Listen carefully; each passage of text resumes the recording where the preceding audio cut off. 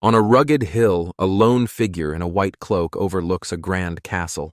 The young man, Alec, turns around, his expression one of calm determination. A closer view reveals his distinctive black and white hair as he gazes forward. A female knight with reddish-brown hair stands before her army, affirming their readiness. Alec addresses his troops, acknowledging that they have all become much stronger now. His calm demeanor shifts, revealing his singular, burning desire to kill the enemy. The female knight rallies the soldiers, urging them not to let the enemy take their world. Filled with fury, Alec bellows that this is why they returned and leads the charge. A close-up captures the dynamic motion of his cloak as he surges forward. The scene shifts to a peaceful past.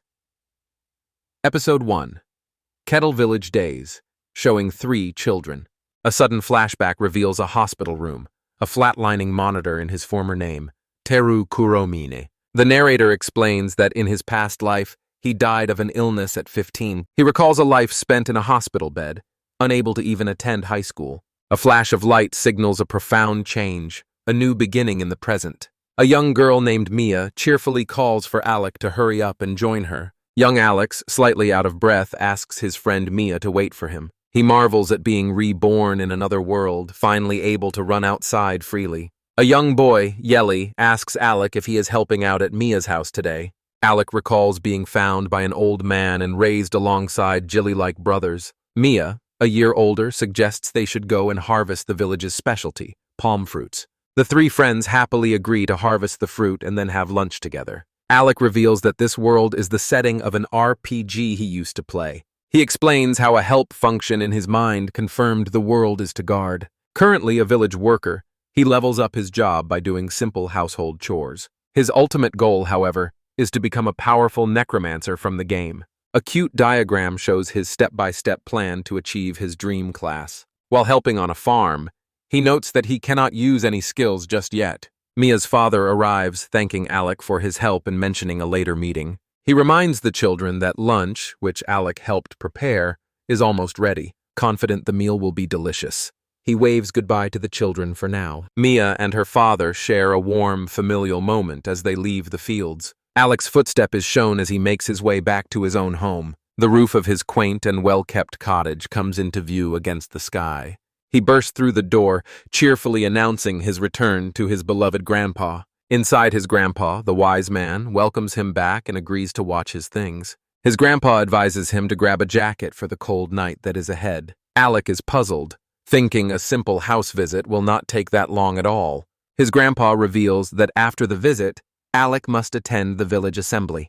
The 5-year-old is stunned, questioning why he must attend a meeting of representatives. An exterior shot shows the building where the important village assembly is being held. Alec reflects on his grandpa, the village wise man, pharmacist, and white magician. He reasons that if his kind grandpa is a wise man, the village chief must be. The intimidating village chief confirms Alex's internal assessment that he is a demon. The meeting begins with a discussion of the upcoming and much-anticipated harvest festival. A man announces that the village girls and Tom will handle the feast food. He adds that William will be the one to provide the meat for the occasion. Alec identifies William as Jilly's quiet, high-leveled hunter father, and Tom as a farmer. There is excitement over the news of having more alcohol than the previous year. The merchant Hans is thankful for his hard work in procuring all the drinks. Alec recalls that Hans is a merchant who helps raise funds for the festival. He claps thinking about the expensive magic tools his grandpa provided for the budget. He wonders why his grandpa seems so unusually enthusiastic about the festival this year. The chief moves to the final topic, the prayer of gratitude to the god of fertility. With all eyes on him, the chief announces that Alec will now perform the prayer. The other adults erupt in cheers, wishing him good luck with his new role. Alec realizes with a wry expression that all the adults were in on the plan. After a moment's thought, he calmly states that he understands the situation. He accepts the important role, promising to do his very best for the village. His grandpa, Giles, smiles with pride and formally entrusts the duty to him. With that settled, the meeting moves on to other important village matters. The chief states that Alec will now be a regular participant in their meetings. Alec overhears villagers discussing leveling up and sees this as a great opportunity. The next day, preparations for the festival continue in the village. Mia looks on with enchanted eyes as Alec tries on his ceremonial robes. The ceremonial robes are far too large for him, an impossible fit for his small frame. His grandpa muses on his grandson's stoic expression, which shows neither joy nor anger. Tying a sash around his waist, Alex strikes a pose and asks if it's better. Jilly points out that the long robe will still fall without being properly secured. A close-up of Alex's eyes shows him considering his friend's practical advice. Mia and Jilly both agree that the new adjusted look suits him perfectly. Mia gushes that he looks both cool and cute, making Alec adorably flustered. Later, Alec confidently tells the chief he has the congratulatory speech memorized. The chief seems unconcerned, but Alec's grandpa praises his grandson's diligence. Alec's grandpa warns him that during the actual show there are no second chances. His grandpa then mentions something else of importance that is coming up soon. He reveals that a man named Cain will be participating in the festival again this year. Alec is electrified by the news, and his grandpa tells the children to welcome Cain tomorrow. He reflects that Cain is a traveling minstrel who knows much about the outside world. Alec realizes with excitement that this could be his chance to find other reincarnated people. The practice concludes, and his grandpa tells him he can take the costume home. As Jilly helps him remove the bulky robe, Mia watches them quietly from a distance. Mia's shyly asked Alec if he has some time to talk with her later on. Alec turns to Mia, who nervously calls his name to get his full attention. Alex is shown as he processes her hesitant and unexpected request. Elsewhere, Gilly is in distress, clutching a piece of white cloth in his hands. He thinks about how cute and pretty Mia is, leading to a painful realization. A close-up shows Mia's worried and hesitant expression as she looks on. She runs to two elderly men, pleading with her grandpa, the chief, for his help. The village chief's face is a mask of stern concentration as he considers the situation. He comes up with a sudden excuse to speak with Jilly's father, William. The chief then asked Alec to take Mia home and help her with some things. Alec lets out a weary sigh, but he accepts the task he has been given. Mia's face instantly lights up with pure joy at his simple agreement. The chief places a gentle hand on Alex's head, telling him to be careful. Mia cheerfully waves goodbye to her grandfather, promising to see him tomorrow. Alec and Mia are seen walking away into the distance from the building. The chief apologizes to a downcast Gilly for not being able to support him. He adds with significance that Alec is a special person, unlike others. Jilly tries to be optimistic, looking forward to the harvest festival tomorrow. Meanwhile, Mia walks happily, squeezing Alex's hand tightly as they go. On a sun-dappled path, Mia shyly calls out to Alec as they walk hand in hand. Her hand tightens around his as she reveals she has a favor to ask of him. She asks if they can talk alone after his speech at the upcoming harvest festival. Alec agrees without hesitation, which brings a look of delighted surprise to Mia's face. She playfully insists it's a promise he can't break, and he reassures her he won't. Giggling with pure happiness, Mia thanks Alec for his kindness and understanding. She tells him she can get home by herself and wishes him farewell until tomorrow. As Mia runs off across a wooden pier, Alex's thoughts reveal she is important to him. Alec continues to watch her go, waving a quiet goodbye. Standing by the water, he reflects on her honesty, and is sure she'll be more beautiful. After she leaves, Alec gazes out over the vast, hilly landscape beyond his village. His expression becomes serious as he reaffirms his desire to leave his home. A vision of powerful adventurers solidifies his ambition to become one himself. A fleeting, painful memory shows his weak, bedridden past. He expresses a deep longing to experience the world with his own body this time. He knows becoming an adventurer at 15 is his only way to leave the village. His plans are complicated by his feelings for Mia, whom he cannot take with him, and new worry surfaces as he considers the possibility of a siege battle event. He looks up at the sky, lost in his heavy thoughts. A map illustrates his memory of a monthly war event from the game to guard. Walking through the woods, he notes the current peace between the world's countries. He wonders how long this fragile tranquility will last before war inevitably breaks out. His grandfather appears, gently warning him to watch where he's going. Startled out of his thoughts, Alec realizes he has arrived back at his house. His grandfather senses his worry, but Alec quickly denies that anything is wrong. The old man strokes his beard, musing on how quickly children seem to grow up. A cute image shows me as excitement, reflecting Alex's own internal feelings. His grandfather playfully asked about picking up Cain, causing Alec to become flustered. The old man laughs heartily, telling his rowdy grandson to go to sleep. The next day, Mia and Jilly stare in awe at a plate of hamburger steaks. Alec, wearing an apron, looks on with pride as his friends admire his cooking. He generously offers to let them each have just one small bite of the dish. He reflects on making them using knowledge he retained from his previous life. Presenting fresh bread rolls, he announces his plan to surprise the visitor, Cain. Mia notes that Cain knows even more than Alec, who always tries to surprise him. Alec explains his cooking skill simply comes from a genuine love for delicious food. He proudly observes that the bread rolls he baked came out perfectly. He excitedly imagines how good a sandwich made with the steak and bread will be. Turning back to the table, he finds the plate completely empty, much to his shock. He trembles with comical frustration as his friends sheepishly admit they were too delicious. He playfully tosses bread rolls at them for eating everything, ignoring his warning.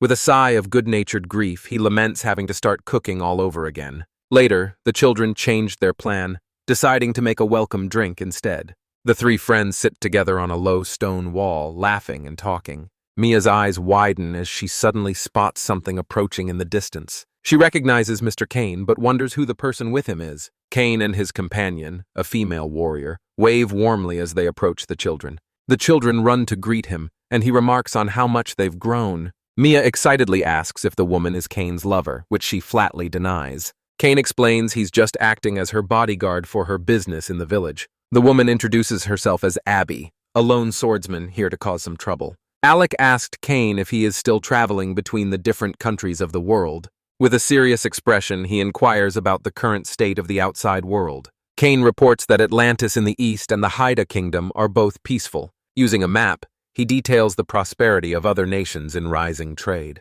Alec processes the information, his expression unreadable to his companions. He then prepares to ask a much more pointed and strategic question. Alec asks where Cain thinks the Car's empire will attack, shocking Abby. Cain, however, is intrigued by the boy's sharp insight, a smirk on his face. He predicts Atlantis is the most likely target, with Pendragon as a possibility.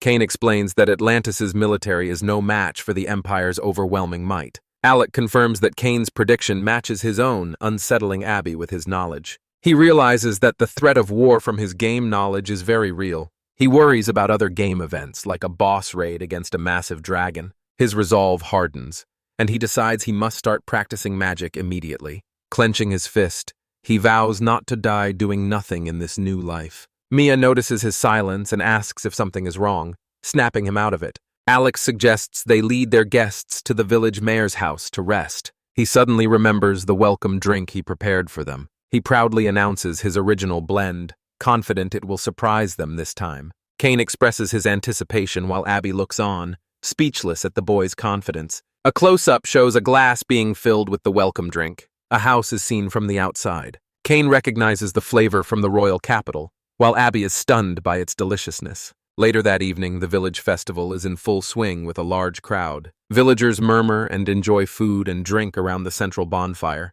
Alex's grandfather and the village chief watch the roaring flames with the crowd. Dressed in ceremonial robes, Alec performs a solemn ritual, offering grain to the fire. Cain and Abby watch from the crowd, clapping in approval of the ceremony. The entire village applauds as the bonfire crackles and spits sparks into the night. Away from the main celebration, Alec looks around under a string of festive lights. Mia pinks around a corner, calling him over to a more secluded spot. She praises his wonderful performance, and he thanks her, explaining he was delayed. They move to a quiet alleyway between the village houses. An awkward silence falls between them as they stand together against a wall. Mia, looking down, breaks the silence, stating she has something to ask him. Alec encourages her to speak, sensing her hesitation. She looks up at him and asks if he plans to leave the village. Her direct question takes Alec completely by surprise. Mia watches him, her expression serious as she awaits his answer. He confirms her suspicion, stating his dream is to travel the entire world. With a sigh, she admits that she had expected him to say that.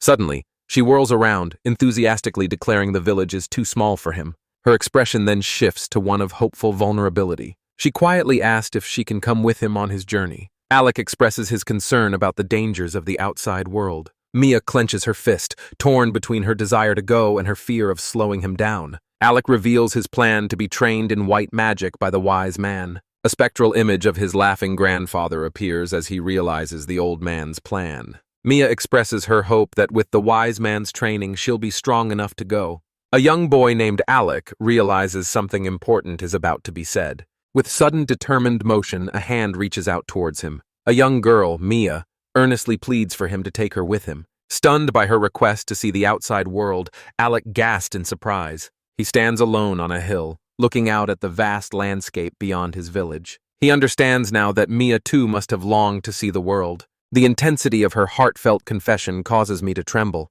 A close-up shows her small, outstretched hand shaking with emotion. Alec questions if he has been viewing everyone as mere game characters. At a lively festival, a woman named Lily giggles with simple joy. Her companion Abby playfully tells her she is being creepy. Lily explains she's happy because the air is nice and everyone is healthy. Abby smiles softly, agreeing with her friend's simple sentiment. She thinks it's a good village as Alec and Mia hold hands. A full year passes. Alex's grandfather, bizarrely covered in slime, tells him to get ready. A nervous Alec agrees, his status showing Black Magic LV1. With a determined cry, he announces he is ready to begin. He unleashes a powerful fire arrow spell at his grandfather. A wave of slime and water rises to block the fiery projectile. The deflected arrow drops harmlessly as his grandfather watches. The old man notes his aim is good, but he has a long way to go. Alec resolves to try again, determined to master the 4 basic attributes. His grandfather observes that his level has already gone up by 2. He sets a new goal for Alec to master 5 arrows by the afternoon. The old man reveals a stash of mana potions, meaning there will be no breaks. Half a day later, Mia runs towards them, calling out their names. She arrives to see Alec skillfully controlling a volley of 5 fire arrows. Now at level 5, Mia praises him as amazing and the best. An exhausted Alec lists his grueling daily training schedule. He suddenly remembers something important he had forgotten. He asked Mia if she has seen their friend Jilly lately. She explains that Jelly's father, William, has begun training him to hunt. The narration notes William is a great hunter who wants to feed it a wolf pack. Alec admits things have been awkward with Jelly since the last festival. He sadly tells his grandfather he misses talking with his friend. His grandfather reassures him, saying they can form a party again when stronger. He encourages Alec to focus on his training for the time being. The old man thinks about how Gilly is also doing his best. That night, under a starry sky, their training continues. His grandfather announces the final part, special pharmacist training. Before they begin, he presents Alec with an unexpected gift. Alec holds a thick leather-bound notebook asking what it is. His grandfather explains it is a gift for the pharmacist he will become. Alec flips through the pages, seeing many kinds of recipes. The old man reveals it contains his entire life's pharmaceutical knowledge. Overwhelmed, Alec insists he cannot accept such a precious item yet. His grandfather gently reminds him that he is going to be a pharmacist. He explains he no longer needs the book, as he has memorized it all. Alec listens, wondering what his grandfather's wish could be. A close-up shows the simple string-bound notebook. The old man states he considers the book a child, just like Alec. Alec looks on, the gravity of the gesture sinking in. He asks if that is all, and his grandfather quietly confirms it. The old man adds that now he can pass away without any regrets. Alec pleads with him not to talk like that, begging him to stay healthy. His grandfather apologizes, telling him not to cry as Alec denies it. Alec reflects that he has now truly become the old man's disciple. 3 more months later, his training continues. He walks confidently through the forest, seeking a new challenge. He wonders if a newly discovered path has always been there. A curious and slightly wary expression crosses his face. He cautiously approaches a strange, lumpy pile of leaves and dirt. A closer look at the mound reveals a single boot sticking out. Alec's eyes widen as he inspects the strange sight. He wonders if it's just a pile of thrown-away shoes.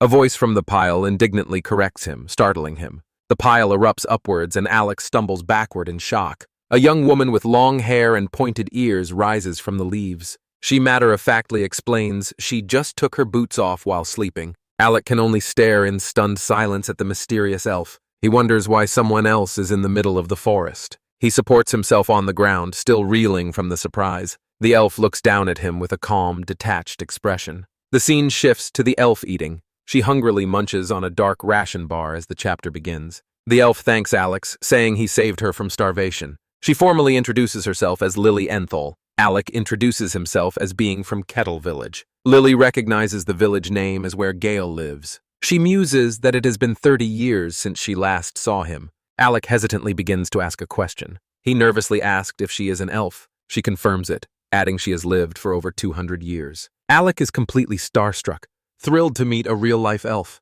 Lily asked him to guide her to Gale's home. He offers her the choice of a 1-hour run or a 3-hour walk. Lily sighs, chiding him for his confidence in an orc-filled forest. Alec proves her wrong by casting an air cutter spell. The spell carves a clean path through the dense undergrowth. He cheerfully tells her they can take a shortcut from here. Lily stares in wide-eyed shock at his unexpected power. She wonders if he isn't human, but he clarifies he is. They arrive and Alec announces to his grandpa they have a guest. Inside, his grandfather looks up from a table in confusion. Alec asked Mia's mother if something has happened. She lets out a small, happy laugh. She gently passes her stomach, revealing she is expecting a baby. The group offers their heartfelt congratulations on the news. She expresses relief knowing Mia will go with Alec when he leaves. A flustered Alec brings up his recent important conversation with Mia. Mia gives a playful wink, apologizing for telling her mother all their secrets. Blushing, Alec realizes it's only a matter of time before everyone knows. An elegant elf peeks in, asking if it's a good time to enter. Alex's grandfather Gale is stunned into silence, recognizing the visitor as Lily. Lily offers a calm smile, greeting her old friend after a long time. With a proud flourish, she boasts of becoming a level 38 lady of the forest. Alec is confused, so Gale explains it is an advanced spirit magic job. A diagram shows this job as a requirement for ELF queen candidates. Intrigued, Alec realizes he never knew an elf queen job existed. Lily asks about Gale's progress, who reveals he is a level 50 sage. Her confident expression freezes in utter disbelief. She stammers, questioning if he has truly maxed out his level. Her shock immediately boils over into visible frustration. Comically, she curses geniuses and hopes he goes bald. But Gale just laughs. The onlookers find Lily to be an interesting and mysterious person. A mother and her child are shown walking through a peaceful forest. Gale makes a serious request, asking Lily to train the village children. Taking it back, Lily questions why he would ask her to do it. He explains she should teach Alec party combat since she is staying. Alec's face lights up as he eagerly asks if she will be their teacher. After a moment of thought, Lily agrees to take on the task. She whispers to Gale that Alec is kind for feeding her, unlike him. Lily asks for Alex's current level, and he lists his impressive stats. She looks at the young boy with a serious, appraising gaze. Lily mutters that as Gale's disciple, Alec might also go bald someday. A few days later, the three children are finally reunited for their training. Mia wonders what Lily's training will be like, hoping it will be easy. As they walk, the children fall into an awkward, expectant silence. Mia spots their new teacher, and Alec feels the awkwardness of the moment. Suddenly, a massive stone golem erupts from the ground before them. The three children stare in utter shock and terror at the hulking monster. Lily calmly reveals she made the golem to test their abilities. Alec tries to reassure his friends, saying he's fought higher-ranked foes. His resolve hardens. He knows they must win their first party battle. With a determined cry, Alec rallies the others to begin the fight. He takes command, casting haste on himself and moving to the front. Dashing forward, he orders Gilly to target the golem's feet. Gilly accepts the command, readying his bow for the attack. The towering golem stands as a formidable and intimidating opponent. Alec casts Pitfall, remembering the golem's weakness from a game. The golem stumbles as the ground gives way beneath its feet. Gilly seizes the opportunity, unleashing a powerful arrow shot. The arrow strikes its target but fails to pierce the tough stone hide. Gilly looks on, concerned by the lack of significant damage. Alec reassures him that it's okay and prepares his next move. He unleashes a massive roaring firewall spell. The wall of flame intercepts the golem's descending fist. The golem's body cracks and crumbles from the intense heat.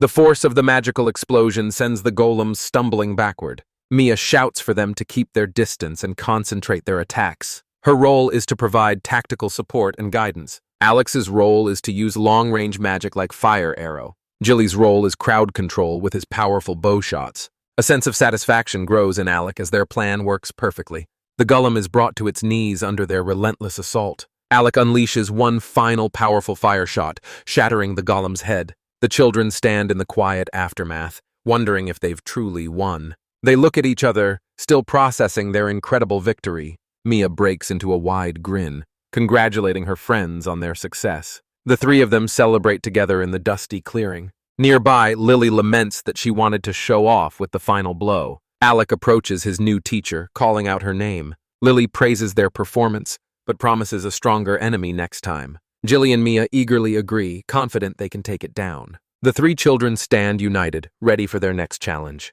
Alec smiles, agreeing with his friend's resolute spirit. 3 months later, Lily is seen enjoying a delicious feast. She savors the taste of the well-prepared and hearty meal. The food is a collaborative effort, a testament to the village's welcome. Gale asks if she would mind staying with them a little longer. Lily agrees to stay for a few more years, much to Gale's relief. Gale predicts that at this rate, Alec might become a sage next year. Alec is stunned by this high praise for his grandson's extraordinary talent. Gale notes that Mia and Jilly's progress is also due to Alex's leadership. Alec is flustered by the idea, while Lily confirms its possibility. Lily remarks that becoming a sage at the age of 7 is completely abnormal. A diagram shows Alec's rapid progress towards the sage class requirements. Gale notes that some rare sages do achieve the title at that age. Lily listens thoughtfully, processing his incredible rate of growth. Alec confesses he actually wants to become a necromancer, not a sage. He changes the subject, asking Lily about her elven village. Lily agrees to tell him, seeing his genuine desire to learn. Her expression becomes serene as she begins her description. She describes a quiet place deep in the woods with a huge world tree. It is the sacred duty of the elves to protect this tree, their origin. Alec is captivated, eagerly asking if he can visit someday. She explains only elves can enter unless his power is needed. Alec looks downcast, expressing his disappointment at the news. Lily reveals another possibility, the selection of the next elf queen in 10 years. If chosen as queen, she could invite outsiders to their village. However, the entire process will take a total of 20 years. Alec is taken aback by the incredibly long wait time. He asks if his grandfather's worried about the queen's selection. Alec forces a smile, accepting the 2-decade wait. Their quiet evening is interrupted by a sharp knock at the door. Jilly stands in the doorway looking grave and urgent. He delivers startling news.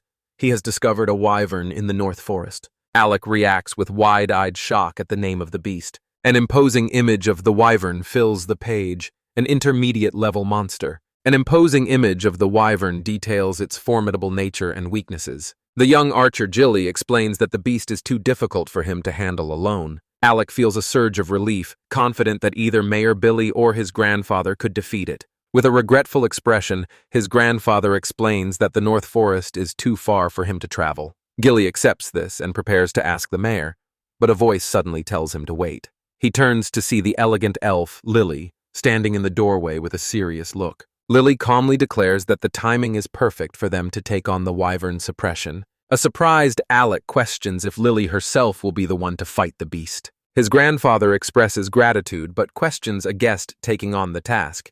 As Lily clarifies, it's not her. Lily announces that Alec, Mia, and Jilly will be the ones to fight the wyvern. Alec reacts with a look of complete and utter shock to this unexpected plan. His cry of disbelief echoes from the house as the scene cuts to an exterior shot. Inside a bedroom, the 3 children process the shocking news of their dangerous mission. Mia nervously questions if it's just them, while Jilly bluntly calls the plan reckless. Alec cheerfully points out that Lily has already secured permission from the adults for them to go. Downstairs, the grandfather notes that Mia and Jilly have both reached level 16. With Lily accompanying them as an observer, he officially approves the wyvern subjugation mission. Alex's internal thoughts reveal that this world's power standards are lower than in the game, Diggard. Mia enthusiastically reframes the mission as a good opportunity to test their skills. Julie agrees, reminding Alec of their hard work over the past few months. She adds that Alec must be strong enough to beat a wyvern when he eventually leaves the village. Alec is flustered by her forwardness, and Jelly looks on in surprise. The next day, Alec begins a strategy meeting, reviewing the wyvern's known characteristics. Lily arrives, noting the children are ready and reminding them of the poison in its tail. She leads them into the forest, cautioning them to be quiet near the wyvern's location. Mia and Jilly are visibly nervous, this being their first real subjugation mission. In stark contrast, Alec is practically vibrating with excitement for the fight. Lily notices his eagerness and questions him, and he apologizes for his distraction. He excitedly explains his grandfather's promise to make him new equipment from the materials. Lily warns him to stay focused, adding that there might be more than one wyvern. The reality of the danger sinks in, and Alec braces himself for the life-or-death struggle. Mia and Jilly stand ready, and Alec signals for them to advance into the clearing. A bright flash signals the start of their approach to the monster's location. Alec cautiously peeks through the foliage, his expression tense with anticipation. He spots their quarry and a clearing ahead, a massive wyvern that appears to be asleep. The 3 children observed the sleeping beast taking in its impressive size. Awed by its scale, Gilly asks if they just have to follow the plan. Alec outlines the strategy. He will move forward to draw its attention.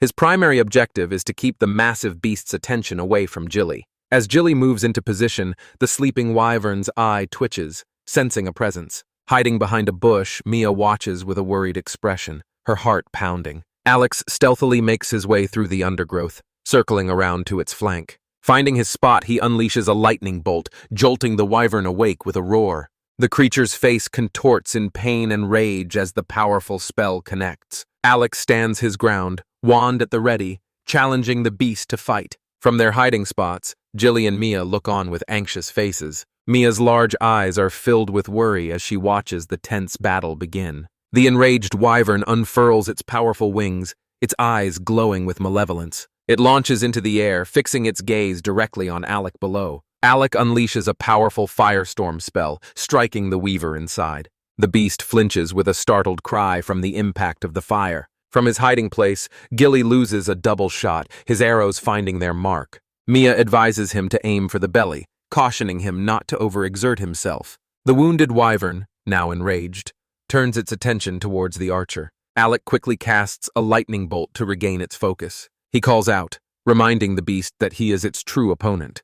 As the wyvern banks and dives towards him, its wings spread wide. Alec prepares a defensive maneuver, casting Protect, to deflect his charge. A flashback reveals Lily's role as support, with Mia tasked to cure her of poison. Mia looks anxious in the flashback, wondering if she is up to the task.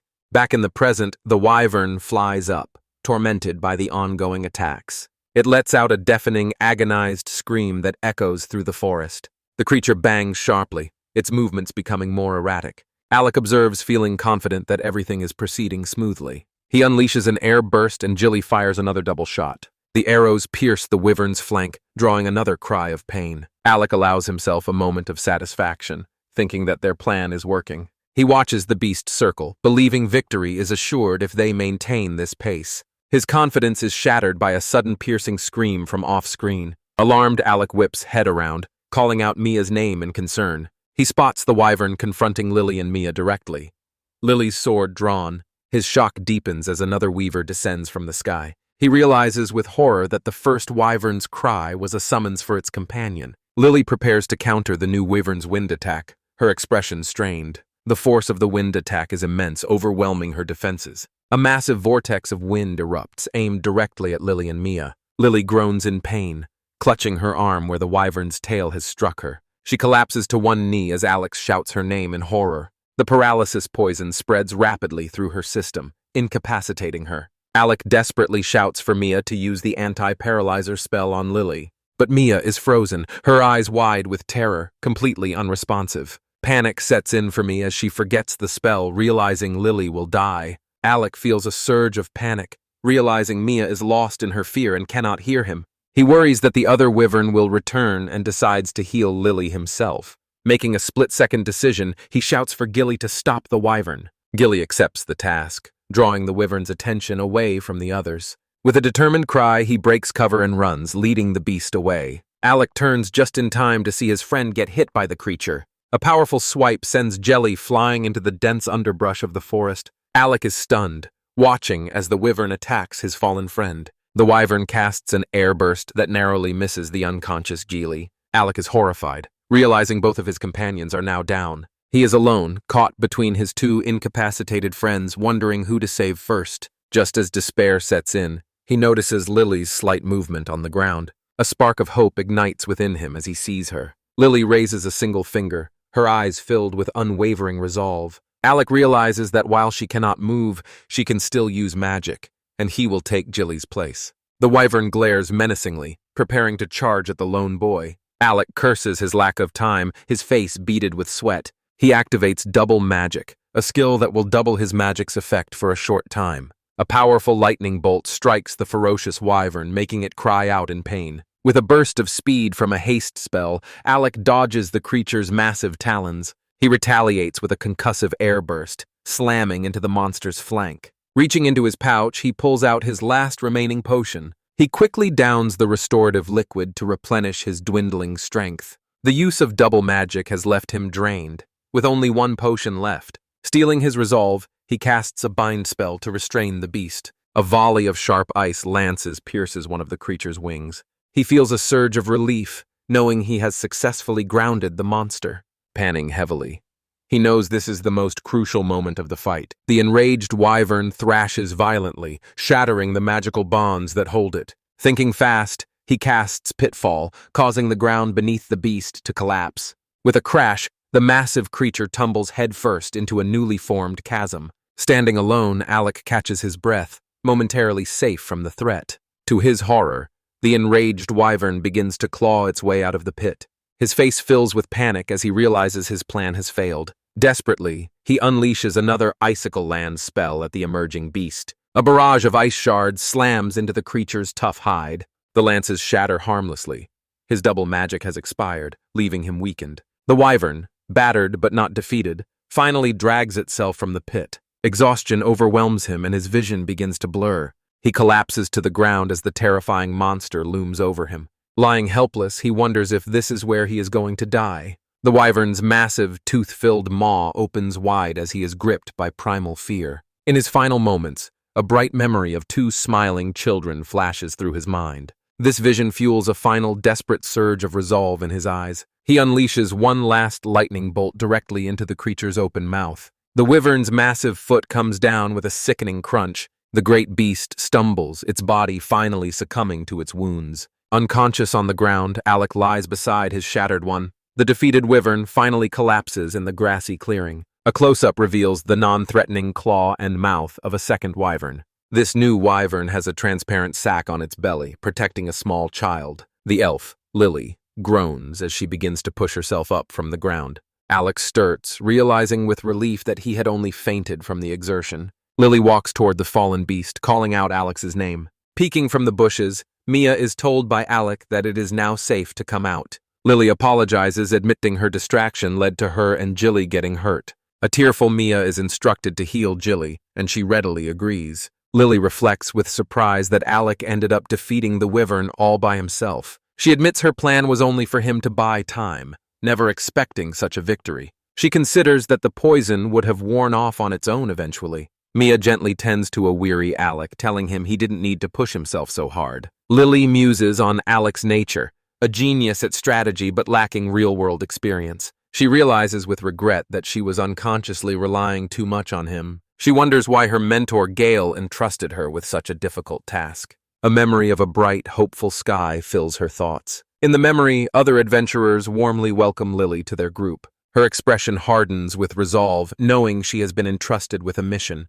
Carrying a young Alex, she walks forward, determined to raise the next generation of heroes. A year after the wyvern subjugation, Lily is seen leaving the village. A frantic young Alec runs after her, asking if she is truly leaving. She explains that she must resume her journey to become an elf queen candidate. She promises to visit again, though she suspects he might have left by then. With a final cheerful wave, she turns and departs into the forest. Alec waves back, putting on a brave face as she leaves. In her absence, he focuses on his training, acquiring the alchemist job class. His grandfather continues to mentor him in the arts of pharmacy and magic. The old man inspects a potion Alec has made, declaring it a success. He encourages his grandson to use his skills to create practical medicines. Alec is suddenly struck by a realization looking up from his work. He remembers it's that time of year for the Harvest Festival meeting. His grandfather, however, lets out a weary sigh, admitting he feels tired. The old man asks Alec to attend the meeting by himself so he can rest. Alec attends the meeting, thanking the other villagers for their input. He is seen actively participating in the discussion with the village adults. A younger Alec looks on, his expression full of curiosity.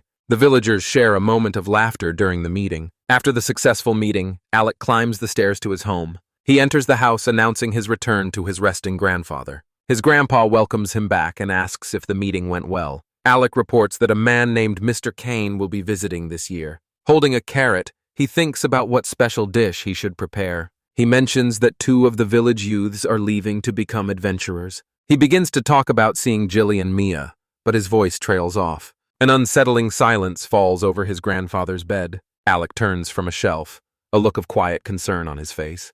He takes a step towards the bed, sensing something is wrong. His expression fills with a dawning look of dread. A close-up reveals his grandfather's peaceful but unmoving face. He calls out his grandpa's name under a dark crescent moon. A quiet day breaks over the village, the air filled with an unspoken sorrow. A somber funeral is held in the village graveyard, attended by the community. Alec stands alone before a newly erected gravestone, his back to the others.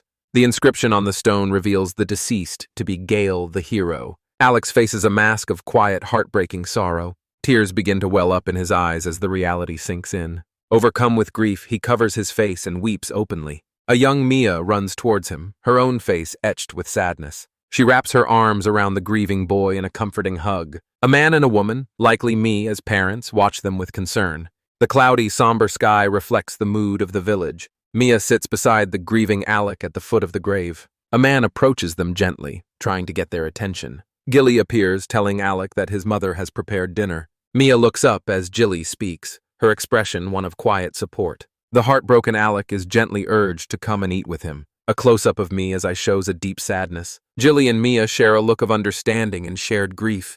The three children walk towards a warm house where a woman waits for them. The story jumps forward 7 years, focusing on Alex's upcoming 15th birthday. A view shows a well-maintained house with a chimney and dormer windows. Inside, Alec is seen from behind, working diligently at an alchemy station. A close-up reveals him carefully adding a drop of liquid into a beaker. Now 14, Alec proudly holds up a finished potion, pleased with his work. He announces to himself that he has completed his daily quota of work. A knock at the door interrupts his thoughts, catching him by surprise. From outside, a voice calls his name, waiting at the wooden door. A cheerful 15-year-old Mia arrives with a lunch basket, suggesting they eat. Mia asks if he's done, and he confirms that he is just tidying up. She excitedly brings up their upcoming trip, noting only 3 months remain. A close-up shows the delicious-looking sandwich Mia has prepared for their lunch. She wonders aloud what she needs to prepare for their long journey together.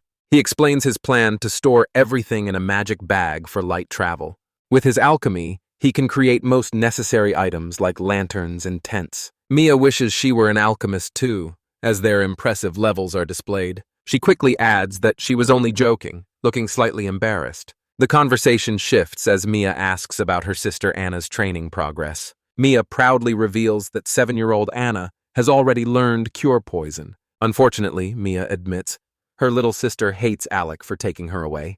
Alec reflects that Anna's level is high, musing they did too well inspiring her. Their lunch is interrupted by another knock, and Alec wonders who it is. At the door stands Gilly, now a 14-year-old level 42 hunter. He tells Alec he has brought a guest and asks if it is a good time.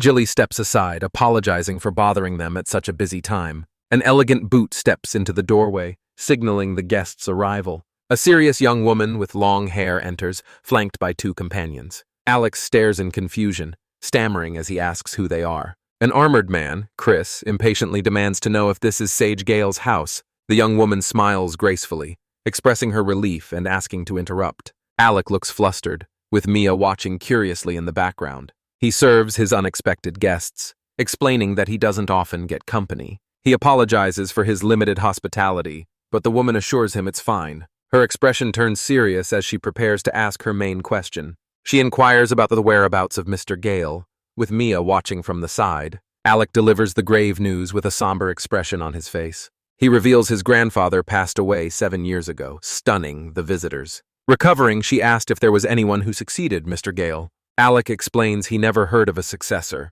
only taking over as pharmacist. Chris then asked about the equipment Gale was known to possess. Alec wonders to himself what his strange visitors are looking for. A memory shows Gale's distinctive cane and robe in a wardrobe. Alec reveals he cremated the items, leaving Chris utterly horrified. Chris erupts in fury, screaming at Alec for burning the priceless equipment. The woman quickly apologizes on behalf of her hot-headed attendant. She sighs, lamenting that this is a very troubling situation for them. She realizes that not only is Gale gone, but his equipment is lost too. Alec watches her, a slight look of concern on his face. She asks for his name, and he introduces himself as Alec. She apologizes, explaining their situation prevents them from giving their names. She then extends an offer, asking if he would like to work for her. Alec politely declines, stating he has plans to travel in 3 months. She expresses her disappointment, remarking that it is indeed a shame. Thanking him for his hospitality, she announces that they must be going.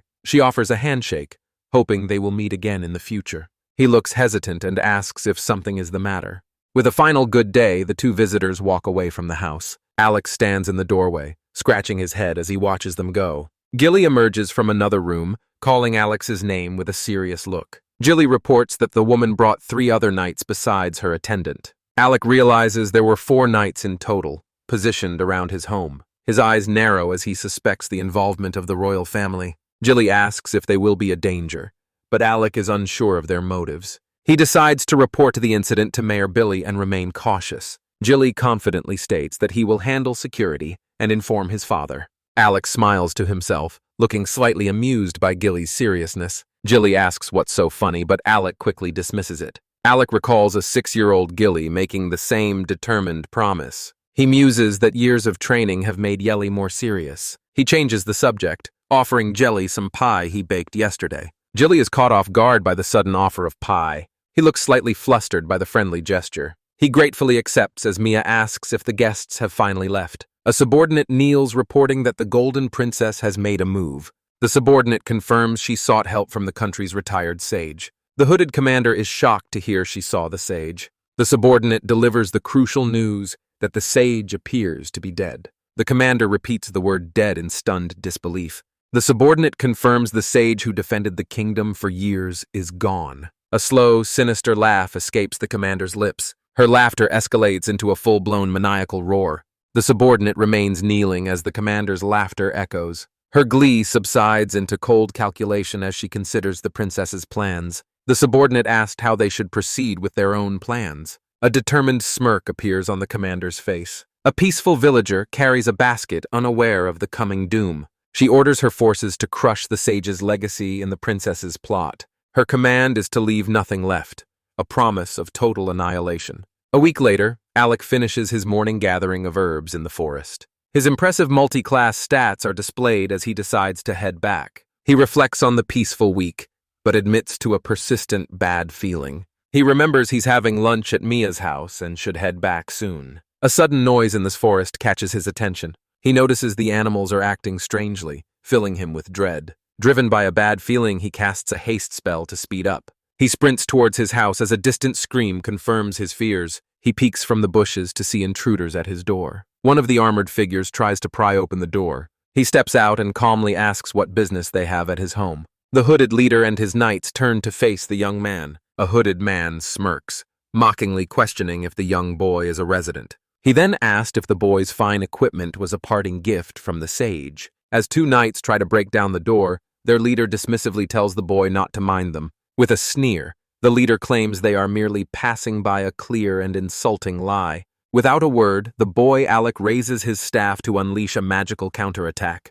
He casts Icicle Lance, sending a volley of sharp ice shards at the intruders. The knights are struck, but their leader effortlessly dissipates the spell with a flick of his wrist. One of the injured knights curses in pain, his leg pierced by a shard of ice. Their leader correctly deduces that Alec must be the sage's disciple due to his advanced magic. Deciding to show no mercy, he summons a magnificent griffin to attack the boy. Alec's eyes widen as he realizes he is now facing a formidable summoner. Facing the beast, he grimly acknowledges that this fight is going to be a pain. The powerful griffin lunges forward, its sharp talons extended to strike. Reacting in an instant, Alec prepares a swift defensive maneuver. He casts Firewall, and a roaring curtain of flames erupts to block the beast's charge. The griffin recoils with a pained squawk, its advance halted by the intense heat. The summoner clicks his tongue in annoyance at Alec's quick thinking. He immediately counters with a water storm, extinguishing the firewall with a hiss of steam.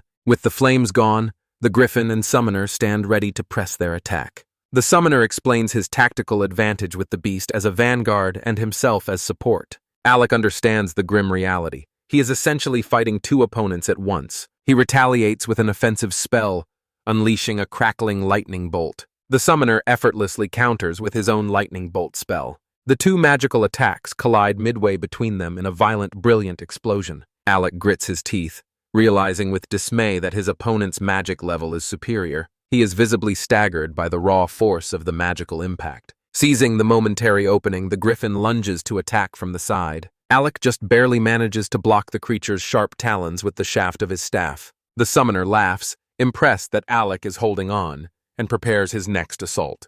He casts Poison Cloud, and a noxious green miasma forces Alec to leap backward. Alex's eyes widen in alarm as he identifies the dangerous poison spell. While he is evading, the relentless griffin swoops in for another attack. Pushed into a corner, Alec is forced to fight while still off balance. He unleashes another lightning bolt, this time striking the beast directly. The summoner is confused as his griffin convulses in agony on the ground. The beast collapses, buying Alec a precious moment to turn the tables. Hidden from view, he discreetly casts Cure Poison on himself. He assesses his disadvantage and realizes he must rely on a clever strategy to win. His only chance is to exploit his opponent's assumption that he is just a black magician. He quietly casts Mind Boost, revealing his ability to use white and sage magic. With the poison cured and his willpower buffed, he warns the summoner not to underestimate him. The summoner applauds him for lasting so long and prepares a final, devastating attack. He unleashes a massive firestorm, a swirling vortex of black and red flames. Alec is caught in the inferno, the immense heat threatening to consume him. He cries out in pain as the powerful flames batter his defenses. He emerges from the spell, battered and bruised but miraculously still standing. He had managed to erect a magic barrier just in time to survive the onslaught. He immediately casts Heal to mend his grievous smoking wounds. The immense strain of using such advanced magic begins to take its toll. He reveals he used double magic to cast 2 spells simultaneously. He stands alone amidst the scorched earth, exhausted but not defeated. The exertion causes him to collapse to one knee, his strength failing. He pants heavily, trying to regain his breath after the brutal exchange. The summoner looms over him, declaring the fight is decided by combat experience. He gives the final command to his recovered griffin, ordering it to finish him. The griffin's sharp claws extend, ready to tear Alec apart. Alec slams his staff down, casting Bind and trapping the beast in a cage of light. The griffin is shocked, struggling futilely against its magical restraints. Alec uses the momentary distraction to charge directly at the surprise summoner. The summoner unleashes a firewall, believing his opponent is trapped. A wall of roaring flame rushes towards Alec, seemingly engulfing him completely. The summoner watches with a confident smirk, believing the fight is over. To his astonishment, Alec emerges from the other side of the flames, unharmed. The summoner cries out in disbelief as Alec prepares his final point-blank spell. He is completely caught off guard by his opponent's sudden and clever advance. His eyes widen in pure shock and disbelief at the impossible turn of events. Alec unleashes a volley of sharp icicle lances at point-blank range. The ice shards slam into the summoner's body with brutal, unstoppable force. He cries out in agony as the lances pierce him through multiple times. The impact throws him violently backward, his arm flailing as he falls. Alec stands panting over the defeated summoner who lies bleeding on the ground. The wounded man wonders aloud how his opponent's injuries are already healing. Alec calmly casts Heal one last time on his own scorched hands. The defeated summoner stammers in disbelief, the horrifying truth dawning on him. Alec reveals his true class, calmly stating that he is a sage. The summoner begins to laugh, admitting this outcome was far beyond his expectations. He lies defeated amongst his fallen comrades, amused by his own miscalculation. The other 2 knights lie unconscious and defeated in the background. Alec asks what his opponent's purpose was in coming to his house. The man reveals he was after the inheritance left behind by Sage Gale. Alec recalls the Sage's Stone, an exclusive item used to learn extra skills. He remembers that in the game, it was a key item obtained by defeating a raid boss. He searches his memory but can't recall finding such an item among his grandpa's keepsakes. The defeated man claims the stone grants the knowledge needed to rule the world. Alec is puzzled by the man's grand and seemingly impossible claims. He points out that as a summoner, his opponent couldn't even use the stone. Alec tells the man that instead of chatting, he should be concerned about something else. The man gives a cryptic warning, telling Alec to look toward his village. A sudden sense of dread washes over Alec as he turns his head. In the distance, a thick plume of black smoke rises into the sky. The horrifying implication of a coordinated 2-pronged attack becomes terrifyingly clear. His face fills with dawning horror as he realizes the true danger. He stares at the smoke, his recent victory turning to ash in his mouth. Running frantically through the woods, Alec demands to know what is going on. The wounded summoner reveals their true purpose was not the stone, but the princess. Alec is shocked by this, an image of a gentle-faced princess flashing through his mind. He struggles to comprehend the meaning behind the man's cryptic words. The man speaks of a metaphorical seed that Her Highness has sown. He declares their mission is to trample the soil to prevent it from growing. Alec's fury ignites as he vows to nip the sinister threat in the butt himself. In a burst of rage, Alec grabs his wounded adversary, furiously demanding what he takes them for. The man's griffin stands menacingly over the bloodied bodies of two fallen knights. A close-up reveals the blond man's hand clutching a glowing, rolled-up object. Alec stares in shock, questioning what his opponent is possibly planning to do. His expression shifts as he begins to recognize the nature of the magical item. With a smirk, the blond man vows future revenge and announces his swift departure. Alec realizes it's a teleportation scroll and desperately shouts for him to wait. He is left alone in the clearing as the man vanishes in an instant. Overcome with frustration, he slams his fist, knowing his enemy can now return. He understands the man's taunts were aroused to free his captured griffin. He realizes the man ruthlessly killed his own men to ensure their silence. Gritting his teeth, Alec's face hardens with renewed urgency and simmering anger. Deciding to put the mystery aside, he immediately begins sprinting toward his village. His thoughts race, a memory of a peaceful meal clashing with burning buildings. His mind is consumed by a single desperate thought. He must get to Mia. Arriving at the village, he is met with a scene of utter carnage and death. A woman lies dead with an arrow in her back amidst the widespread slaughter. He stares in disbelief at the burning village, his mind reeling from the devastation. Standing amidst the ruins, he whispers in horror, questioning what happened here. Spotting a lone, armored knight, he briefly wonders if it could be a survivor. The knight immediately charges, and Alec retaliates by unleashing a lightning bolt. His powerful spell strikes true, sending the enemy knight crashing to the ground. He runs past the fallen foe, desperately calling out for Mia and Yili. The village streets are filled with the bodies of slaughtered villagers and knights. Armored corpses lie scattered on the ground, some pierced by arrows and swords. Alec is stunned by the sheer number of dead knights littering the area. He suddenly spots his friend Yili, who calls out his name in return. Alec demands to know what happened, but Yili has only just returned himself. A female companion prepares to cast a fire spell on an unseen enemy. Her focused eye glints as she prepares to unleash her powerful magic. The magic erupts from her hand, targeting another attacker in the chaotic battle. She offers to heal Yili, but Alec urgently tells them to find Mia first. Enemy soldiers shout that there are still survivors who must be eliminated. The cruel command to kill them echoes through the smoke and chaos. The trio fights together, Alec casting another lightning bolt at the enemy soldiers. Yili calls out to a frustrated Alec, noting there's no end to them. Alec's gaze falls upon a pile of bodies under an archway in the distance. He recognizes the faces of the slaughtered villagers, pierced by arrows and swords. A memory of the stern but kind village elder surfaces in his mind. He then recalls the cheerful face of another villager, Thompson, now dead. His hand clenches into a tight fist as he silently vows not to forgive them. The battle rages on, the three friends fighting amidst the burning wreckage. Alec's anger smolders as he takes in the destruction of his home. A painful memory of the peaceful orchard with his friends flashes through his mind. Yili suddenly points out that Mia's house is not on fire, sparking hope. That hope is tempered by the grim scene of soldiers in front of the house. He sees Mia pinned to the door by multiple arrows and screams her name. Without hesitation, he unleashes a powerful airburst spell to clear the path. The concussive blast of wind sends the knight stumbling back from the force. They are thrown violently through the air by the power of his magic. Another knight angrily confronts him for daring to look away during a fight. The knight raises its fist, furious at his perceived distraction from the battle. Before the knight can strike, another sword intercepts the powerful blow. The interceptor tells the knight to move, that he's in the way. The knight is thrown back by the force of the well-timed block. Yili tells Alec to go, promising to handle the remaining enemies himself. Alec runs, his breath catching in his throat as he gets closer to Mia. He sprints with all his might, shouting that he is coming for her. Mia, weak and trembling, hears his voice and manages to turn her head. A faint look of relief crosses her pain face as she whispers his name. Alec watches his expression, a mixture of desperate hope and mounting terror. Mustering her last strength, Mia smiles and expresses her relief that he is safe. Her body goes limp, the arrows holding her upright for a single moment. Time seems to stop for Alec, his face a canvas of utter shock.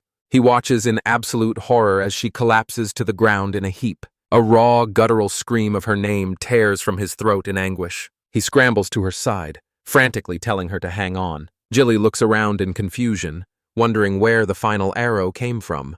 An unseen archer is shown running away through the distant trees. Alec cradles Mia, determined to remove the arrow and stop the bleeding immediately. He places his hand over the wound, beginning his desperate healing incantation. A dark, fatal wound is visible on her chest, a sign of her demise. His voice grows more frantic as he desperately repeats the healing spell. Mia coughs up a spray of blood, her life fading away before his eyes. He questions why the healing magic is having no effect on her wound. He screams in despair, unable to understand why her wound isn't healing. He frantically reasons that a wound like this should be easily healable. The grim reality of healing magic is explained.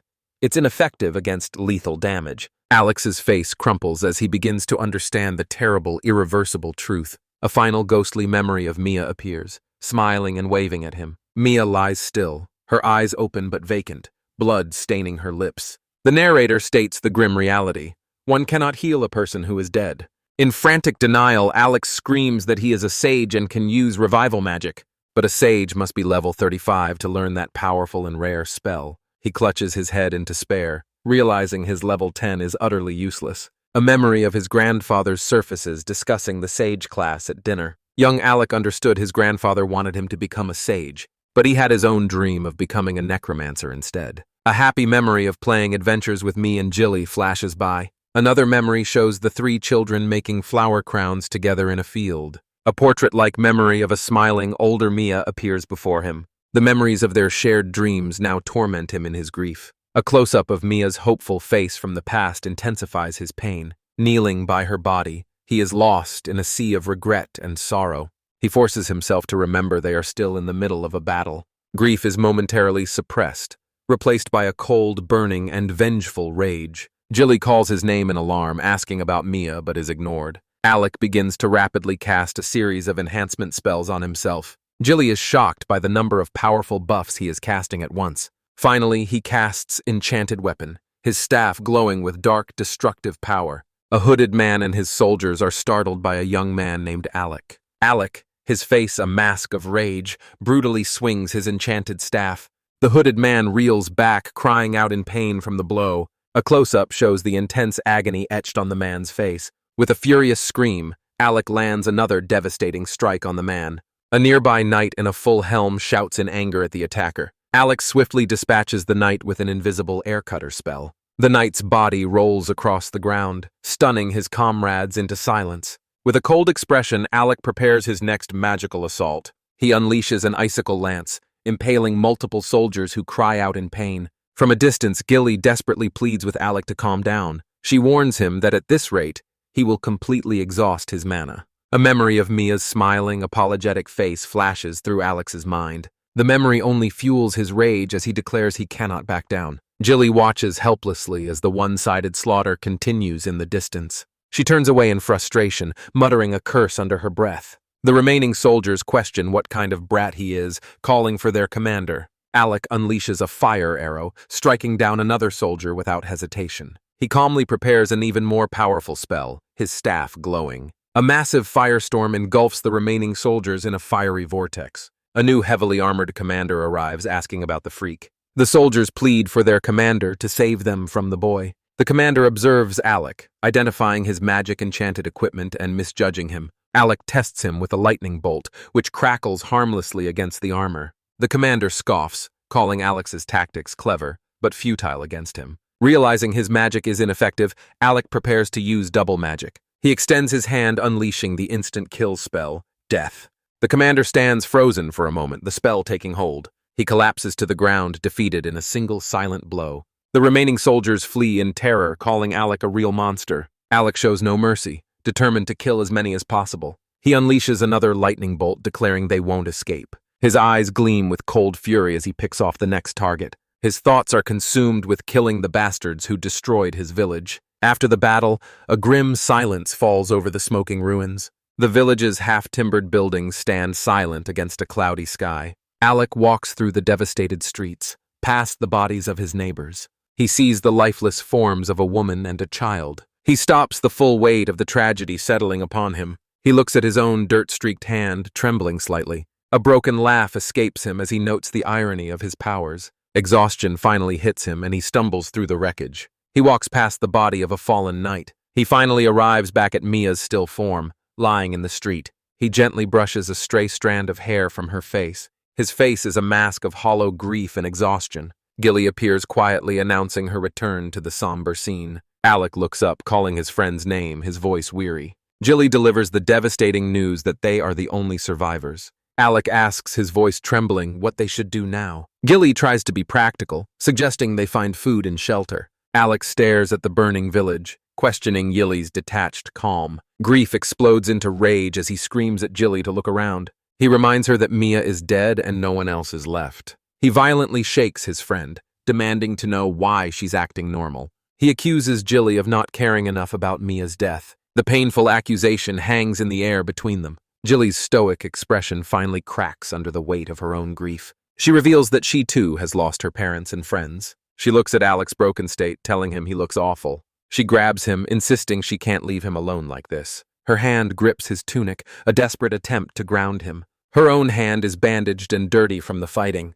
Her words finally break through Alex's wall of rage and denial. His anger drains away, leaving only a vast empty sorrow. He collapses to his knees, his body beginning to tremble. Overwhelmed, he finally breaks down, his sobs echoing across the desolate landscape. The ruined village stands silent, a monument to their loss. Later, Alec sits alone, wondering how long he has been moping. He knows Gilly has gone for food and that he should do something. But his body is paralyzed by despair, refusing to move. His staff lies forgotten as he laments his useless training. He sinks into an abyss of solitude, a feeling he knows from a past death. Overcome with guilt, he mourns his ultimate failure to save Mia. As he sits in despair, a strange light appears near Mia's body. An ethereal wisp of light floats gently in the air. A disembodied hand seems to touch him, followed by a faint breath. He clutches his arm, startled by the unseen presence. He sits up abruptly, his eyes wide with shock and confusion. He looks around the desolate corpse-strewn village, seeing no one.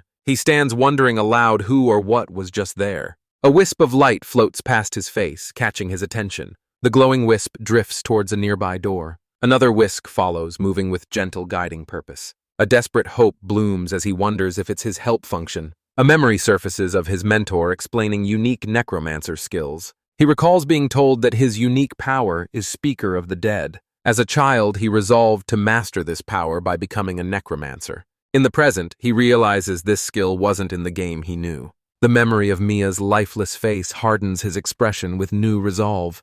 He follows the guiding wisps towards a staircase inside the house. His footsteps echo on the wooden floor as he ascends. The wisps continue to lead him up the stairs. They converge on a single door at the end of the hallway. With a heavy heart, he recognizes the entrance to Mia's room. He reaches out a trembling hand and turns the doorknob. A single tear traces a path down his cheek as he prepares to enter. He pushes the door open, revealing the simple, tidy room. Inside, he sees something unexpected in a large, open trunk. His eyes widen in surprise at what he finds within. A young woman, Gilly, searches the ruins of a village, calling for Alec. She stops before an open doorway, sensing something is wrong. Peeking inside, she is horrified to see Alec slumped on the floor, apparently injured. Gilly bursts into the building in a panic, shouting for Alec not to do anything foolish. From the top of a staircase, Alec weakly waves, letting her know he's there. Gilly rushes up, questioning his presence there and urging him to come to her. Alec raises a finger to his lips, asking her to be quiet for a moment. As Gilly looks past him into the room, her expression turns to one of pure shock. She whispers, asking if the person inside is sleeping, and Alec quietly confirms. Gilly's face floods with relief, thankful that there is another survivor. Inside a small girl, Anna is revealed to be sleeping soundly in a drawer. The next morning, the quiet chirping of birds contrasts with the ruined village. In a kitchen, the rhythmic sound of a knife tapping on a board is heard. Alec stands at a counter, carefully preparing a meal for them. He holds an apple, reflecting on how Mia sacrificed her life to protect Anna. A memory of Mia, determined and strong with a bow, flashes in his mind. He also recalls the image of Anna, hidden and safe in a closet. Alec grimly concludes that Mia was strong, a quality he feels he lacks. Gilly returns from her scouting mission, announcing her arrival to Alec. She reports finding no other survivors, and that rescue will likely be a long time. Gilly also mentions she salvaged some equipment and a change of clothes for Anna. Alec thanks her for her efforts and asked her to wake Anna up. Anna, now in clean clothes, cautiously makes her way down the stairs. Alec greets her with a warm smile, announcing that breakfast is ready. A simple meal of bread-sliced food is laid out on the table. Anna looks around the unfamiliar room and quietly asks where her sister is. Alec invites her to sit, promising to explain everything before they eat. Anna looks on, a hint of worry and confusion in her eyes. Seated at the table, Alec confirms that the village was attacked by a mysterious group. Anna recounts her last memory of Mia telling her to hide because it was dangerous. Alec listens with a pained expression, taking a deep breath before he speaks. He delivers the terrible news that the three of them are the only ones who survived. Anna is stunned into silence, unable to comprehend the magnitude of the loss. Her voice trembling, she asks about her parents, and Alec confirms they were killed. Jilly looks down sadly as Alec confirms the village chief, and William also perished. Anna asks about Tom and the others, receiving the same heartbreaking answer. With her last hope fading, she finally asks about her older sister Mia. Alec confirms Mia was also killed, and Anna slams her hands on the table in denial. She insists her sister must be fine, but Alec explains Mia fought to protect her. Anna's grief turns to rage, her heart throbbing with the pain of betrayal. Her anguish builds as she demands to know why this happened. She screams at Alec, asking why he didn't protect her sister and let her die. Alec confesses his failure, stating it was because he was weak. He believes that if he had possessed more strength, Mia would still be alive. Tears well in Anna's eyes as she processes his painful words. Jilly interjects, arguing that if Anna were stronger, Mia could have escaped. Alec shouts at Jilly to stop, his patience finally snapping. Jilly questions if being weak is inherently bad, or if strength solves everything. Alec retorts that if they were strong, they could do whatever they wanted. He slams his hand on the table, declaring that's enough of their argument. He shouts that the weak being trampled by the strong is the reality of their world. Jilly looks on, taken aback by his sudden and intense fury. Alec concludes that their only option then is to become stronger. Anna looks down at the table, processing his stark declaration. Tears streaming down her face, she pleads with him to help her become stronger. She calls out his name, her voice filled with desperate childlike hope. As she sobs, a narration reflects that power and wealth are not for the weak. Jilly comforts the crying Anna, acknowledging their current powerlessness. She understands they must change to avoid losing their loved ones a second time. Moved by their shared resolve, Alec reaches out a hand. With tears in his own eyes, he makes a heartfelt plea to get stronger together. Anna continues to cry, her small hands clutching his shirt in desperation. Jilly watches them, her own emotions raw as she sobs uncontrollably. Overcome with grief, Jilly wipes away her tears, still sniffling. The three survivors share their last meal together in the ruins of Kettle village. Anna kneels, packing a small bag, and looking at a photograph of her family. Jillian and Alec look at their former home one last time before their departure. They pack their necessary equipment and leave their destroyed hometown behind. In a northern forest, Alec begins Anna's intensive magical training. Covered in a protective slime, he cheerfully invites her to attack him at will. Anna nervously agrees, mistakenly calling him master before correcting herself. She unleashes a powerful fire arrow spell with a determined crime. The jet of flame shoots past Alec with surprising force, startling him. Anna is ecstatic with her success, proudly exclaiming that she did it. Alec demonstrates his own power, conjuring a massive, size-shaped wave of water. He directs the powerful spell towards the ground near Anna, showing his control. The water crashes down with a huge splash, leaving Anna in wide-eyed amazement. She marvels at the incredible display of magical power before her. Alec explains his equipment belonged to his grandfather, a legendary adventurer. Jilly praises Anna's first successful shot and encourages her to try again. Alec decides to teach Anna black magic, seeing her fierce determination. He believes its offensive nature suits her goal of becoming stronger. The training reminds him of his own lessons with his wise grandfather. Anna formally addresses him as master, a title that catches him off guard. Alec announces they will rest for the day after she defeats a small creature. He respects her choice, but admits her distant attitude saddens him a little. The group makes camp for the night, cooking a meal over a crackling fire. While eating, Anna asks where they are heading next on their journey. Alec explains their destination is the merchant town of Vulks 14 days away. Gilly expresses her surprise, having assumed they were going to the royal capital. Alec firmly states he wants to avoid getting anywhere near the royal family. He explains that Vulks is a port town, making supplies cheaper and travel easier. Anna, unfamiliar with the term, asks what a guild card is. Alec explains it's an ID that registers their job level and exempts them from tolls. Anna is impressed by the convenience and utility of such a card. He adds they need them for personal references since their village no longer exists. Jilly is shocked when Alec announces his plan to form a clan after getting the cards. She questions if a clan is necessary since they can accept requests at a guild. Alec explains a clan allows them to get a clan house and accept high-difficulty quests. Jilly worries that such dangerous quests would be too much for Anna to handle. A determined young girl, Anna, clenches a small bowl and declares her resolve to fight and grow stronger. Alec reassures a concerned Gilly, promising to put Anna through intensive but level-appropriate training. Trusting Alex's judgment, Gilly reluctantly agrees to the plan with a quiet thanks. 3 days later, their journey underway, Alec calmly instructs Anna to try attacking a target. Gripping her wand tightly, Anna trembles with fear, stammering the incantation for a fire spell. A snarling goblin charges forward, and Anna is completely frozen with terror. Alec calmly reminds Jilly that this is the intensive training Anna herself requested. 5 days after leaving their village, the party continues its journey through a dense forest. Anna now stands confidently, her fear gone as she unleashes a powerful fire arrow spell. The fiery projectile slams into a goblin, felling the creature with a single decisive blow. Triumphant, Anna celebrates her first solo goblin kill as Alec applauds her success. However, her survival skills are hopeless. She holds maps upside down and gathers poisonous mushrooms.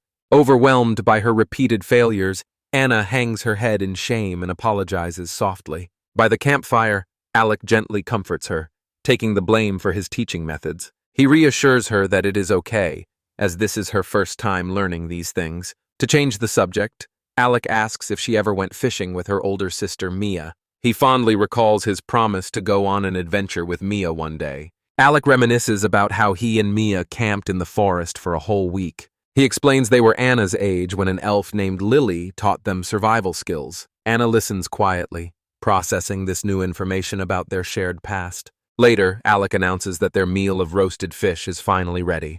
He offers a fish to Anna, who accepts it with a quiet yes. After they finish eating, Jilly approaches Alec with a serious question. She asks about the advanced jobs available to a level 50 hunter. Jilly explains her level rose significantly after fighting during the village attack. Alec confirms that one can indeed level up by fighting non-monster opponents. He pauses his meal, giving his friend's important question his full attention. He outlines her main choices: a forest specialist ranger or a long-range sniper. He also mentions other potential paths like trapmaster or treasure hunter. Alec asks Jilly what kind of ability she truly desires to have. Using cute chibi-style illustrations, he explains the pros and cons of each class. Jilly decisively chooses to become a sniper, a choice that surprises Alec. She explains her goal is to become strong enough to fight effectively alongside him. Alec smiles warmly, understanding and accepting his friend's heartfelt resolve. As the evening winds down, he gently pats a quiet antle on the head.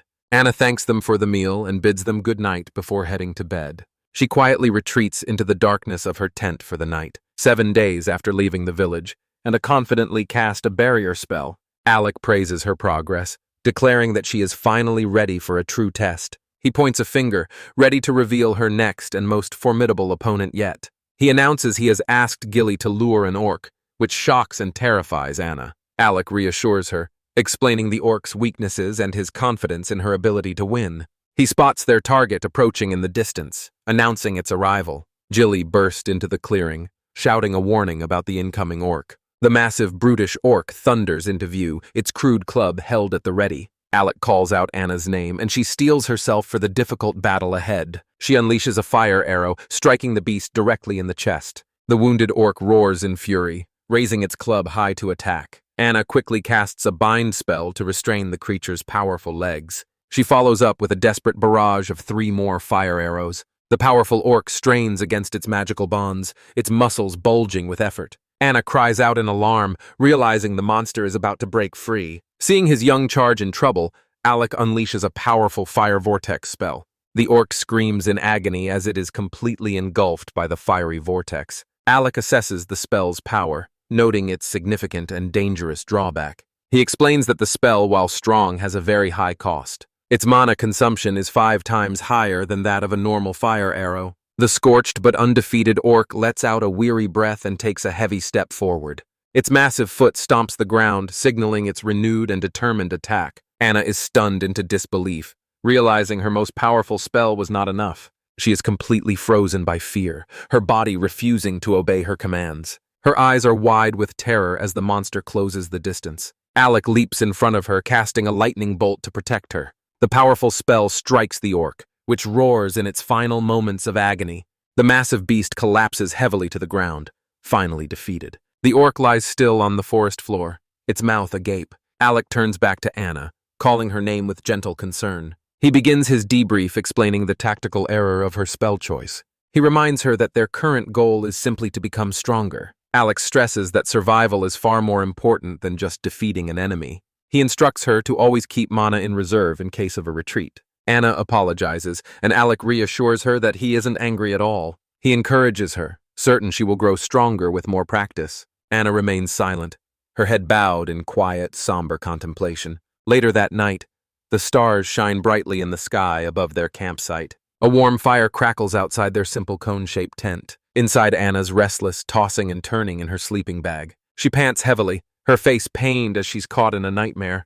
In her dream, a younger Anna calls out desperately for her older sister. She pleads with her sister not to leave her behind in the darkness. Her dream sister seems to slip away, her cries echoing into a void. Her dream self grows more frantic, screaming her sister's name again and again. She reaches out into an empty, dark space, her sister now gone. Alec is instantly by her side, asking gently if she is all right. Waking with a start, Anna realizes it was only a dream. Alec offers to make her some hot milk to calm her nerves. As he rummages through his pack for supplies, Anna notices something. He searches for a saucepan among their gear by the firelight. Anna asks about an ornate scroll, and Alec explains it's a magic item for sale. She is surprised he can create such things, and he adds that he made their gear. Alec modestly dismisses her praise about his impressive crafting skills. He notices a sudden and troubling change in Anna's demeanor. She whispers that she is weak, useless, and can't do anything to help. Anna compares herself to her sister, who wouldn't hold him back. Tears stream down her face as she begs her master not to abandon her. Alec is stunned into silence by the depth of her fear and desperation. Anna admits she is not as bright or cute as her older sister. Alec holds her shoulders, insisting he will not abandon his family. She accuses him of lying, crying that her sister is gone now. Anna fears he will definitely abandon someone as useless as her someday. Grabbing a tearful Anna by the shoulders, Alec urgently commands her to look at him. Tears stream down Anna's face as she hears him declare that she is still his sister.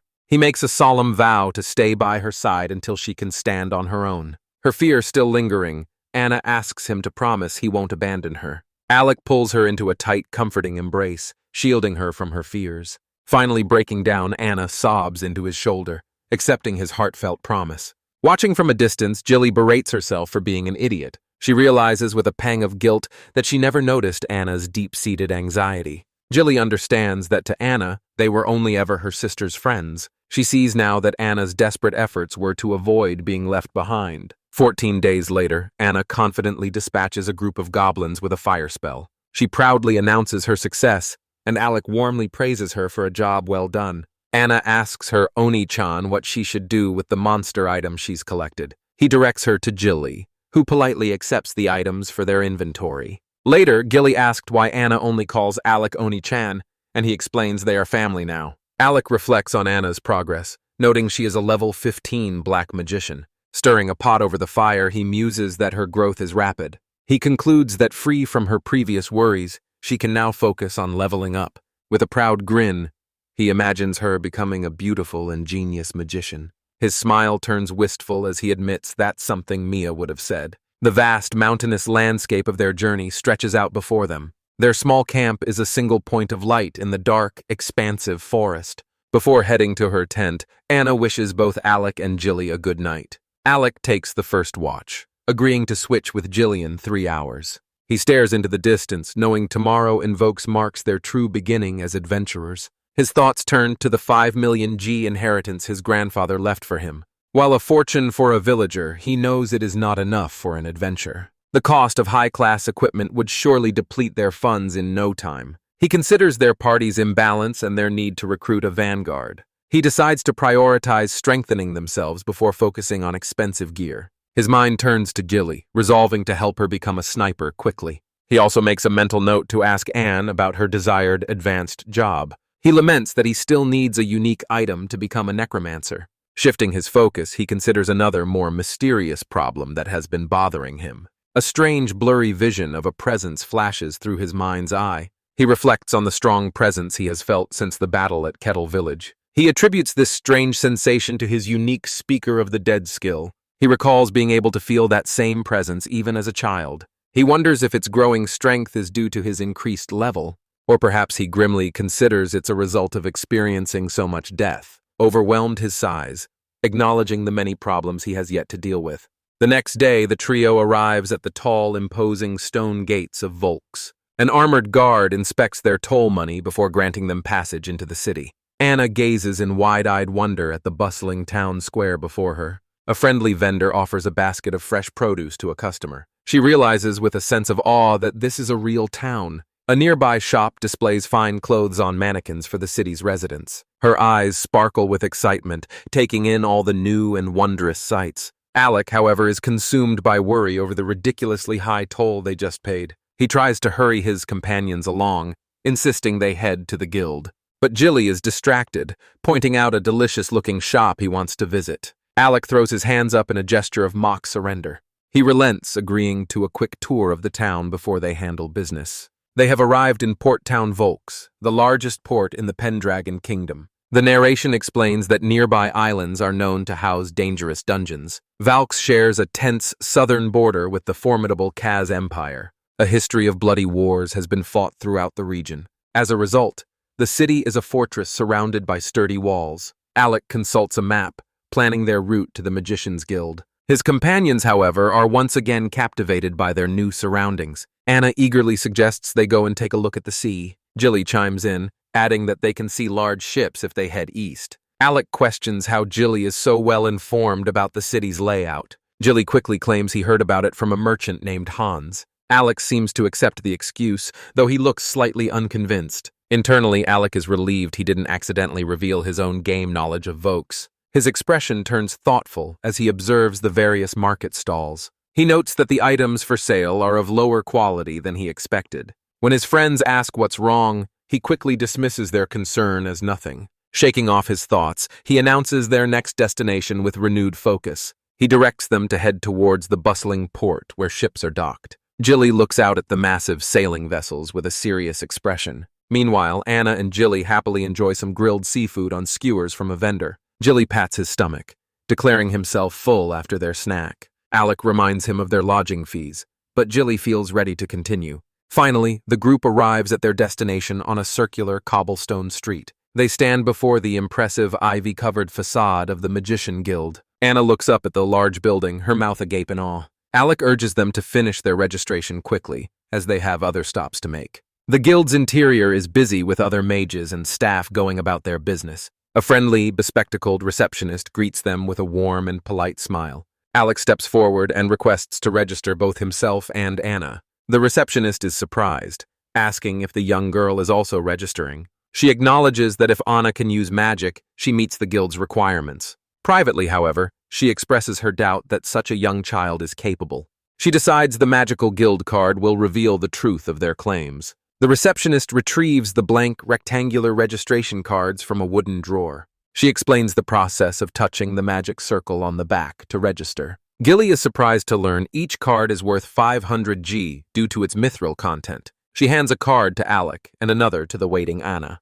She then instructs Anna to touch the magic circle on the card properly. With a little encouragement from the smiling receptionist, and presses her hand down. The card glows, successfully registering her name and impressive magic levels. Alec observes that the card displays a person's learned jobs and skills. The receptionist explains they will assign quests based on this new information. Anna turns to her brother, asking if his card is ready yet. Alec lets out a choke cry of pure shock and utter disbelief. His card displays not only his name, but also his name from his previous life. Anna marvels at how many jobs he has, unable to see the other name. The receptionist asks to see Anna's card, still smiling, unaware of the shock to come. A receptionist with round glasses lets out a small, disbelieving gasp. She exclaims that Anna's black magician level is 15, even higher than her own. Noticing her odd behavior, Alec asks his companion what could be wrong. She quickly composes herself and apologizes for her loud outburst. Staring at the card, she realizes this is only the girl's power.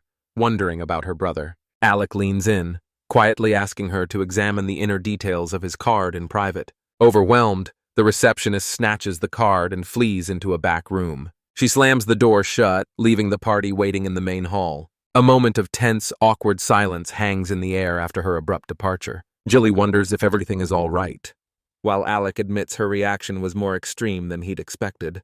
The sound of frantic, heavy footsteps is heard approaching from the back room. Magician Guildmaster Watson bursts out, demanding to know where the genius is in identifying Alec. Watson questions Alec's incredible level, and Alec reveals he is the disciple of Sage Gale. The Guildmaster is utterly stunned to hear the legendary sage's name. Alec confirms he studied under his masters, Lillian Thal and his grandpa, asking if Watson is okay. Watson clutches his head, recalling he'd heard Gale took in a child, but not that he was a successor. Jilly realizes this connection explains his big brother's incredible power. Alec expresses his surprise, stating he never knew his grandfather had a brother. Watson sees their weariness, noting he'd like to chat more, but understands they have other plans. Alec explains their packed schedule, needing to visit the Hunter Guild and clan office. Realizing they lack lodging, Watson kindly offers to write them a letter of recommendation. Alec cautiously points out that they could be lying about their identity. Watson simply lets out a small knowing sound, dismissing the possibility entirely. He recognizes Alec's equipment as his big brother's, stating it is more than enough proof. Touched by the man's immediate trust, Alec offers a quiet word of thanks. As Watson writes, Alec internally remarks on what a troublesome person his big brother was. With a wistful expression, Watson wishes his brother would keep in touch more often. A shadow crosses Alex's face as he thinks about how his grandfather is already gone. Watson hands over the letter, offering it as a small service to the mall. He gives a friendly wink, calling his generous gesture a little service. The guildmaster promises to prepare rooms for them at an inn managed by the guild. Alec thanks him profusely, and Watson asks them to return for a chat once they're settled. Waving goodbye, Watson reiterates that he still has much to discuss with Alec. The trio departs from the Magician's Guild, walking through the city streets. Gilly remarks on what a nice old man the guildmaster was. Alec agrees but quietly reflects that Watson doesn't know his grandfather passed away years ago. He wonders if the villagers knew about the brother, then urges them to the Hunter Guild. They arrive at the more rustic wooden building of the Hunter Guild. Jilly's registration proceeds smoothly with the same process, but none of the drama. A close-up shows Jilly's hand, holding his brand-new, freshly minted guild card. With a look of quiet satisfaction, Gilly holds up his completed card. Alec announces their arrival at the clan office, their final stop for the day.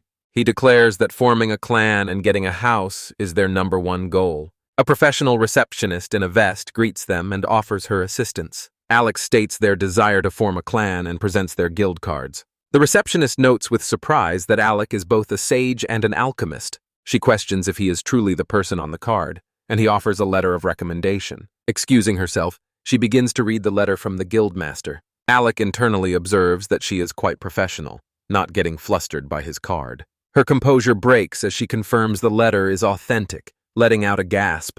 She realizes with shock that he is the disciple of the legendary Sage Gale. Alec casually asks if she is familiar with his grandpa. The receptionist slams her hand down, emphatically stating that of course she is. She passionately recounts the history of Gale's First Rate, or a Calcum-ranked clan based in Vulks. She explains that countless people have formed clans in admiration of Sage Gale. She declares that every citizen respects him, admitting she is also a huge fan. Alec clarifies they don't plan to revive the old clan, which she sees as the start of a new legend. Gilly internally finds the receptionist's hero worship a little annoying. The receptionist composes herself, confirming there are no issues with their identification. She asks if they know the requirements, and Alec asks what they are besides member count. She explains that a clan is an official group recognized by the Lord of Vulks. She holds up 2 fingers, stating there are 2 main requirements to be qualified. The first is to have 3 members over level 15, which Anna's training fulfilled. The second is a registration fee of 1 million G, which Alec confirms they have. He calmly places a large stack of gold coins on the counter. With a flourish, the receptionist congratulates them on becoming a bronze-ranked clan. Jilly immediately asks about the status of their clan house. The receptionist informs a shocked Alec that only silver-ranked clans and above get houses. She explains the 5-tiered clan ranking system, from bronze to the prestigious Orichalcum. Jilly and Anna look disappointed, realizing they'll have to stay at an end for now. The receptionist details the 3 conditions for a promotion to silver rank. The first is that the leader must have an advanced job, which Alec easily meets. The other options are earning 1,000,000 contribution points or paying another 1,000,000 G. Alex's eyes light up as he slams down more coins, requesting an immediate promotion. The receptionist stares at the second stack of coins, completely bewildered. She frantically recalculates the value of the coins, confirming her initial math was correct. A moment of stunned silence hangs between them. Her shock gives way to pure astonishment as she exclaims her disbelief. She grabs Alec, declaring that skipping bronze to form a silver clan is an unheard-of feat. She explains that adventurers are always short on money and struggle to save for the first fee. Alec tries to explain that paying with the gold they already have is just practical. His companions, Anna and Jilly, look on with blank, slightly confused expressions. Anna remarks that her Oni-chan is no ordinary person, while Jilly wonders if he's the weird one. Alec explains his efficient strategy, and the receptionist praises his heroic decision-making. She interrupts to confirm that the 2 people behind him are his members. She then asks the final, most important question. What is their clan name? Alec considers edgy names from his gaming days, but knows his friends would reject them. The receptionist lists the names of the upper-ranked clans for reference.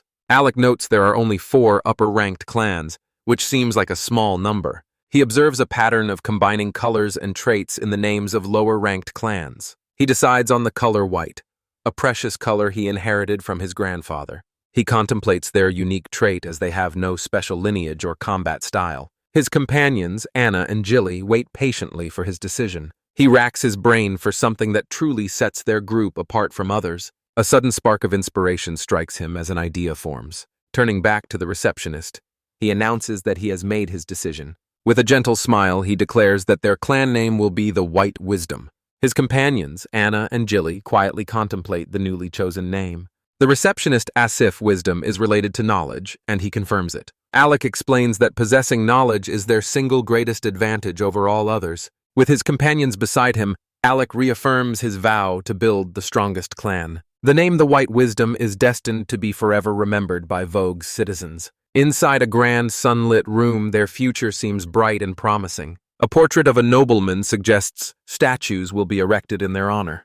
They are envisioned as rising heroes, saving the town from demonic attacks. Melissa gushes with excitement over their brilliant name and esteemed lineage. However, a brutal memory flashes of a pile of bodies pierced by arrows. The flashback continues, revealing the burning wreckage of his home village. A younger, desperate Alec is seen fighting fiercely amidst the chaos. His face is a mask of pure determination during the intense battle. His horrified gaze is fixed on a fallen figure on the ground. The memory reveals the lifeless, blood-stained face of his dear friend Mia. He lets out a silent, agonized scream at the devastating sight. Alec jolts, awake in a quiet room, the nightmare ending with the morning light. The new chapter begins with the party walking through the bustling streets of Vaux.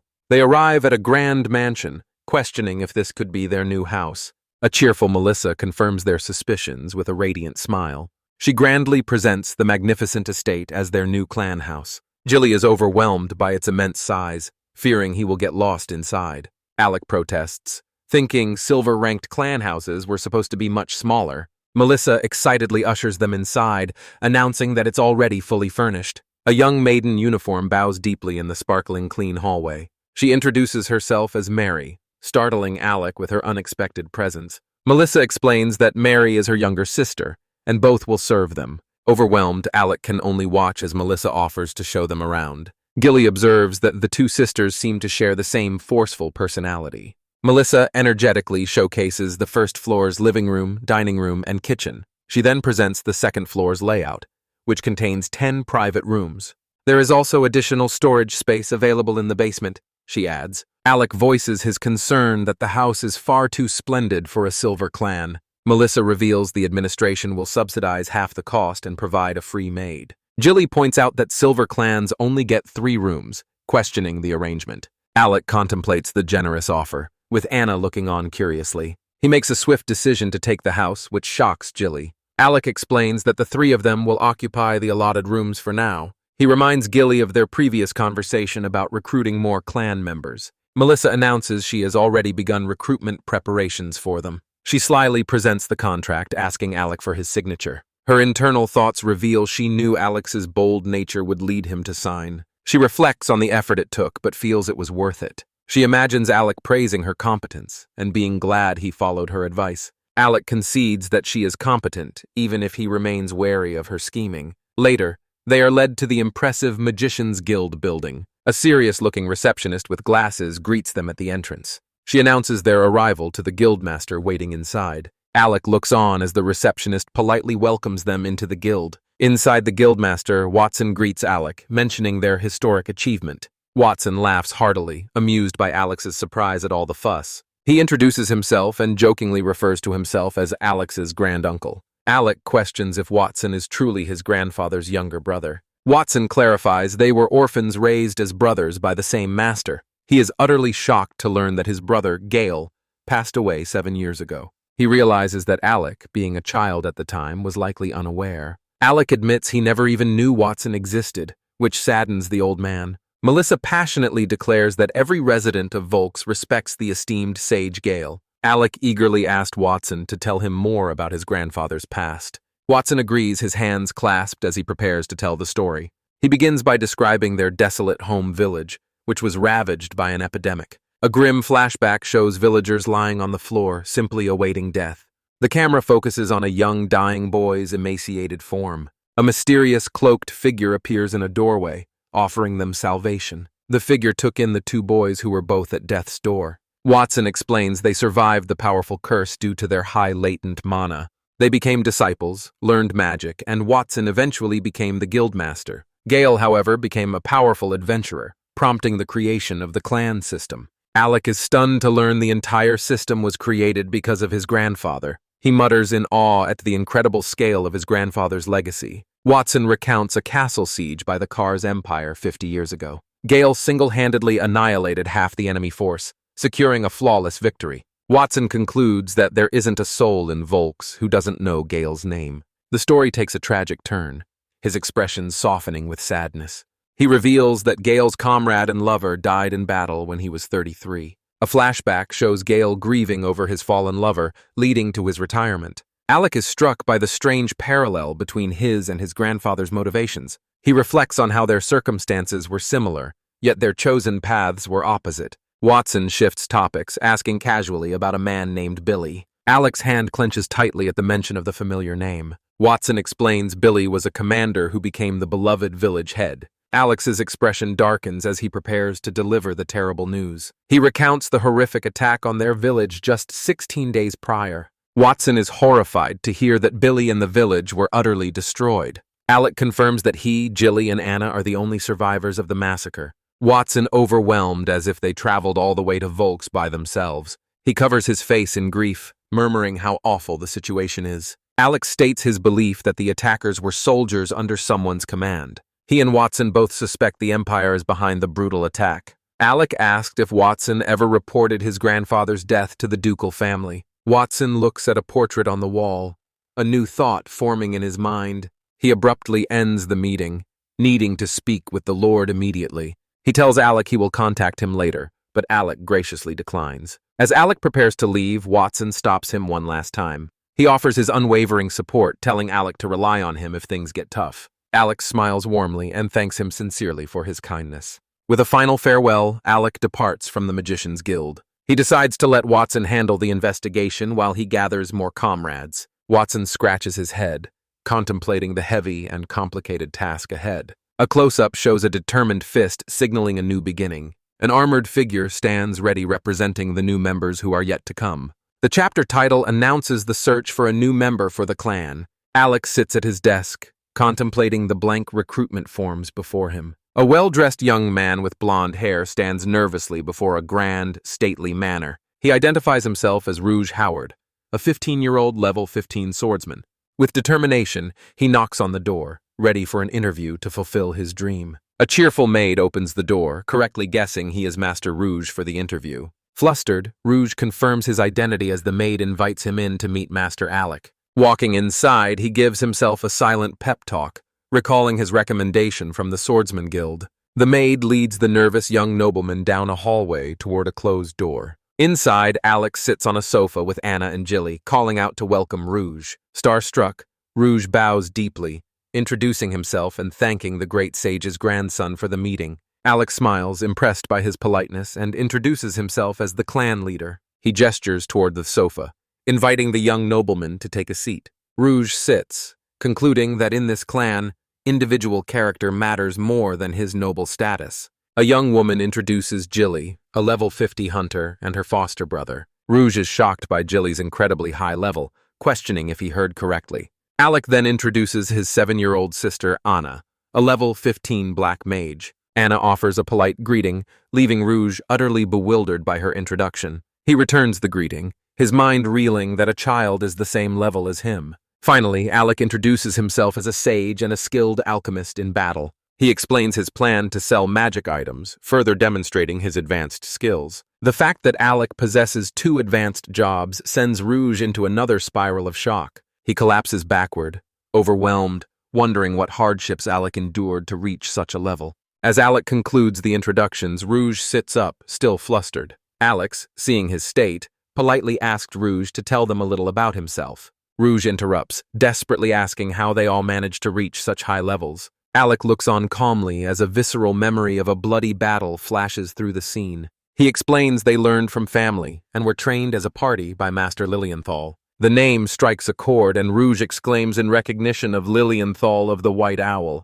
Alec confirms he knows of her, and Rouge enthusiastically affirms her incredible strength. Anna quietly adds that it took her only about 2 weeks to reach level 15. This revelation is the final straw for Rouge, who cannot believe such rapid growth as possible. He realizes that under Alex's guidance, he too could achieve his goals. In a sudden, desperate movement, Rouge leaps from the sofa, pleading to join the White Wisdom. He explains his own grandfather was part of the original White Owl. Alec, Anna, and Jilly look on, surprised by his passionate outburst. Rouge reveals his dream is to revive his family from ruin by becoming a shield knight. He looks to Alex, certain that he, with all his wisdom, must know the way. With newfound resolve, Rouge prepares to seal his commitment to this path. Alec, however, delivers a stunning and blunt response, telling him to give up on becoming a knight. The young nobleman is left utterly speechless, his confidence deflating in an instant. Alec begins to explain, showing he is familiar with Rouge's grandfather, Cain Howard. He recounts the famous story of Cain repelling a dragon's attack with a shield of light. Rouge confirms the tale, admitting that people now mock it as a dumb story. Alex states that his shield knight skills are not strong enough for such a feat. He reveals the truth. Cain Howard was not a knight but a guardian. Guardians, he elaborates, have specialized aura skills that envelop them in light, matching the legend. These skills can be learned by a level 30 swordsman, but are considered weak. Alec asks if his family ever told him this, but Rouge confirms they never did. He explains his grandfather passed away when his father was just a child, leaving few details. The only thing passed down was that Cain started as a simple swordsman. Roche clenches his fist, finding it hard to believe his grandfather wasn't a knight. A sliver of hope appears as he considers the new possibility. He asks if he could become a guardian, and Alec confirms he can at level 50. Anna chimes in, reassuring him that she knows the items and locations needed for the job change. Alec issues a stern warning, asking if Rouge is sure about this difficult path. He states it's a useless job if one is alone, triggering a painful memory for Rouge. He recalls the cruel taunts of others calling his family a disgrace to all knights. The memory causes him to clench his fist in frustration. He shakes his head, trying to process the difficult truth of the guardian class. Alec speculates Cain might have hidden this information to spare his descendants from the hardship. He then poses the ultimate question: will Rouge still follow in his grandfather's footsteps? Rouge looks down, his expression conflicted, admitting he has always looked up to his grandfather. A memory of his own father's despair over not living up to Cain's legacy surfaces. This memory seems to solidify something within the young nobleman. His gaze shifts from uncertain to fiercely determined. His profile is sharp with newfound resolve. He stands up abruptly, startling Alec and Anna with his sudden movement. Kneeling before Alec, he declares their meeting as fate and dedicates his shield to him. Alec looks down at the kneeling young man, his eyes narrowed in thought. He accepts, promising to turn Rouge into a guardian. He also vows to prepare a proper stage for him to shine. They shake hands, Rouge gratefully thanking him and promising to be useful. From the manor, a voice notes that Rouge is the second new member to join. Later, Alec tells Jilly that if the next applicant is decent, they'll be done with interviews. Jilly expresses concern, clarifying it's not about Rouge's class choice. She tells Alec he is pushing himself too hard, her voice filled with worry. Alec simply offers a bright, reassuring smile, telling her he'll be fine. From a wider angle, he urges her not to worry about him. The next day, a martial artist named Hastile is shocked to learn he's been recommended to a silver clan. He complains to his guildmaster, insisting he won't be useful in a party. The guildmaster, exasperated, tells him to stop complaining and just go to the interview. The word interview sends a jolt of anxiety through Hastile. He finds himself sitting nervously on a sofa, introducing himself as 18-year-old Hastile. Alec, Anna, and Jilly listen intently to his introduction. Alec observes that Hastile has focused solely on offensive skills, ignoring evasion. Hastile's sighs and resignation, having heard this criticism many times before. He explains the common martial artist style is to dodge and then counterattack. He, however, focused entirely on offense, a fact he states with a determined look. To his surprise, Alec exclaims that he thinks this is great. Alec correctly guesses Hastile's plan to get his spirit and stance skills to level 5. He excitedly declares this path will unlock an epic killer move, Exploding Hadouken. The name of the ultimate skill hangs in the air, leaving Hastile stunned. His steel leaps to his feet, grabbing Alec and shouting if such a skill really exists. Alec confirms it's a special move powerful enough to defeat even a rock golem. He then cheekily asked if that wasn't what Hastile was aiming for all along. Hastile admits it was, but everyone he asked told him such a skill didn't exist. Alec concludes that the skill must not be common knowledge. Hastile clenches his fist, his expression hardening with resolve. He begins to recount his motivation, starting with a rock golem attacking his village. A single adventurer defeated the massive creature using only his fists. As a poor child with no weapon, he was enthralled by the sight of someone fighting so powerfully. A young martial artist named Hastile explains his dream was to defeat a rock golem. He laments that his purely offensive build meant no party would ever accept him. Feeling dejected, he admits he became a hopeless man, gathering herbs to survive. He acknowledges the valid criticism that a vanguard who cannot evade is a liability. A young sage named Alec offers a warm smile, reassuring him that he can heal any injury. With a calm and welcoming expression, Alec invites Hastile to join the White Wisdom. He still is taken aback, as Alec warns him that the training will be extremely tough. Visibly moved, he listens intently as Alec stresses the need for him to be prepared. Leaping to his feet, Hastile eagerly accepts any training, his spirit renewed. A final thought lingers, stating all that's left is for Hastile to believe in him. The scene shifts to a quiet port, setting the stage for their new journey together. Several days later, the newly assembled party stands at the docks, ready to begin. Alec cheerfully announces their leveling up quest, starting with introductions. He's still in a blonde knight look on with nervous expressions, bracing themselves. The blonde knight, Rouge Howard, formally introduces himself as a level 15 swordsman. Another party member silently processes Rouge's impressive level, feeling a bit intimidated. A vibrant freckled girl named Lorraine cheerfully introduces herself as a level 14 thief. She expresses her excitement, while Hastile nervously notes her level is higher than his. The group watches as the last member prepares to speak, their expressions a mix of emotions. He still stammers his introduction as an 18-year-old martial artist. He states he is only level 12, his posture showing a clear lack of confidence. With a bright smile, Alec waves and enthusiastically tells the group it's time to get going. Their destination is revealed, a large rocky island that houses the underwater cave. At the cave's entrance, Lorraine tentatively dips her foot into the water. Alec gathers the party at the mouth of the cavern to explain their strategy. He assigns Lorraine the role of scout, instructing her to find and tag enemies. She is then told to lure all the monsters she has found towards Rouge. Rouge's task is to block and parry, shouting to keep the monsters focused on him. Finally, he tells a young mage named Anna to take down the gathered monsters. Feeling left out of the plan, a confused Hastile asks what his role is. Alec calmly bends down and picks up a small, simple rock from the cave floor. He then places the rock into Hastile's open waiting hand. With a wide smile, he tells Hastile to simply throw rocks and focus on his spirit. Hastil's face contorts in utter disbelief at his bizarre and humiliating assignment. He confronts Alec, demanding to know if he's being told not to fight at all. Alec calmly clarifies that this strange task is all part of his special training. Looking at him with a steady gaze, Alec simply asked him to trust him. Turning to Lorraine, Alec announces they will start with her and leads her inside. Left standing alone, Hastile processes the strange command with dawning horror. He finally understands the true meaning of extremely tough training. Inside the cave, Lorraine hides and spots a large, star-shaped fish monster. She provokes the creature, getting its attention before beginning her retreat. The monster lets out a cry, its attention now fully fixed on her. Lorraine sprints back towards the group, shouting that she has brought one over. Rose steps forward confidently, telling her to leave the monster to him. Cupping his hands around his mouth, Rouge bellows to draw the creature's aggression. The monster turns its sharp-toothed maw open in a menacing snarl. A targeting reticle appears over Rouge, confirming he is now the monster's target. Anna unleashes a powerful lightning bolt, the spell striking the creature with a sizzle.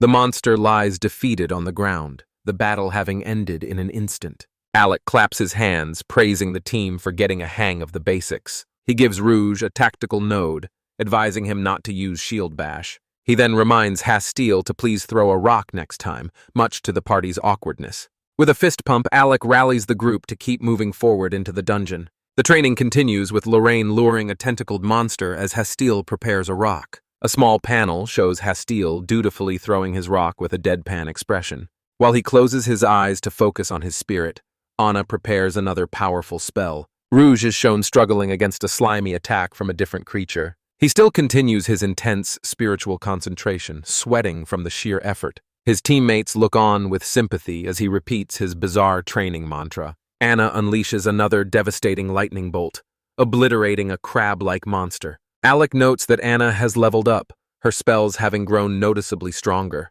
Rouge and Lorraine enthusiastically congratulate Anna on her amazing power. Alec affectionately pats Anna's head as she shyly hides behind him. Hastile watches this interaction, wondering if their leader is showing favoritism. Alec smiles, thinking to himself that his leader must favor family, but praises him anyway. Hastile dismisses it as not his problem, trying to maintain a cool exterior. Alec then turns to Hastile, surprising him by announcing that he leveled up as well. He points out that Hastile's ki has grown larger and more powerful than before. Hastile is astonished, realizing his own senses now feel sharper and more attuned. He feels a pang of guilt, as if he's stealing his party's hard-earned experience. Alec reassures him, telling him to focus on polishing his epic killer move. He encourages Hastile, stating that at this rate, he'll be the first to achieve his dream. The others are inspired, vowing to learn their own powerful moves and become strong. Alec encourages Hastile to keep going, his faith in him unwavering and clear. Clenching his fist with newfound purpose, Hastile declares he'll throw as many rocks as it takes. With renewed resolve, he charges deeper into the cave, having decided to believe in his leader. A shot focuses on someone's legs as they walk deeper into the cave. The party follows Hastile into the depths of the dark, winding cavern. Lorraine pauses, reflecting on the very concept of having a dream. She pragmatically concludes that a dream, unfortunately, cannot fill an empty stomach. The scene shifts to a grand castle, the royal capital of the Pendragon Kingdom. A man named Chris walks down a sunlit, pillared corridor within the palace. He announces his presence at the ornate doors of the princess's chambers. The large, heavy doors swing open, granting him entry into the room. Inside, he finds a young princess with her hands clasped in the middle of a prayer. She finishes her prayer to a statue of a winged angel and asks for his report. Chris delivers the grave news that the sage's village has been completely wiped out. The princess receives this information with a calm, almost detached "I see." Chris suspects the Empire is behind the attack, noting the black dog acted quickly. The princess contemplates their next move, her expression unreadable. She decides they will lay low to avoid alerting her dearest brother. A moment of silence passes as she sits on her grand canopy bed. A chilling smile spreads across her face as she reveals she's glad things went as planned. With a serene expression, she declares that it is now time for a fun war. She cryptically states that this turn of events will satisfy him. The scene shifts back to Lorraine, whose eyes sparkle with renewed excitement. After a successful hunt, Lorraine marvels at their huge haul of monster parts. He still reminds her that all the spoils are under the clan's control. He laments that they won't get any pocket money from the sale of the items. A blonde knight agrees with her companion, but credits Sir Alec for their success. The male warrior enthusiastically agrees, reaffirming his faith in their special leader. He asks a freckled girl for help harvesting, but she recoils in disgust. A small, quiet girl then questions why the freckled girl became a thief. Anna explains her brother taught her that thieves and hunters excel at harvesting materials. The freckled girl, Lorraine, sits dejectedly, unable to argue with the logic. Her companions begin the grim task of carving up the monster's carcass. Anna points out this is the first time Lorraine has ever spoken to her. Flustered, Lorraine playfully denies being curious and runs off to hide her embarrassment. Alec approaches the lively Lorraine, telling her she seems to be fine. He hands her a list, which she asks about with confusion. Alec explains it's a price list and offers her a new role in the party. She won't have to harvest if she deals the finishing blows to monsters instead. He playfully declares that the clan's luxurious meals now depend entirely on her. Fired up by the challenge, Lorraine enthusiastically accepts her new responsibility. Alec thanks his weary party for their patience and offers to help them finish. He gestures to the pile of valuable monster drops they have gathered together. The ground is littered with glowing orbs, the fruits of their successful hunt. Lorraine looks on with a grim, determined expression, feeling the weight of her role. 3 days into their cave expedition, the party is completely exhausted. The warrior laments their fatigue, even with all the healing magic from their leader. Alec cheerfully announces they still have 2 days left, horrifying his companions. Anna, however, quietly tells her brother that she is still fine. The blonde knight musters her pride, vowing not to complain about such an easy task. Alec praises his team's efforts, and a weary Lorraine promises to do her best tomorrow. He reassures the exhausted party that after 2 more days, they can rest. He then announces she'll receive a salary of 20,000 G, leaving her shocked. Overjoyed, she thanks him profusely, playfully grabbing onto his robes. Alec laughs and tells her he's just kidding, prompting a mock-angry chase. 4 days later, Alec stands in a workshop filled with monster parts ready to craft. He reflects that Lorraine's recent hard work will help maintain the clan's fees. A maid interrupts, announcing that Master Alec has a visitor. She explains an elderly woman from the orphanage has arrived to see him. Alec peeks out from the workshop, greeting the unexpected guest. A nun in a full habit formally introduces herself to Master Alec. She reveals her name is Lana, the director of the orphanage in Vulks. Lana explains she came to thank him for taking good care of Lorraine. Seated in a formal room, Alec learns that Lorraine is from the orphanage. Lana confirms this, explaining they took her in after she lost her family. She mentions that Lorraine became independent a few years ago, joining the Thieves Guild. Alec informs her that Lorraine is out, but Lana clarifies she came to see him. She notes he sounds just like a man named Gale, a name Alec recognizes. Lana lets out a small laugh at his surprised reaction. She reveals that Gale, Alex's grandfather, was the one who established her orphanage. The maid is stunned, musing on the incredible reach of Alec's grandpa. Just then, Lorraine walks in, announcing her return. She peeks around the door, her expression curious. Her eyes widen in shock as she sees who is there. Lorraine cries out in surprise upon seeing Director Lana in the sitting room. Lon explains that Gale kept his involvement a secret to protect the orphanage. She felt she had to meet the grandson of the man who founded her home. Lorraine expresses her concern for Lana's bad leg, saying she shouldn't have come. Alex suggests this connection makes them like relatives or even siblings. Lorraine is surprised to learn that her leader is also an orphan. Alec explains his goal is to create a clan that feels like home for them. Lana is deeply moved by his heartfelt declaration.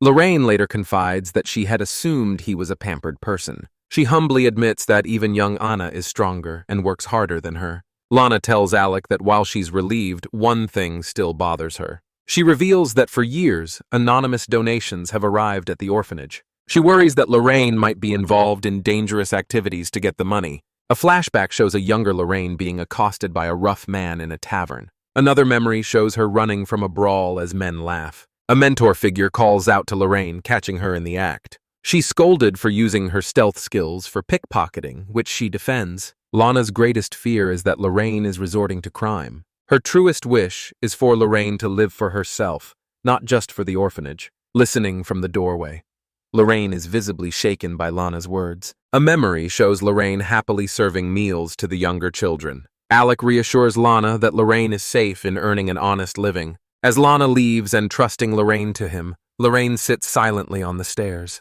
Her expression is somber, having heard their entire conversation. She stands up abruptly as Alec approaches her. Startled, she pretends she just arrived.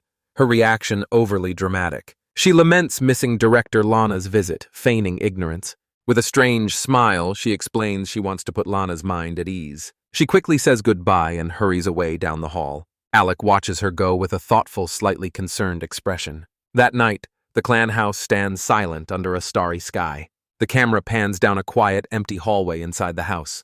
In her room, Lorraine mumbles about finances for the orphanage. Her thoughts are interrupted by a knock at her door. It's Alec, and she asked him what's up, her back still to him. He explains that after listening to Lana, he has something to discuss with her. He offers to have his clan make donations to her orphanage. Lorraine is utterly stunned by his generous proposition. She quickly clarifies that this wasn't what she meant at all. She asked him why he would go to such lengths for her. Alec recalls his grandfather's teaching to use his power for others. He also remembers the harsh reality that he cannot save everyone. Because of this, he resolves to at least help those he is close with. Lorraine quietly processes his philosophy of helping other people. He asks if she is included in that circle, and she confirms it. He reasons that since she's in his clan, she is like family to him. Lorraine is flustered by the idea of them being like siblings. She playfully suggests she will start calling him brother from now on. A comical thought reveals another girl's outrage at this idea. Alec objects, pointing out he's older, so she suggests boss instead. She decides this is more family-like, though he finds it strange. Alec stands in the doorway, his new boss title settled. A young man with dark hair, Alec, sighs wearily as he stands in a doorway. Lorraine shouts in disbelief at the 20,000 G salary, confirming Alex's suspicions about her situation. Upon hearing of a potential raise, Lorraine instantly accepts the offer to join the clan. Alec asks with surprise if she wants to know about other conditions like hunting frequency. With a bright wave, she cheerfully declares that money is her only concern as their leader. He reflects that she will now be fine, having realized the benefits of joining them. Alec considers his now complete party with all the necessary job roles finally filled. He resolves to grow the clan into a stable sanctuary for Anna and Jilly's sake. This goal must be achieved before Gilly returns from his own important quest. Later, a blonde woman in armor rouge is overcome with seasickness on a ship. 14 days later, their ship sails across a choppy ocean toward their destination. As seasick Rouge lies on the deck as Alec and Anna look on, a warrior named Hastile excitedly points, announcing he can see land ahead. Their ship approaches a large, verdant island with a smoking volcano in the distance. Lorraine and Rouge gaze in awe at the sight of the infamous island. The formidable Goblin Island looms before them, its volcanic peaks smoking ominously. Alec turns to his party, asking for a moment to brief them on their mission. He warns them that this challenge is on an entirely different level than their last. The party gulps, understanding the island is home to a boss known as the Goblin King. Alec declares their final leveling task is to cut off the Goblin King's head. The chapter title, Goblin Island, is displayed over a view of the volcanic landscape. Having disembarked on the shore, Alec asks his companions how they are feeling. The party members confirm they are in perfect order. Their level is now displayed. Holding a map, Alec cheerfully announces he will begin his description of the island.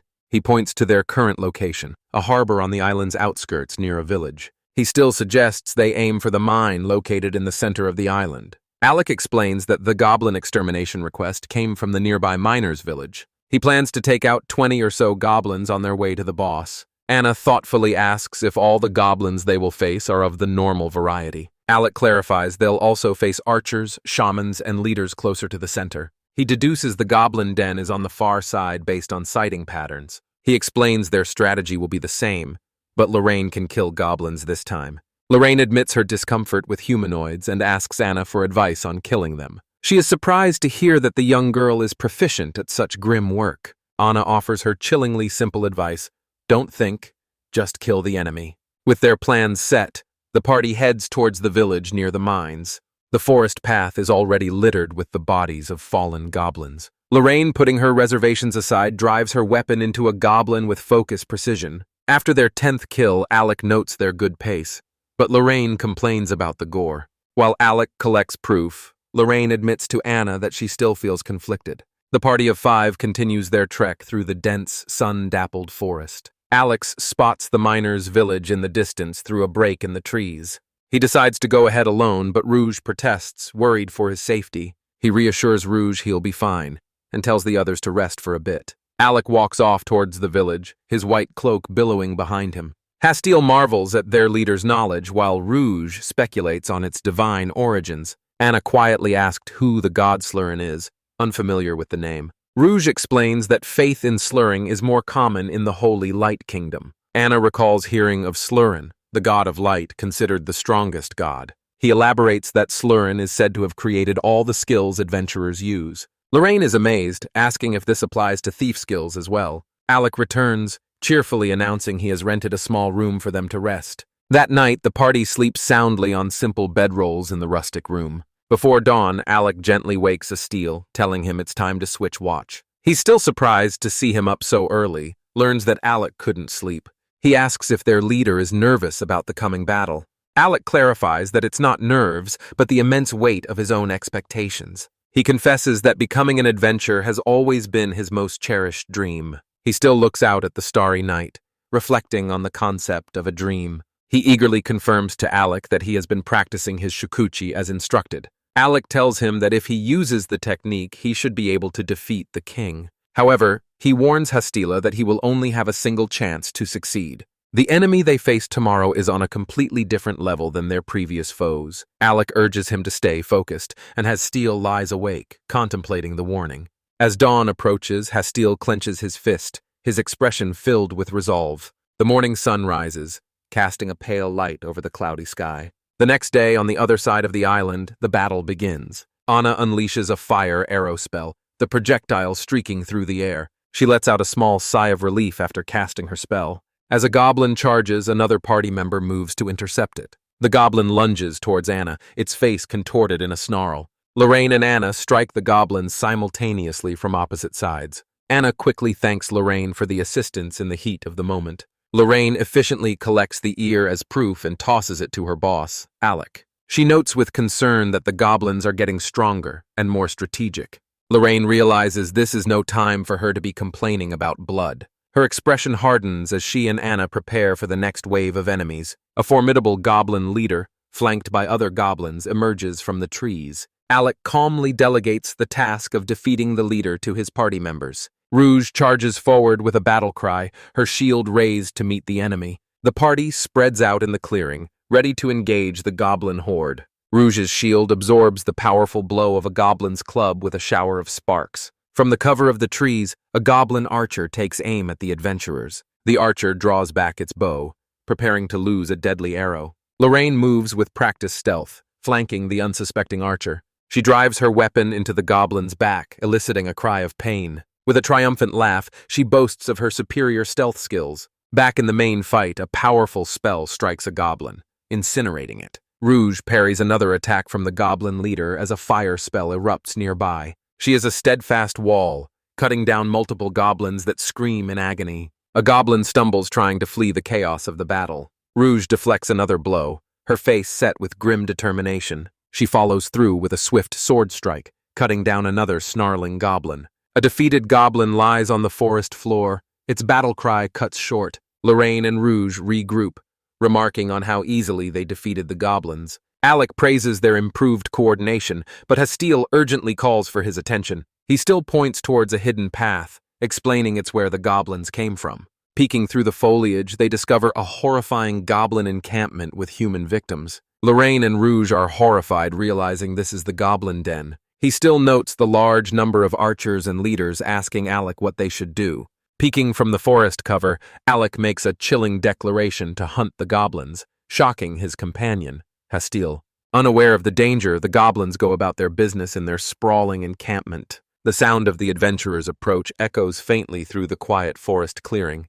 Hasteel protests, arguing that an enemy force of this size would require several clans to defeat. Suddenly, Lorraine spots the approaching enemy and shouts a frantic warning to her boss. The party realizes with alarm that the goblins have discovered their hiding spot. Stepping forward with grim purpose, Alec grips his ornate staff ready for battle. He unleashes a devastating thunderstorm spell upon the charging goblin horde. A swirling vortex of lightning engulfs the goblins, their bodies tossed about helplessly. Rouge watches in stunned awe as the powerful magic decimates the enemy ranks. With a confident smile, Alec announces that the real hunt is about to begin. The remaining goblins, enraged and heavily armed, surge forward to avenge their fallen. Alec issues swift commands, assigning Rouge to tank the leaders and Anna to attack. With a defiant battle cry, Rouge charges headlong into the fray, taunting the enemy. She prepares to meet the full force of the goblin charge, her shield held high. Her defense holds firm against the brutal, overwhelming assault of the goblin horde. A grimace of effort crosses her face as she struggles to hold the line. Alec instructs Lorraine to flank the enemy and begin eliminating their rear guard. Hastile anxiously asks his leader what his role in the unfolding battle will be. Alec explains he is switching to support and task Hastile with protecting Anna. He gets his attention one last time, calling out Hastile's name with purpose. Alec offers simple yet powerful encouragement, stating that he believes in his comrade. The battlefield erupts into a chaotic scene of clashing steel and crackling spells. Rouge finds herself completely surrounded by a wall of snarling, aggressive goblins. She expertly parries a blow, her focus absolute amidst the overwhelming chaos. With fierce determination, she resolves that she cannot let the front line break. She unleashes a powerful shield swing, shoving the surrounding enemies backward. The force of her attack sends the goblins stumbling, completely off balance. Seizing the opportunity, Anna unleashes a massive firestorm into their ranks. Rouge looks on in admiration, praising Anna for her consistently amazing power. A sudden noise startles her, drawing her attention to a new unseen threat. A goblin shaman's fire arrow streaks past her, impacting harmlessly against her shield. She realizes a shaman is nearby, but is unable to pinpoint its exact location. Lorraine appears from the shadows, dispatching the goblin spellcaster with a swift stab. Rouge expresses her gratitude to Lorraine for the timely and crucial intervention. Another wave of goblins, led by a formidable leader, emerges from the woods. Rouge observes grimly that there are still more enemies left to defeat. Despite the odds, she feels a swell of pride at successfully holding the front line. She vows to overcome this challenge and emerge from it even stronger. With renewed vigor, she taunts the new wave of goblins approaching her. She challenges them, asking if this meager assault is all the strength they possess. The new leader's blow is incredibly powerful, far stronger than the previous ones. A soft green light envelops her as Alec casts healing and protection spells. Feeling her strength return, she unleashes another powerful shield swing attack. She silently thanks Alec, acknowledging that his support spells are a true lifesaver. Anna prepares another spell, shouting the incantation for a defensive firewall. Lorraine darts through the chaos, her dagger a blur of deadly motion. Alec coordinates the assault, casting a barrage of support and attack spells. The clearing is now littered with the bodies of fallen goblins. Rouge catches her breath, believing they have finally defeated most of the horde. Hustel's panicked voice cuts through the quiet, pointing to a new ominous figure. From the shadows of the forest, a massive, imposing figure slowly emerges. The creature is clad in ornate armor and a majestic fur-trimmed cape. It steps into the light, revealing its crude crown and massive, wicked-looking scimitar. The Goblin King looms over the battlefield, radiating an aura of power and malice. Alec faces the new threat head-on, welcoming the Goblin King's long-awaited arrival. The final desperate stage of the battle on Goblin Island is about to begin. Alec shouts a final command, telling everyone to hold out for 2 more minutes. He specifically orders Hastile to begin his preparations for the final decisive attack. The Goblin King's remaining minions charge forward with blood-curdling, guttural screams. Rouge braces herself once more, her shield ready to meet the final impact. Lorraine breaks away from the group, intending to get behind the Goblin King. The monstrous ruler's eyes track her movement, a low growl rumbling in its chest. It turns its full attention to her, its massive weapon ready to strike. A powerful swing sends Lorraine flying, her flanking attempt brutally thwarted. Rouge and Lorraine wonder if they can possibly survive for 2 more minutes. Alec orders Anna to erect a firewall down the center of the battlefield. A massive wall of black fire erupts, separating the heroes from the horde. Behind the flames, Hastile closes his eyes, focusing his spirit for the attack. He reminds himself not to miss the timing and to assume his Vajra stance. His eyes snap open, filled with fierce determination as he readies himself. Alec casts Enchant Weapon, and dark energy envelopes Hastile's gauntlets. The Goblin King waits patiently on the other side of the roaring firewall. A bead of sweat drips down Hastile's face as he prepares for his moment. He recalls his simple training, doubting if he can succeed in a real fight. A memory of Alex's words reminds him that all that's left is to believe. The firewall parts, creating a clear, narrow path to the Goblin King. Alec gives a signal, shouting for Hastile to go now with all his might. Propelled by magic, Hastile closes the distance in the blink of an eye. The Goblin King is caught completely off guard by his impossible speed. He still clenches his glowing fist, drawing back his arm for the final blow. He unleashes his ultimate attack, the explosive Hadouken, into the king's chest. The impact is a blinding starburst of pure, devastating energy. The massive Goblin King is sent hurtling backward through the forest. The rest of the party watches in wide-eyed amazement at the outcome. The defeated king crashes to the ground. His reign of terror ended. He still stands frozen, his body trembling slightly from the immense exertion. The reality of his victory washes over him as he exclaims that he won. The remaining goblins stare and tear before fleeing into the woods. Lorraine rushes to his side, praising him for the incredible single-blow victory. He is still processing the incredible feat he just accomplished. His mind flashes back to his unusual training of simply throwing rocks. He clenches his fist, a grunt of profound satisfaction escaping his lips. The tension breaks as he lets out a hearty, triumphant laugh of pure joy. Alec congratulates him, declaring him the undisputed MVP for the day. Hayes still turns to Alec, asking to be called by his nickname, Hattie. He explains that his friends call him Hattie and asks Alec to do so. Alec is slightly surprised, but considers his friend's earnest request. He smiles warmly and agrees, congratulating Hattie on his great work. Alec gives him a friendly thumbs up, officially assigning him his party roles.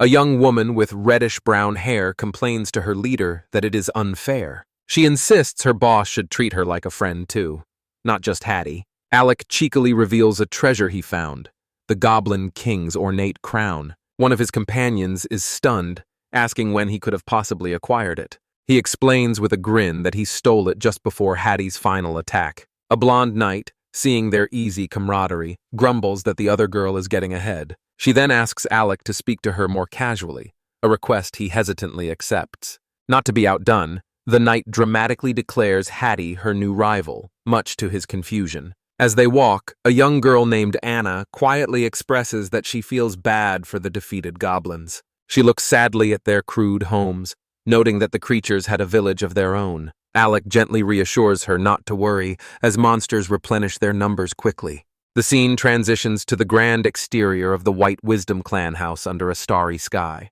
Their party arrives home, with the reddish-haired girl cheerfully announcing their return. A maid in a crisp uniform greets them in the foyer, welcoming the entire group back. Alec confirms they are home and asks the maid Mary if anything happened while they were away. A footstep sounds from a nearby hallway as a familiar voice calls out Alex's name. His face lights up with joy as he sees his friend Jilly, who welcomes him back. Alec eagerly asks if Jilly successfully changed his job to a sniper, noticing his new gear. Jilly explains he acquired the new clothes on his way to the royal capital. He begins his story, recounting how his caravan was suddenly ambushed by 30 bandits. Though a great swordsman was guarding them, Gilly lent a hand in the fight. As a token of gratitude, the swordsman gifted him the new scarf he now wears. Jilly continues, revealing that on his way back, the caravan was attacked again by 2 wyverns. Alec is concerned, noting that such monsters should not be found near the royal capital. With a proud smile, Jilly says he got his revenge and was gifted a powerful bow. Their conversation is politely interrupted by the maid, who apologizes for the bother. Mary informs them that a guest has arrived, an acquaintance of both Jilly and Alec. Peeking into a sitting room, they see 2 men relaxing on a plush sofa. Alec is stunned to see the 2 visitors, a man in a vest and a bard. His face is a mask of shock and disbelief as he recognizes his old friends. He calls out their names, Hans and Cain, overjoyed to see that they are both safe. Hans, overcome with emotion, expresses his immense relief that Alec and Anna are unharmed. Alec prepares to introduce his new companions, who are peeking curiously from the doorway. He explains that Hans is a merchant from Kettle village who sold his and his grandpa's potions. He then introduces Cain, a traveling bard who visited their village every year. Cain explains he met Hans in the capital and decided to visit Kettle village with him. A grim silhouette shows their arrival at the desolate, ruined remains of their home village. Hans explains he was looking for a new place to sell Alec's potions in the capital. Cain continues, stating that though the village was destroyed, they found no corpses. They reason that if the survivors were still alive, they must have gone to Vulks. Alec smiles, expressing his own relief that Hans and Cain are safe as well. Cain pulls Alec into a warm embrace, telling him he has done well through his ordeal. He then announces he must leave immediately, much to Alex's surprise. Cain wishes Jilly and Anna well, telling them to stay safe on their journeys. A close-up shows Cain's determined expression as he reveals his next destination. He announces he is heading to the Car's Empire, which startles Alec. The group watches as the bard prepares to depart from the grand room. Cain explains with a smile that being a rootless traveler allows him to learn many things. At the doorway, he pauses, turning back to get Alec's attention one last time. He delivers a cryptic warning, telling Alec to beware of the black dog. He hopes his companion, the swordswoman Abby, will be with him the next time they meet. From the window, Alec watches as the lone figure of the bard walks away. Gilly remarks that Cain is always moving like the wind, never staying in one place. Alec reflects on his old friend, recalling his suspicion that Cain was a reincarnator. A memory shows him testing this theory, but Cain knew nothing of other worlds like Japan. Alec thinks to himself, what a great companion Cain would have been if he were one. In a flashback, Cain had called a young Alec a reliable friend. Gilly and Alec discuss Cain's safety, with Gilly expressing her faith in his ability to manage. Hans adds that Cain knows when to run from real danger, so he will be fine. Despite their reassurances, Alec admits that he still has a bad feeling about the situation. Anna turns to Hans, asking him where he plans to go now that he's here. Hans looks defeated, admitting he has lost his home and was only thinking of their safety. The maid observes that Hans is a warrior who is completely unconcerned about himself. Hearing this, Alec has a sudden idea, a spark of inspiration hitting him. He offers Hans a place in his clan, an idea that shocks everyone present. Alec explains he needs Hans's skills as a merchant to sell the items he creates. Hans, looking overwhelmed, stammers that selling things is something he can certainly do. Alec passionately insists that he needs Hans's specific abilities for the clan to succeed. The feeling of being needed washes over Hans with palpable intensity. Overcome with emotion, Hans eagerly accepts the offer, vowing to do whatever he can. Alec immediately calls for Mary, who enthusiastically agrees to prepare a room for Hans. He explains that Hans's help on the business front will be a great relief. Gilly remarks that with Hans present, it feels like they are back in Kettle village. Alec reflects on the game, War Chronicles of Dagard, where merchants were essential for clans. This leads him to question why this world lacks certain jobs and powerful skills. A close-up shows Alex's eyes, wide with a dawning, disturbing realization. He wonders aloud if someone is deliberately trying to weaken the world's adventures. The scene shifts to the exterior of a grand, stately manor. Inside a lavish, high-ceiling hall, a political discussion is taking place. A duke discusses the matter of the sage from Kettle village. His advisor confirms their grim conclusion.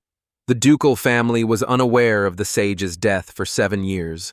The duke covers his face in distress, confirming this was what he had thought. The advisor adds that no official reports have come in about the village attack either. The duke has entrusted his advisor with the preliminary steps to manage the Vulks' territory. He sighs in frustration, questioning why his son is covering up the incident. The duke believes his son received the reports, but failed to grasp their importance. He reveals that 7 years ago, the village official was swapped with a complete stranger. The advisor finds it hard to believe that Duke's son could be behind such a conspiracy. The Duke speculates that perhaps the Empire was responsible for the deception. His advisor refutes this, arguing the Empire would have attacked immediately if they knew. The Duke is struck by a sudden, horrifying thought. He exclaims in shock, wondering if the royal capital itself could be responsible. Though the Duke finds the idea preposterous, his advisor admits it is possible. The sage was the guardian of the Pendragon Kingdom, so news of his death would cause trouble. The advisor notes this would be a reason to pressure the local lord into silence.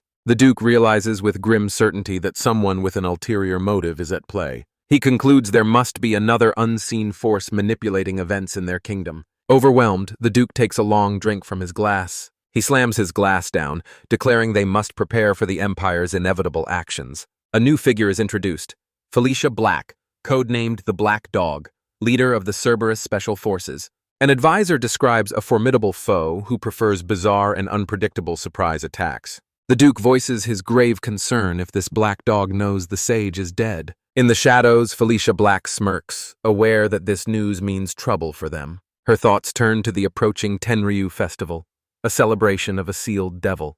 A sinister smile spreads across Felicia's face, hinting at her dark intentions. A new chapter begins in Vulks, following the party's victory over the Goblin King. Hattie's newfound confidence as the party's finisher has inspired his 2 female companions. Following that success, the party continued to level up by fighting various boss monsters. As a result of their relentless efforts, everyone in the group reached level 30. Alec reflects that gathering members of a similar level was the right strategic choice. His contemplation is broken by Hans, who burst in asking if he can make potions. With a look of relief, Hunt shoves a massive stack of order forms at Alec. He explains that Alex's potions are incredibly popular, resulting in a flood of orders. Alec notes they're turning down large requests, but is still grateful for the income. He tells Hans to wait, but his companion spots something startling at the door. A woman in shining armor bursts in, apologizing and confidently identifying Alec. With a crash, the door flies open, her dynamic entrance startling everyone inside. Alec is completely taken aback by the sudden and forceful intrusion into his study. He cautiously confirms his identity and asks who the imposing newcomer might be. She introduces herself as Henrietta Pendragon, leader of the Silver Wyvern clan. The prestigious name, Pendragon, catches Alec completely by surprise, his expression shifting. Henrietta's younger brother and butler quickly apologize for her boisterous entrance. The boy asks to speak inside while Alec dryly notes his clan's popularity. The two parties sit opposite each other in a formal sitting room for a meeting. The boy reintroduces his sister, Henrietta, as a holy knight in their shield. He proudly states she is no mere decorative noble, thanks to her father's strict training. A quiet girl with them introduces herself as the sub-leader and a wizard-class mage. An older man in a suit is introduced as Seth, their butler in a high-level monk. Seth gets straight to the point, asking if Alec is aware of next month's festival. Alec recalls the festival from his game, a regular event honoring a sealed demon duke. Polk confirms it's a normal festival, but notes that crime tends to increase during it. For this reason, he formally requests the cooperation of Alec's clan, White Wisdom. Alec readily agrees to take part, since his clan is also affiliated with Vulks. The two leaders shake hands, sealing their agreement to work together during the festival. They share a moment of mutual understanding, their new partnership solidified. Paul Sees silently observes that Henrietta's group feels more like official envoys than adventurers. Henrietta proudly declares that she will take care of Alec as a senior adventurer. Her earnest promise is something that Alec finds genuinely reassuring. Henrietta's attention is suddenly drawn to her butler, Seth, who has a secret plan. Seth leans in, asking if his lady has another truer goal for this visit. Alec and his companions are confused, wondering about this secret objective. Seth reaches into his coat, the gesture creating a sudden and unexplained tension. He pulls out a blank autograph board, formally requesting Alex's signature. Alec is stunned by the request as a flustered Henrietta protests her butler's actions. Seth explains that his lady, being of Sage Gale's line, greatly admires Alec. Henrietta is completely mortified, her face flushing with embarrassment at the revelation. The butler insists it would be beneficial for Alec to know of her admiration. Alec politely agrees to sign, which Henrietta insists was not her intention. Clutching the signboard, Henrietta's brother cheerfully promises to visit again soon. Henrietta, still flustered, stammers a hasty farewell before taking her leave. He made thanks Alec for the tea as he watches the strange group depart. Standing at the door, Alec reflects that his visitors were a very strange bunch. He muses that Henrietta's royal blood gives her a different air than another person he knows. He concludes that she likely just visited out of simple, innocent curiosity. His thoughts are interrupted by the urgent need to return to making potions. The next day, Hattie arrives with a bag of tools for his boss. Alec thanks him, asking him to put the tools down while he works. As Alec works, Hattie watches him carefully pour a liquid from a test tube. How do you ask why his boss decided to also become an alchemist among his other jobs? Alec explains that he needed a way to earn money after leaving his village. Hattie remarks that Alec has put some real thought into his path. Alex's question about Hattie's own plans catches the martial artist off guard. This sparks an idea, and Alec suggests they all discuss their advanced classes. He gathers the party asking for their decisions now that they've passed level 30. Lorraine is surprised by their rapid progress, while Hattie has only thought of skills. Rouge firmly states his decision to become a guardian and act as a tank. Anna quietly admits that she has not yet decided on her own path. Alec then announces his firm intention to become a necromancer, shocking Anna. Rouge questions this, but Alec clarifies it was his plan from the very beginning. He explains the basics path to necromancer requires leveling dark mage to 50. However, by also leveling white mage, he can simultaneously unlock the sage class. Adding alchemists to the mix will eventually unlock a unique hybrid class. His companions are impressed but acknowledge the difficulty of his ambitious plan. Alec turns to Anna, reminding her that her goal is to become stronger. He suggests the offense-focused wizard class would be the most suitable fit for her. Anna considers the wizard class, an image of Pulse appearing in her mind. She agrees, admitting she finds the undead scary and would much rather be a wizard. Rouge reaffirms his decision to become a guardian, inspired by Alec's story. He then advises Lorraine that her options as a thief are treasure hunter or assassin. Lorraine is immediately excited by the idea of becoming a treasure hunter. She learns the class requires leveling both thief and hunter skills to high levels. This means the vice leader, Yili, will have to be her teacher. She expresses some hesitation, finding the quiet vice leader difficult to talk to.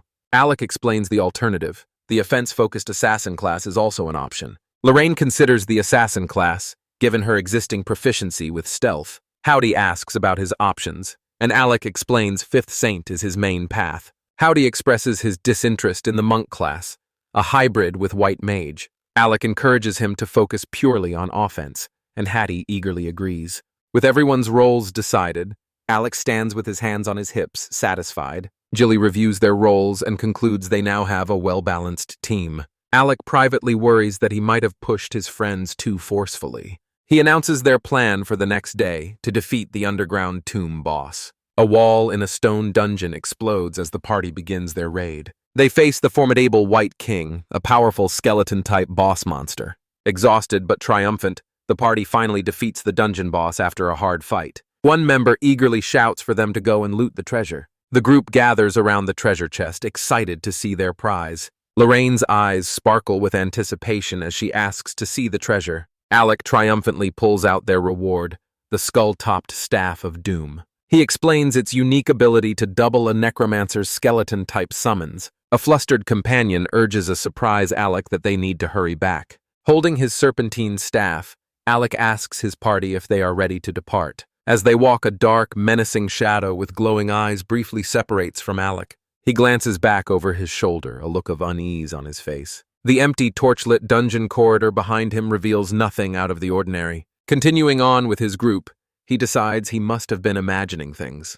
Back in town, a worried merchant named Hans approaches Alec with an urgent matter. Hans delivers the shocking news that their popular potion sales might be banned. He explains with exasperation that their products have simply become too popular. Alec thoughtfully examines a document pondering the implications of this new problem. He points out that other merchants are charging exorbitant, sometimes double prices. He confirms with Hans that this price gouging is indeed bad for the people. Elsewhere, the noblewoman Henrietta sips tea, a smiling maid attending to her. She sits comfortably in her shining plate armor, the picture of relaxed nobility. Her butler informs her that her father is aware but has judged it a non-issue. Henrietta makes a surprise visit to Alec's clan house, fulfilling her earlier promise. She cheerfully explains she is simply checking in on how the new clan is doing. Alec confirms his understanding that selling in small amounts was supposed to be fine. Huntz holds up a notice, revealing an overwhelming new demand for 2,000 units. He throws his hands up in panic, insisting he already told them it was impossible. He then reveals a new complication, an official notice from the Alchemy Guild. The notice states they can only sell if they produce a minimum of 2,000 units. Alec realizes the merchants in the guild are colluding to shut them down. He feels trapped, knowing mass production would sacrifice his adventuring time. Frustrated, he feels negotiating as impossible as Henrietta suggests simply producing more. The three of them stand together, contemplating the difficult, seemingly impossible situation. Alec explains to Henrietta that the problem is his inability to produce that much alone. Hans adds that hiring help is impossible without going through their restrictive guild. Henrietta puts a thoughtful finger to her chin, considering an alternative solution. She proposes a simple idea. Alec could just train new alchemists himself. A companion agrees, remarking that Alec is indeed a very talented teacher.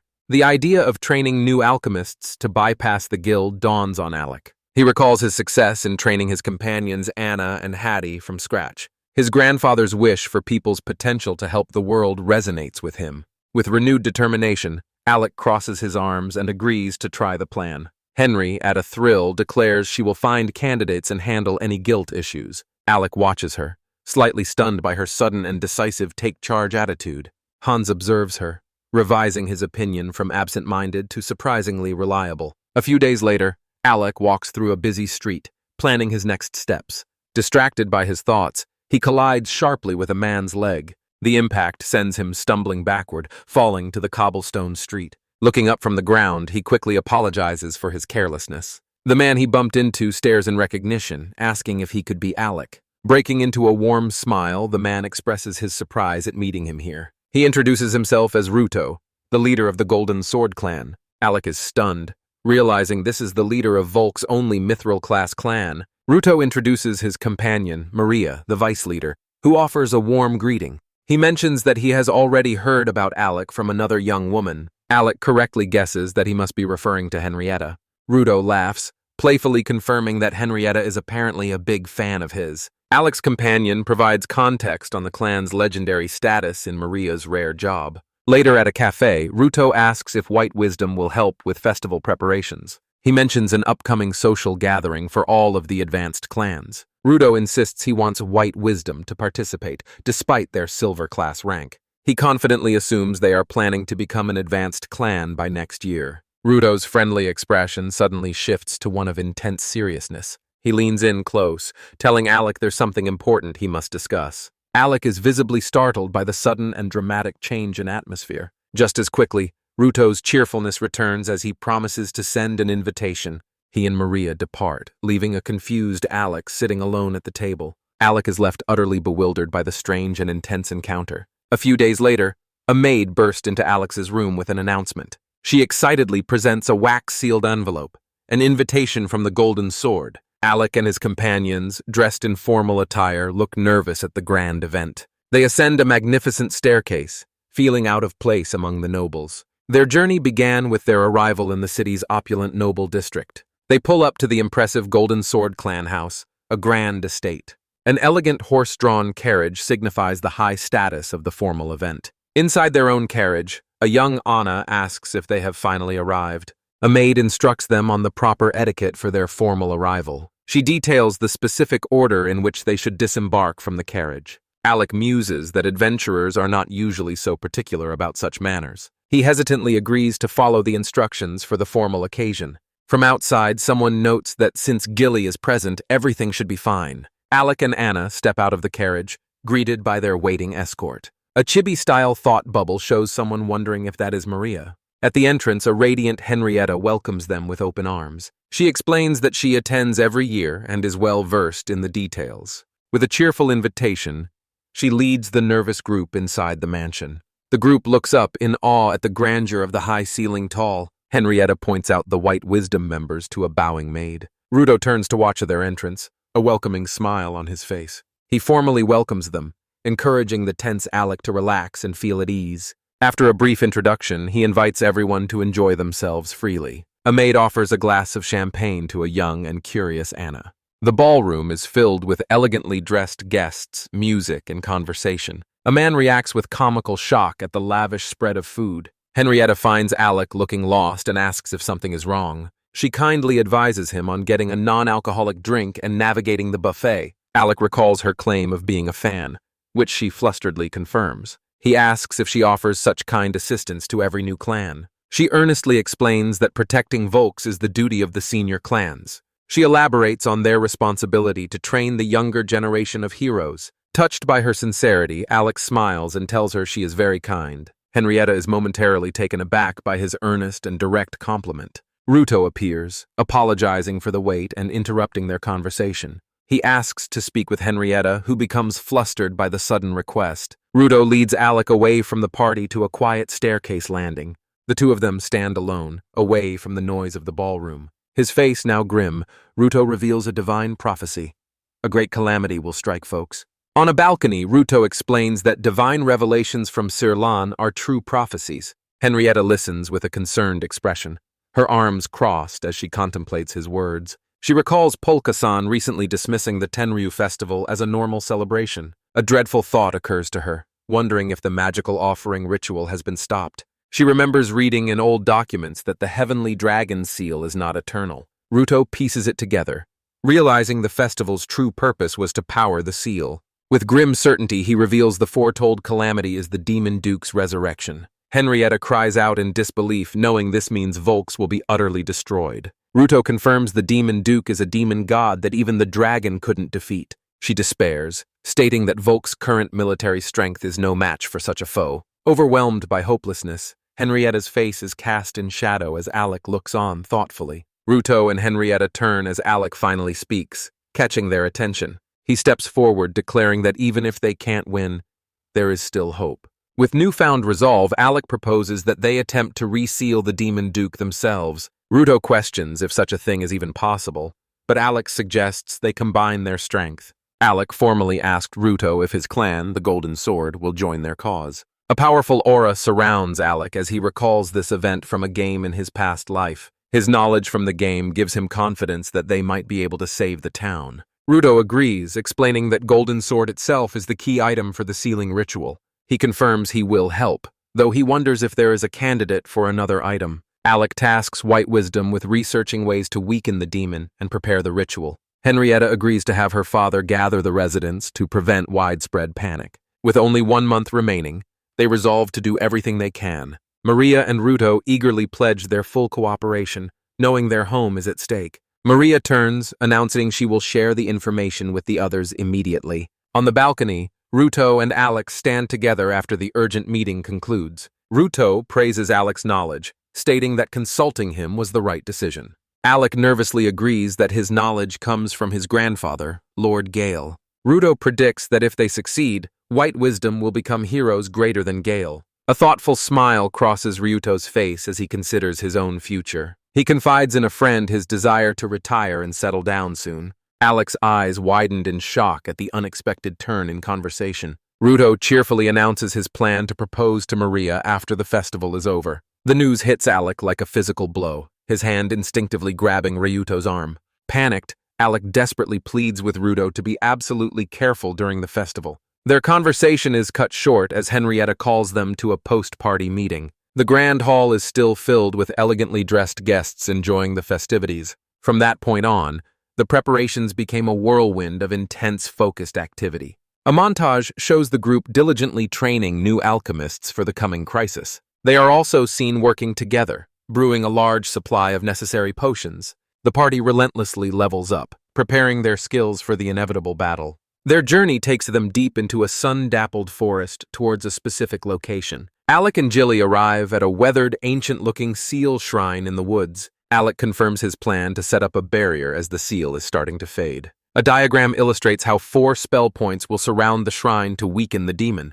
He recalls researching in the library to adapt a barrier gimmick from the game. The barrier spell proved to be as complicated as math, unlike a simple button press. The plan is to set up the barrier to surround the entire town of Vulks. Gilly agrees to the plan, suggesting they start with the southern point. The two of them stand before a stone marker, beginning their important work. The ancient chain shrine stands silently, its seals slowly weakening with time. On the eve of the battle, the entire clan gathers for a final meal. Alec reflects on the tough month, proud of his impressive level gains. He confirms that the Demon Duke Darkrim will be resurrected tomorrow. With all preparations complete, all that is left is to give it their all. He urges everyone to recharge their energy for the difficult battle ahead. The group raises their glasses, sharing a resounding cheers before the fight. The clan members eat and talk, a sense of camaraderie filling the room. Alec thanks Jilly for leading the others, impressed that everyone surpassed level 40. A thief named Lorraine complains that Jilly's training regimen was brutal. Rouge agrees the training was tough but effective, boosting his confidence. A martial artist, Hattie, insists that Anna worked the hardest and deserves praise. He reveals she raised not only her black magic but also her white magic to level 25. Another party member is surprised, assuming this was Alec's order. Alec is confused, stating he only gave Anna 5 potions for emergencies. The clan's merchant Hans nervously confesses that he was the one who gave her more. Hans explains that Anna had approached him to buy mana potions, worrying Jilly. Lorraine admits she was the one who suggested Anna go to Hans. She recounts how Anna was flustered but determined to get stronger faster. Another member, Hadi, adds that mana potions would help her level up efficiently. He gestures enthusiastically, explaining the benefits of using potions for training. Lorraine clarifies that since it was a secret, she told Anna to consult Hans. Anna, however, only had enough money to buy a few bottles. Alec reveals he was secretly giving her potions by deducting the cost from her salary. He then asks Anna why she's suddenly focused on white magic instead of becoming a wizard. Anna clenches her fist, her resolve hardening as she prepares to explain. With determination, she announces her new goal. She is going to become a sage. She explains she heard Alec raise his own sage level to learn resurrection magic. Believing her big brother is always right, she decided to follow his lead. Her friends confirmed that thanks to his advice, they have all grown stronger. A flashback shows Anna questioning her own reasons for fighting and getting stronger. She realized that just being a wizard wouldn't be enough to truly help her brother. Her voice filled with emotion. She reveals her fear that he never considers his own death. She poses the critical question, if he dies, who will bring him back to life? Anna declares that no one else in the party can save him if he falls. Alec looks on, stunned into silence by her powerful and selfless reasoning. She tearfully concludes that she doesn't want to lose any more family. Alec gently takes her hand, accepting her decision without question. He admits he was rushing too much to stabilize the clan and complete the party, reassuring a worried Anna.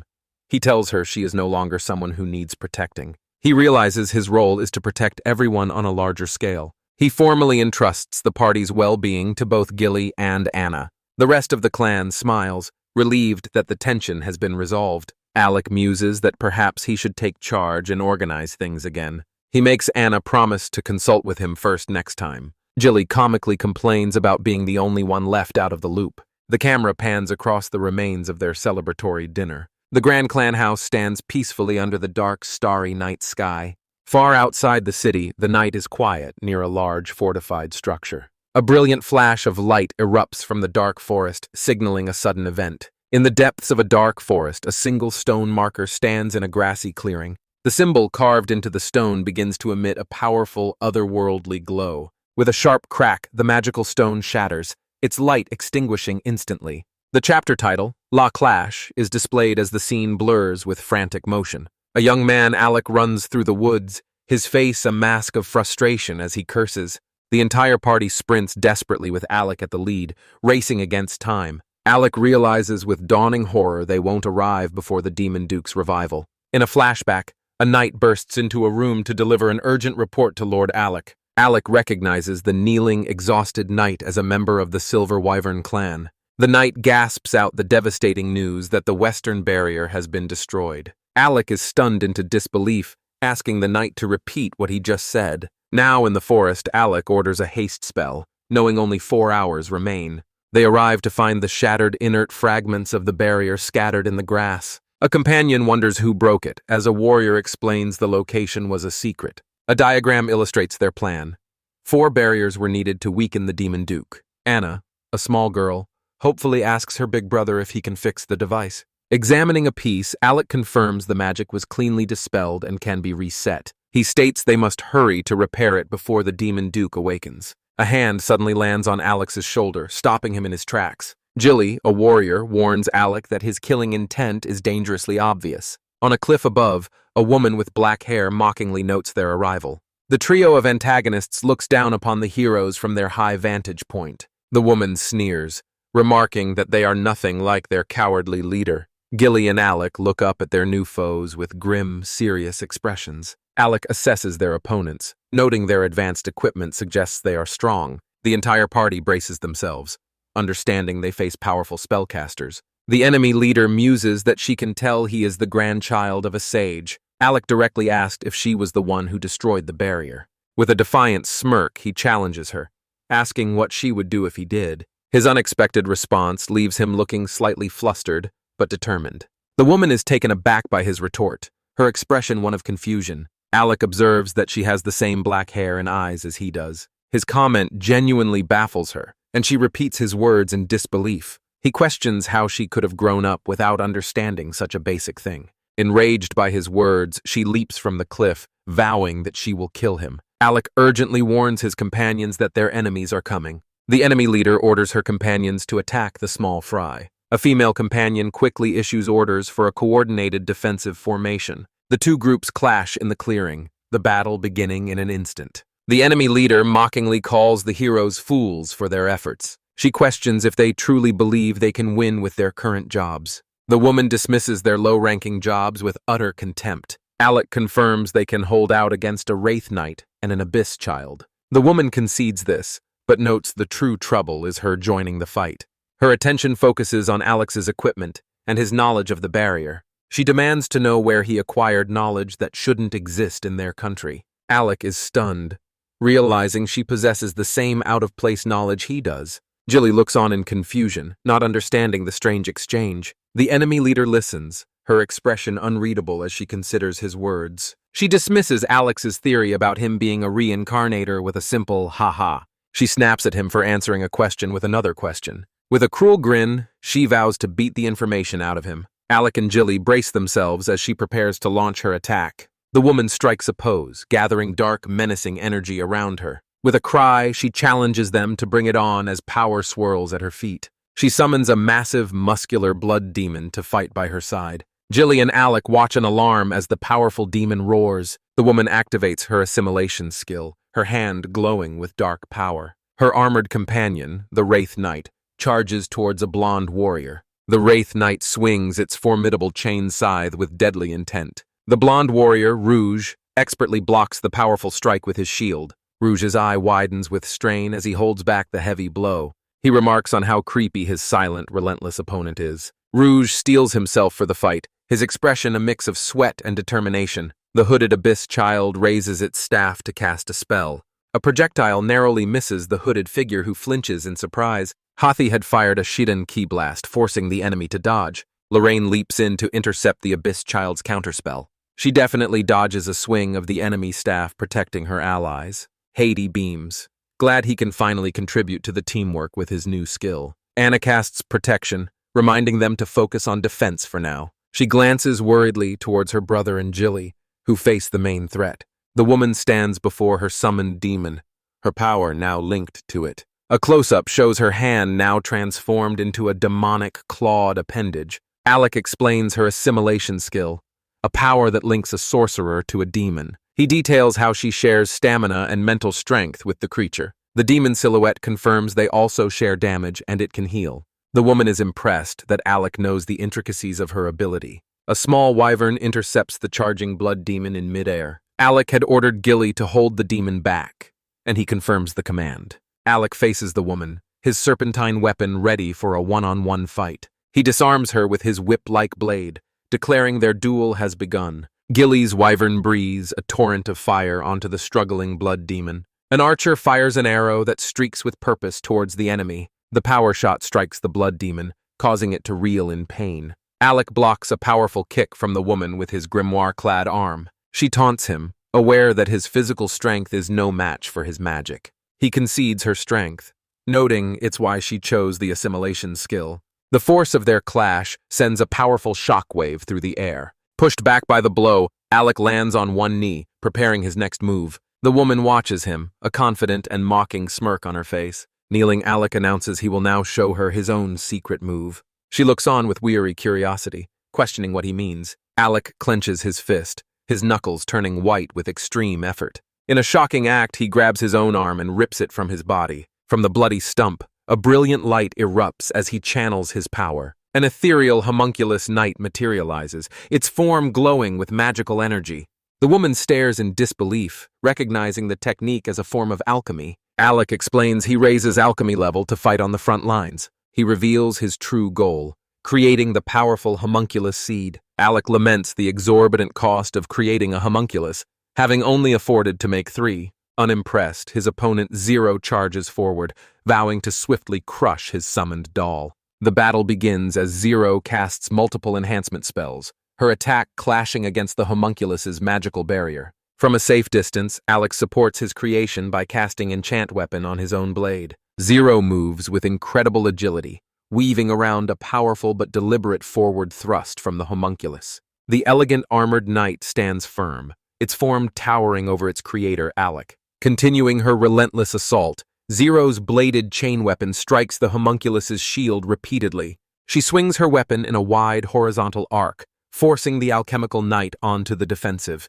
The homunculus brings its shield up, defending against her fluid and precise movements. At last, Zero's attack finds an opening, landing a glancing blow on the knight. The impact of the blow sends a stray shard of energy scratching her own cheek. A look of clear frustration crosses her face as she contends with her resilient foe. She casts a bind spell, sending swirling bands of energy to restrict the homunculus's movement. Next, she follows up with a weakened enemy spell to reduce its combat effectiveness. She then casts Dispel, attempting to strip the knight of its magical properties. Gritting her teeth, she mutters how incredibly annoying the entire situation has become. Her patience finally snaps as she screams her intent to finish the fight quickly. Alec recognizes her dangerous, impure soul skill, which sacrifices health for immense attack power. With a triumphant cry, she lunges forward to deliver the final devastating blow. In a desperate counter, Alec casts energy injection, empowering his creation at the last second. Her empowered hand strikes the homunculus, which appears to shatter into pieces from the impact. She stands poised, her attack having seemingly found its mark with a grimly satisfied look. Alec declares that this is the end, watching the decisive moment unfold.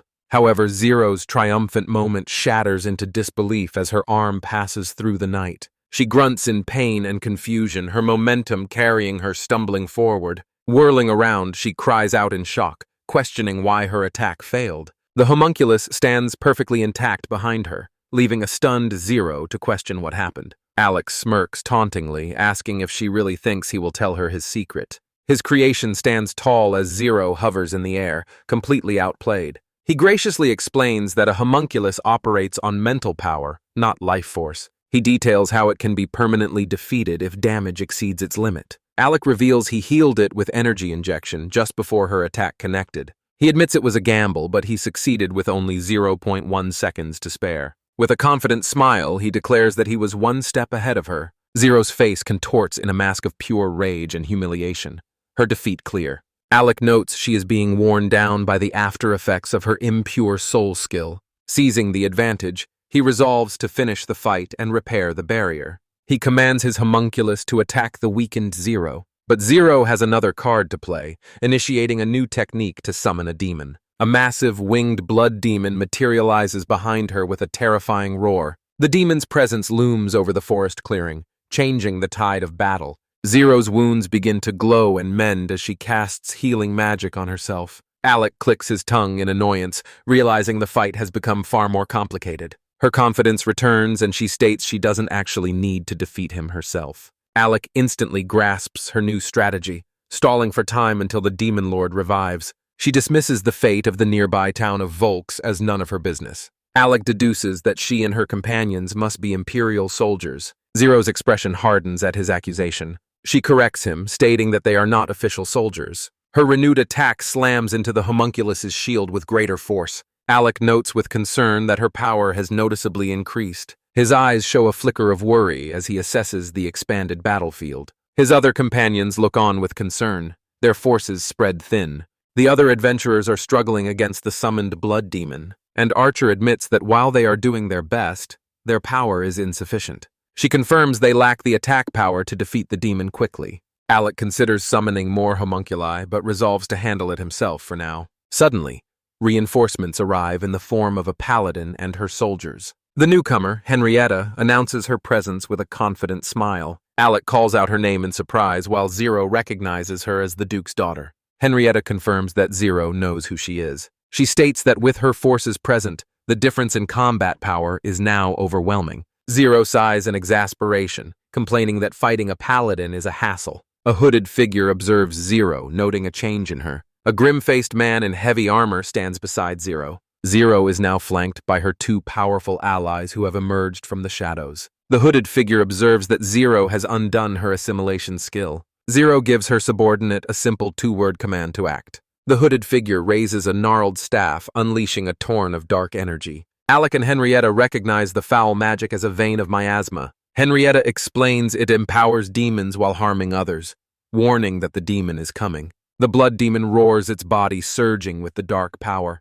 Henrietta and her soldiers form a tight shield wall, bracing for the charge. The empowered demon's attack slams into the line of soldiers. Henrietta glares at her enemies, asking if they intend to run away. Zero's armored companion states that the current situation is enough for a test. Zero smiles slyly, stating that it's better for them to step back now. Alec is left utterly confused by her cryptic words. With a scroll clutched in her fist, she screams, her name is Zero. She declares herself the one who will bring them despair.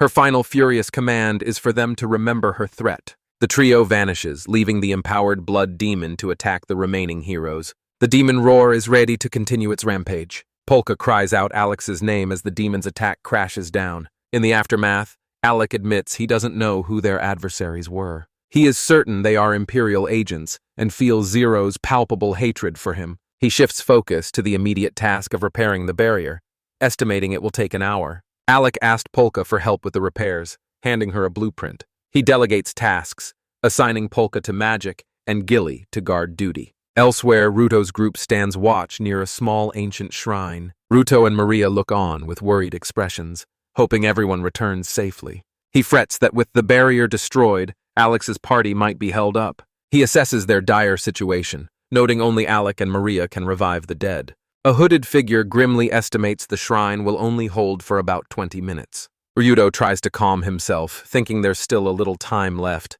His attempt at calm is shattered when the hooded figure cries out an alarm. A gargantuan boulder hangs impossibly in the sky, ready to fall. The mass of rock plummets, crashing into the ground with cataclysmic force. Ruto is thrown backward by the shockwave as the earth cracks and splinters. The small shrine is obliterated, reduced to nothing more than a pile of rubble. From the dust of a colossal impact, a sinister and triumphant laugh echoes out. A group of adventurers, led by a spiky-haired man, prepares for the coming battle. The Demon Duke, a skull-faced figure in a sharp suit, descends, surprising the leader. Upon landing, the demon feels an unnatural heaviness, a strange sluggishness in his body. The leader, Ruto, realizes with a surge of hope that Alex's repaired barrier is working. Looking around, the Demon Duke observes his foes, noting they are positioned in all 4 directions. He declares his simple, brutal plan. First, he will destroy the barrier, then the entire town. Ruto stands his ground, defiantly stating he will not allow the demon to reach the city. The demon seems to dismiss him, remarking that he will deal with him later. Floating menacingly, the demon offers a condescending chance to escape, framing it as their death. Ruto and his united parties stand firm, ready to face the overwhelming threat. The demon scoffs at their bravery, calling their determined stand pathetic and useless. With a sigh of mock resignation, he announces that he will play with him. He snaps his fingers, summoning a terrifying swarm of wing-greater demons from the sky. The demon promises the heroes that they will pay for their reckless defiance. The winged demons dive towards a small, outnumbered group of human defenders. Undeterred, Ryudo roars the incantation for a holy enchanted spell, his sword flaring with light. He immediately follows up with a magic burst, channeling immense power for a single attack. His glowing blade slices cleanly through the first greater demon to reach him. Landing amidst the chaos, he rallies his troops, shouting for them to follow his lead. The Demon Duke observes this display with grudging respect, murmuring that it's not bad. The horde of greater demons continues its relentless descent upon the battlefield. Ruto shouts orders, warning them to minimize injuries due to their lack of healers. He commands each clan to engage 3 of the demons, and they affirm the order. Mages in the back line begin casting protective barrier spells for the entire group. The battle is joined as a greater demon's claw clashes against a knight's shield. The intense fighting continues with soldiers desperately holding back the demonic tide. Ruto grits his teeth, his mind fixed on holding out until Alec and his party arrive. From above, the Demon Duke observes the battle with an air of detached amusement. A soldier looks around in confusion, noticing the Demon Duke has suddenly vanished. The demon reappears before Maria, sensing the celestial dragon's power emanating from her. Ruto sees this from across the field, realizing with horror that their plan is exposed. A flashback shows Alec entrusting the sealing of the Demon Lord to Maria. Alec explained that he created a sealing stone, making Maria its most suitable guardian. In the present, Maria stands resolute despite the danger, clutching the hidden stone. Ruto stares in disbelief, questioning if she truly possessed such a powerful item. With unwavering determination, Maria reveals the glowing sealing stone in her hand.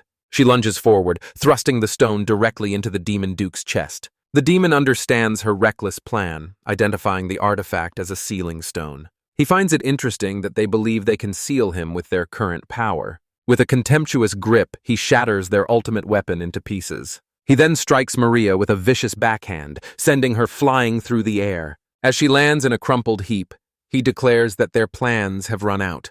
The demon's masked face fills the view as he promises to make them taste despair. Ruto can only stare, a cry of impotent rage escaping his lips. The chapter title, Decoration, hangs over a scene of the greater demons overwhelming the soldiers.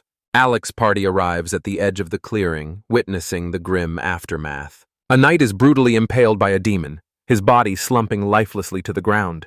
Another soldier lies dead as a hooded figure looks on in sorrow. Henrietta covers her mouth in horror, calling the brutal scene too cruel. A demon viciously strangles a hooded mage, ending his life. A young woman with short hair stares in shock at the carnage before her. Alec cries out Maria's name as he sees her lying motionless on the ground. The sight of his fallen comrade sends a shockwave of guilt through Ryuto.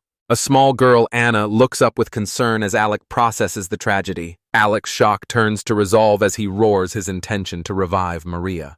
He orders Jilly and the silver wyvern to guard him during the resurrection ritual. Anna and the others are tasked with assisting and defeating the remaining greater demons. The demon duke chuckles, observing Alex's group from a safe distance. His sinister laugh echoes as he watches the heroes regroup to counterattack. He looms over the exhausted Ryuto, taunting him that he's reaching his limit. The demon preys on Ruto's guilt, suggesting he regrets ever starting the fight. He offers a false hope, saying some might survive if Ruto flees now. Ruto is shaken, but Alec's voice calling his name cuts through the despair. Ruto sees Alex's party has arrived, with Alec already tending to Maria. Alex shouts that he'll revive Maria with the silver wyvern support. He asked Ruto to hold on for just one more minute. Ruto yells his thanks and orders his men to fall back and reinforce the barrier. A knight and a mage share a moment of renewed hope. The demon dismisses their efforts as useless and commands a greater demon to attack. Jilly and two knights form a shield wall, bracing for the charge.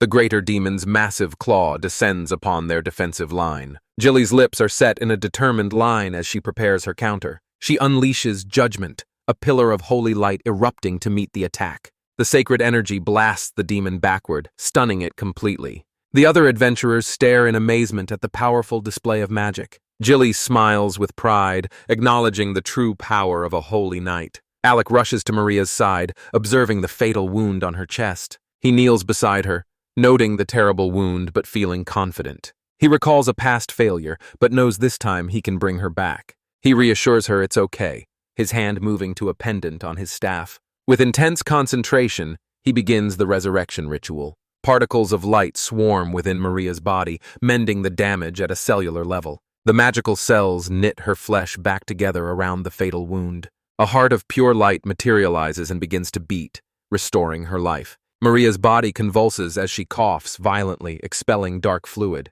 Alec supports her head, carefully administering a mana potion. She regains consciousness, a warm light glowing where the wound once was. Daze. She whispers the name of the spell that saved her, Miracle Light.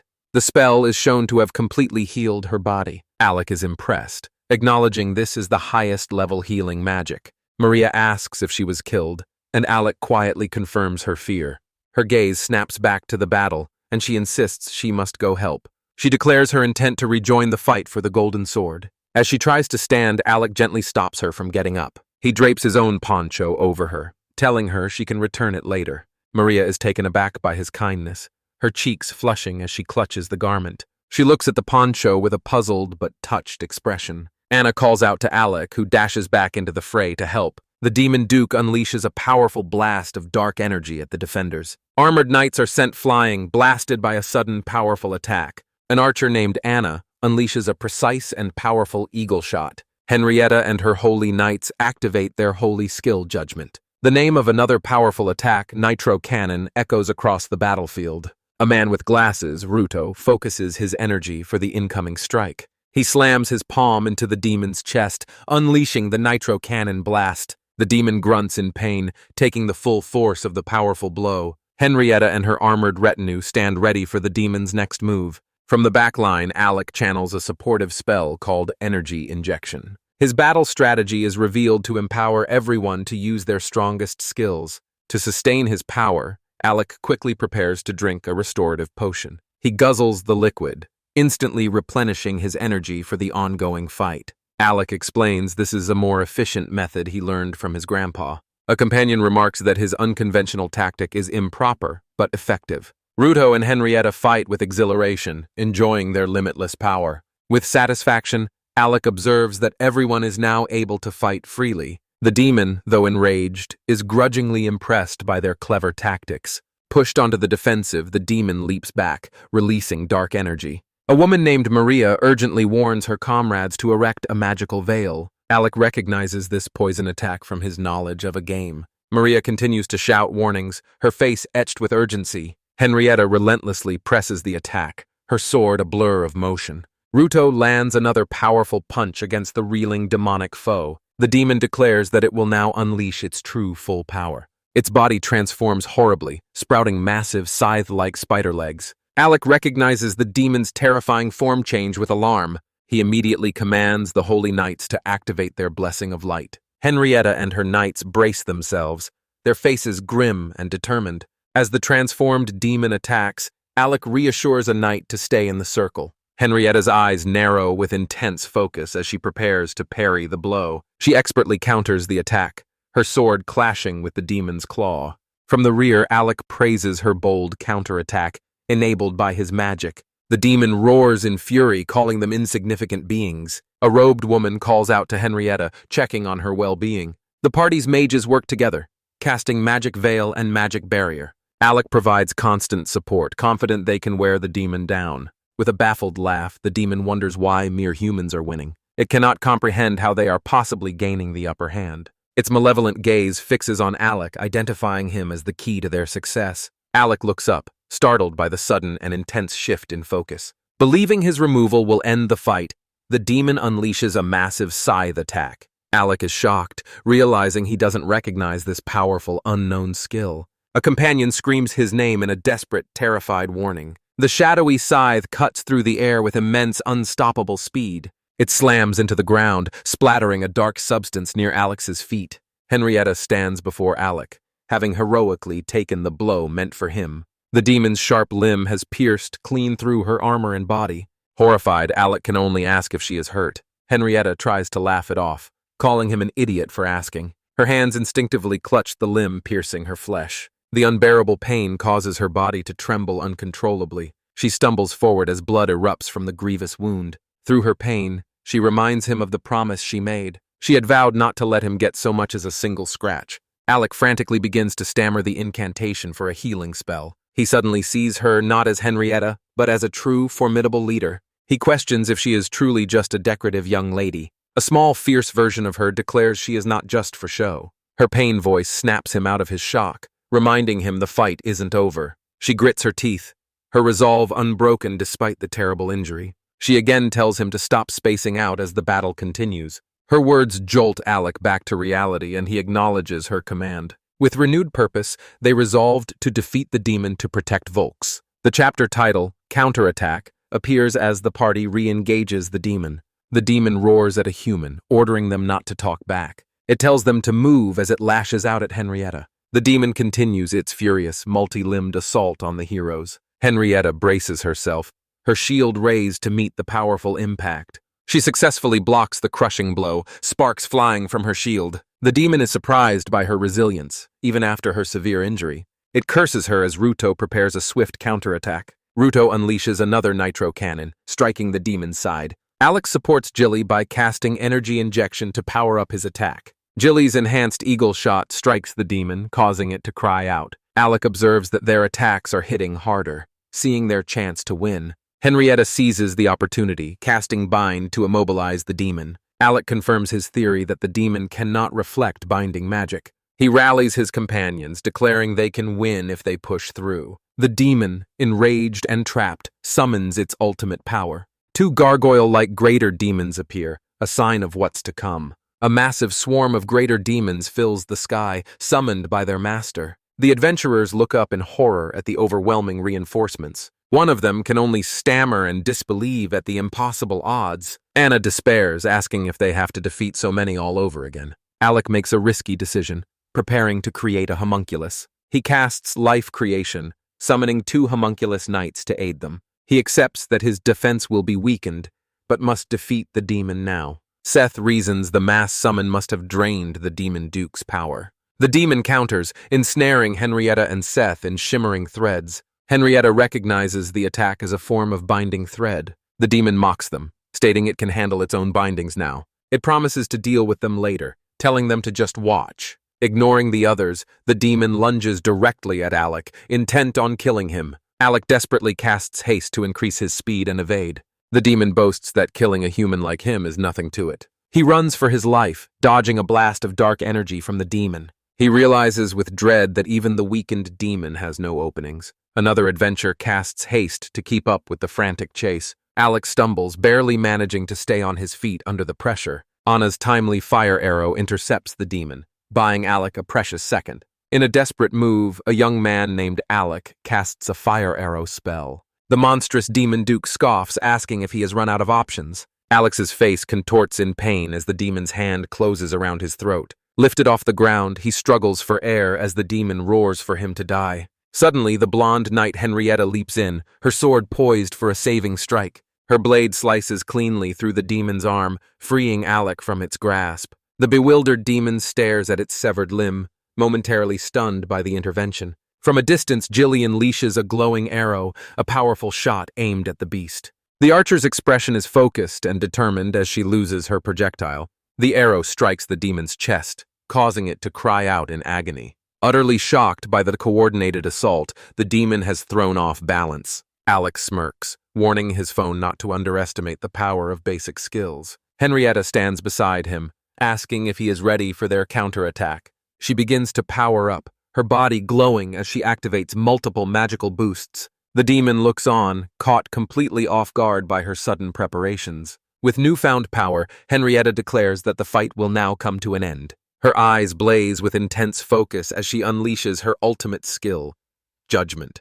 A colossal arc of pure, destructive energy erupts from the tip of her sword. The devastating attack slices cleanly through the demon duke's torso. The demon's bisected form falls, its horns shattering on the forest floor. Henrietta and Alec watch the aftermath of her incredibly powerful strike. In the distance, the demon's body lies motionless in the grassy clearing. Henrietta explains that Gilly's arrow was meant to break a binding spell. Alec adds that the demon lost its nerve after being successfully bound once before. A low, sinister laugh begins to emanate from the fallen creature. The demon's voice warns them not to believe that this is the end. A shocked Jelly questions if they still haven't truly defeated their foe. Alec's expression hardens as he states his own true power is far greater. The demon duke rises, its bisected body having miraculously reconnected. Its gaze locks onto Alec with a sudden and intense recognition. The demon identifies his eyes, his hair, and even his soul with a start. It realizes with dawning comprehension that the city faction is involved. Concluding that further resistance is futile, the demon states it cannot be helped. With a sharp snap of its fingers, a new silent command is issued. The soldiers are shocked as all the lesser demons on the battlefield vanish. The demon duke sits cross-legged, announcing it will be sealed away obediently. Alec and Henrietta can only stare. Their face is a mask of utter disbelief. A stunned Ruto protest, pointing out the sealing stone, was already destroyed. The demon calmly corrects him, revealing the existence of one more stone. A thought suddenly strikes Alec as he has a moment of realization. He pulls a jagged crystal from his pouch, asking if this is the stone. His companions are stunned by this completely unexpected development. The demon explains this is a prototype too weak to seal a demon lord. Since it will not resist, the demon assures them there will be no problem. It calls the sealing a token of thanks for the entertainment of their battle. The demon states the seal will last 50 years, promising to maintain it. Alec accepts the offer and asks a woman named Maria to perform the ritual. Maria agrees, approaching the waiting demon with the glowing sealing stone. She closes her eyes, focusing her energy for the powerful sealing ritual. The stone glows brightly, bathing the entire clearing in an ethereal light. Alec watches intently as the powerful magic begins to take hold. The demon dude cryptically addresses Alec as a young but old hero.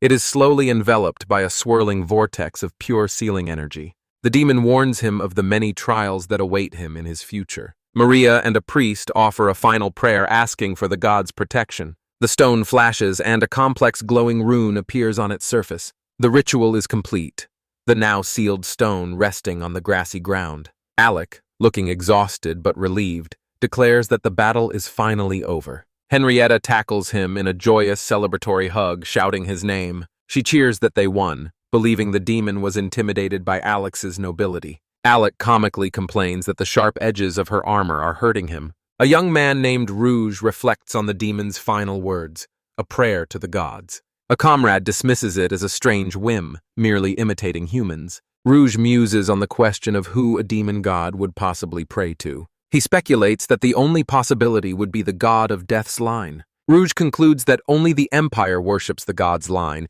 deepening the mystery. Henrietta looks at Alec with a searching gaze, asking who he truly is. The city of Vulks is shown, peaceful and serene under the warm sun. Citizens gather in the cobblestone streets discussing the recent events. They whisper fearfully, questioning if the demon duke was truly resurrected. A town crier shouts the news from a special edition newspaper. A woman tries to explain the uncertain details of the story to her neighbors. The headline confirms the demon lord's return and defeat by Eye of Wisdom. The grand multi-story clan house of White Wisdom is shown. Inside, a rumor circulates that White Wisdom's leader was the true hero. Alec sits in a lavish room, his heroic deeds now widely known. Lord Julius Pendragon, the lord of the Vulks territory, formally thanks him. Alec reflects that 5 days have passed since the battle with the demon duke. He identifies the man beside the lord as Mr. Watson, his grandfather's brother. Lord Julius expresses deep gratitude on behalf of Henrietta and Polka.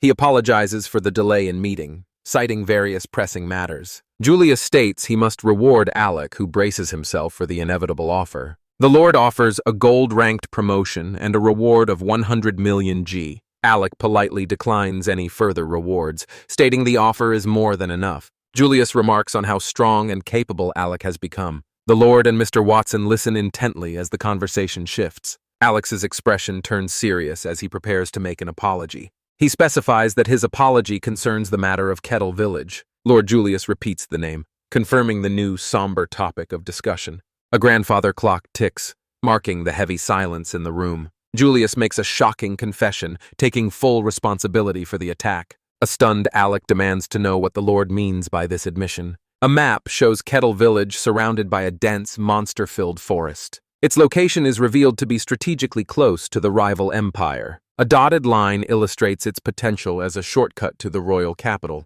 Julius explains he had Lord Gale move there to keep the empire in check. The village chief Billy and the hunter William were also part of this plan. Alec realizes the village's overkill combat power had deep political reasons. Lord Julius continues his explanation of the current and complicated situation. He reveals that management was entrusted to his eldest son, Abel Pendragon. Alec realizes with surprise that Henrietta and Polka have an older brother he never knew existed. The Duke delivers the shocking news that this brother, Abel, failed to report Sage Gailey's death. He explains the official in the village was mysteriously replaced, indicating a deeper conspiracy. An advisor speculates someone deliberately kept the sage's death a secret to check the empire. Alec wonders if Abel hid the news out of a misguided desire to protect the country. An advisor scoffs, callously questioning why a death in such a small village would matter. The Duke admits he doesn't know if it was necessary to hide it even from him. A tense flashback shows the Duke confronting Abel about the yearly villager reports. He had repeatedly stressed to his son how crucial the village was for national security. In the present, the Duke confesses he never truly believed in Abel's skill or patriotism. He had hoped his son would be competent like Henrietta, but was ultimately disappointed. Taking full responsibility, the Duke states the attack was his fault due to his unawareness. He explains that a large rock destroyed the Devil Duke's shrine, delaying Alex's party. The advisor identifies the rock as a meteor fall, a spell frequently used by Imperial mages. The advisor asks if this means an Imperial spy has infiltrated their territory. Alec's expression hardens at the mention of the Empire. The Duke asked Alec about the black-haired devil summoners, suspecting they are from the Empire. He believes they are the infamous Cerberus Special Forces shown in a grim flashback. Alec is completely unfamiliar with the name Cerberus Special Forces. The Duke clarifies that it is merely a nickname for the group. He shares a grim rumor about the Imperial Army training black-haired orphans as soldiers. These children are forced into real combat with only the survivors treated as regular soldiers. Alec is horrified to learn the survival rate for these children is less than 10%. He realizes this brutal upbringing explains the trio's hostile behavior towards him. He asks why they target black-haired children, and the advisor explains the link between hair color and magic. A colorful diagram illustrates the connections between hair color and magical attributes. Alec connects these attributes to the people he knows from different regions. He then considers the significance of his own black hair. He associates black hair with a powerful dark attribute. Alec is stunned to learn that black hair is the color of nobility in the Cass Empire. The advisor clarifies that while their nobles are blonde, the Empire's ruling class is black-haired. He describes the Empire as a harsh, poor, and monster-infested land. Survival in that environment depends solely on the power to kill monsters. Over time, the powerful black-haired individuals rose to become the Empire's ruling nobles. Alec questions if this means he is an Imperial noble, wondering why his grandfather never told him. The Duke suggests his grandfather was likely waiting for the right time to reveal such a truth. Looking to the future, the Duke announces his plan to build a fortress on the site of Kettle village. Alec pictures a formidable stone fortress where his home once stood. The Duke explains that since the Empire knows the location's value, it cannot be left undefended. With a heavy heart, Alec understands and accepts the necessity of the plan. The meeting concludes with Alec offering his full support for any future needs. The Duke smiles warmly, hoping Alec continues to get along well with his daughter Henrietta. Alec agrees with a cheerful smile. The scene transitions to the bustling cobblestone streets of the city. Alec walks through the city, his white cloak billowing around him. A voice calls out his name from off-screen. He turns to see his companion Jilly waving cheerfully. Jilly confirms he has finished his shopping and has also purchased the items Alec requested. Filled with excitement, Gilly declares his intention to be the main attacker in their next dungeon. Alec confirms their next destination is the Forgotten Island. His resolve hardens as he reaffirms his long-held ambition to become a necromancer. He reflects on the recent conversation he had with Mr. Watson about hair color. The revelation has solidified his belief that he is perfectly suited for necromancy. As they walk, Alec and Jilly are startled by a sudden noisy commotion. They notice a boisterous group gathered on the steps of a large building. Several of their companions watch as two armored men argue animatedly. The two men turn and introduce themselves as Alex's friends. A companion expresses suspicion, thinking they are troublemakers attracted by Alex's new fame. Anna nervously claims she doesn't know anything about them. Alec arrives at the chaotic scene and asks what has happened. A friend explains that some of Alex's old acquaintances have arrived. One of the men calls out a familiar name, but Alex's mind is a blank. Alex, confused, who sends the two men into a state of comical shock. He tries to place the name, wondering if he's being awful for forgetting. The men chide him for forgetting, reminding him he was only 6 when they left. A memory begins to surface in Alex's mind. He recalls 2 boys, Dory and Gran, planning to become adventurers in the royal capital. A sudden jolt of recognition strikes him. He identifies the 2 men as the troublemakers from his village, and they cheerfully confirm it.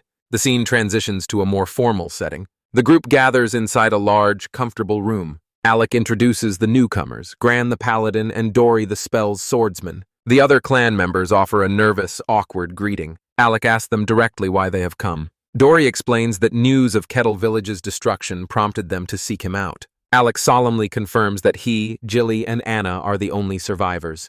The men are shocked and realize they never met Anna, who is Mia's younger sister. Grand places a comforting hand on Anna's head, promising to help her if she's ever in trouble. Anna looks up, surprised but touched by his kindness. The duo admits that despite their plans to never return, the news of the village's fate is a heavy blow.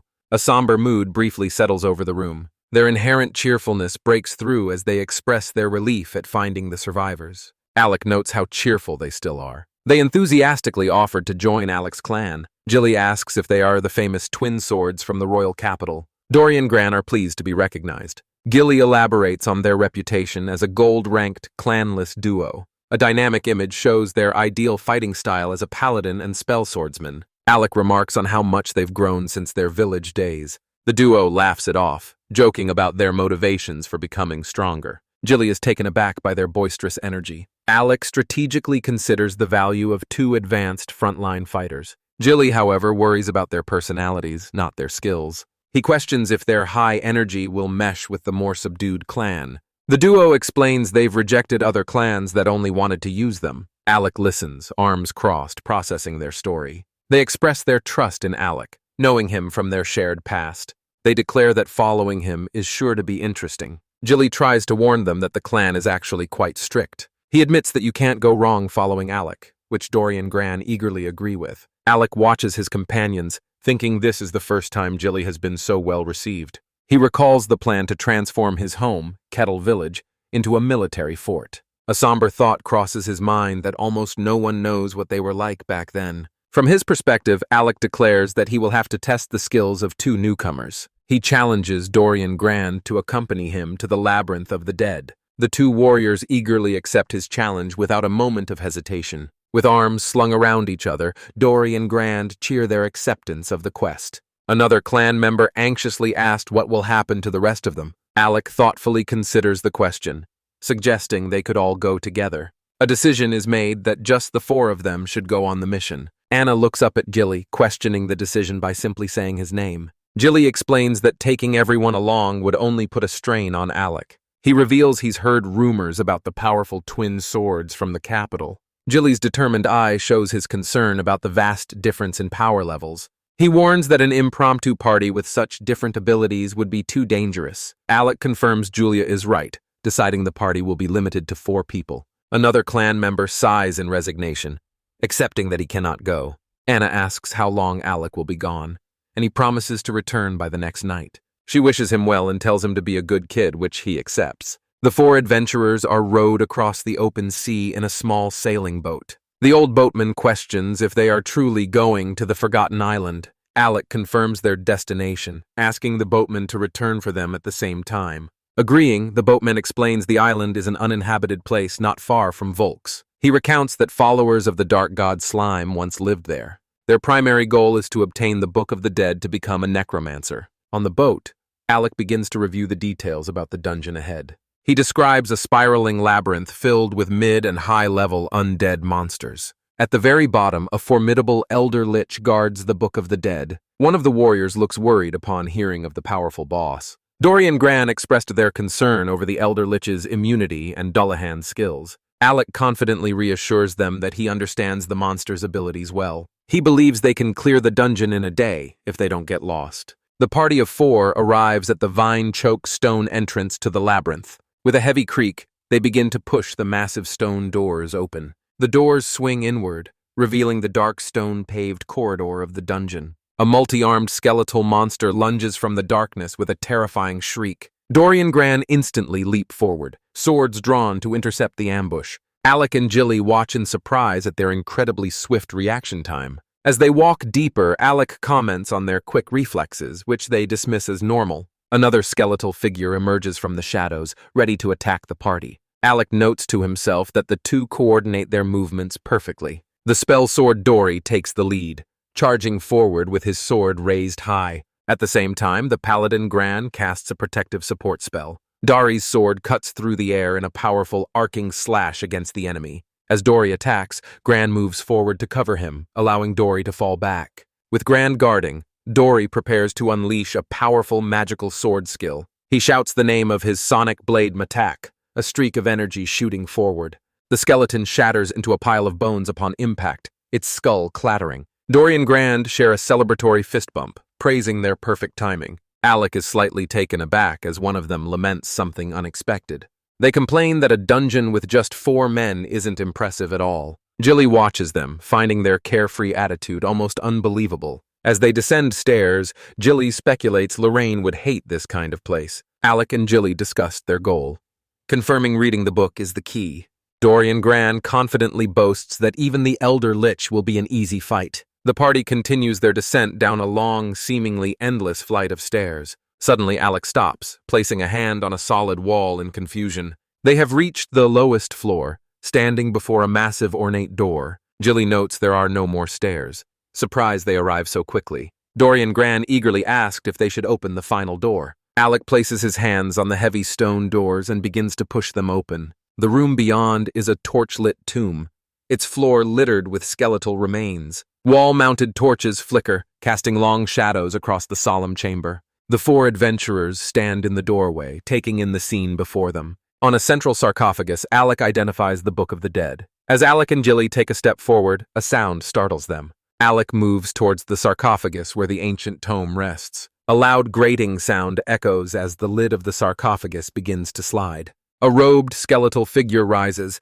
laughing triumphantly at the foolish humans. The party identifies the boss as the Elder Lich and prepares for battle. The Elder Lich's eyes glow with malevolent power as it announces its attack. One of the warriors whispers a prayer for forgiveness before the fight begins. After the battle, the party rests, remarking that it was an easy win. Alec notes that while others would be exhausted, Dorian grants him unfazed. Dorian Grant eagerly asked if they can now join the clan. With a smile, Alec agrees, stating he has no complaints about their performance. He reflects that while they are strong, their fighting style is well balanced. He understands their endurance is key against waves of mid-tier bosses. He concludes that a major boss requires outstanding offensive and defensive power. Gilly reminds Alec about the item they came to retrieve. Alec stands before the stone sarcophagus where the book still rests. He places a hand on the book, thinking he can finally become a necromancer. A memory surfaces of him playing a game in a hospital bed in his past life.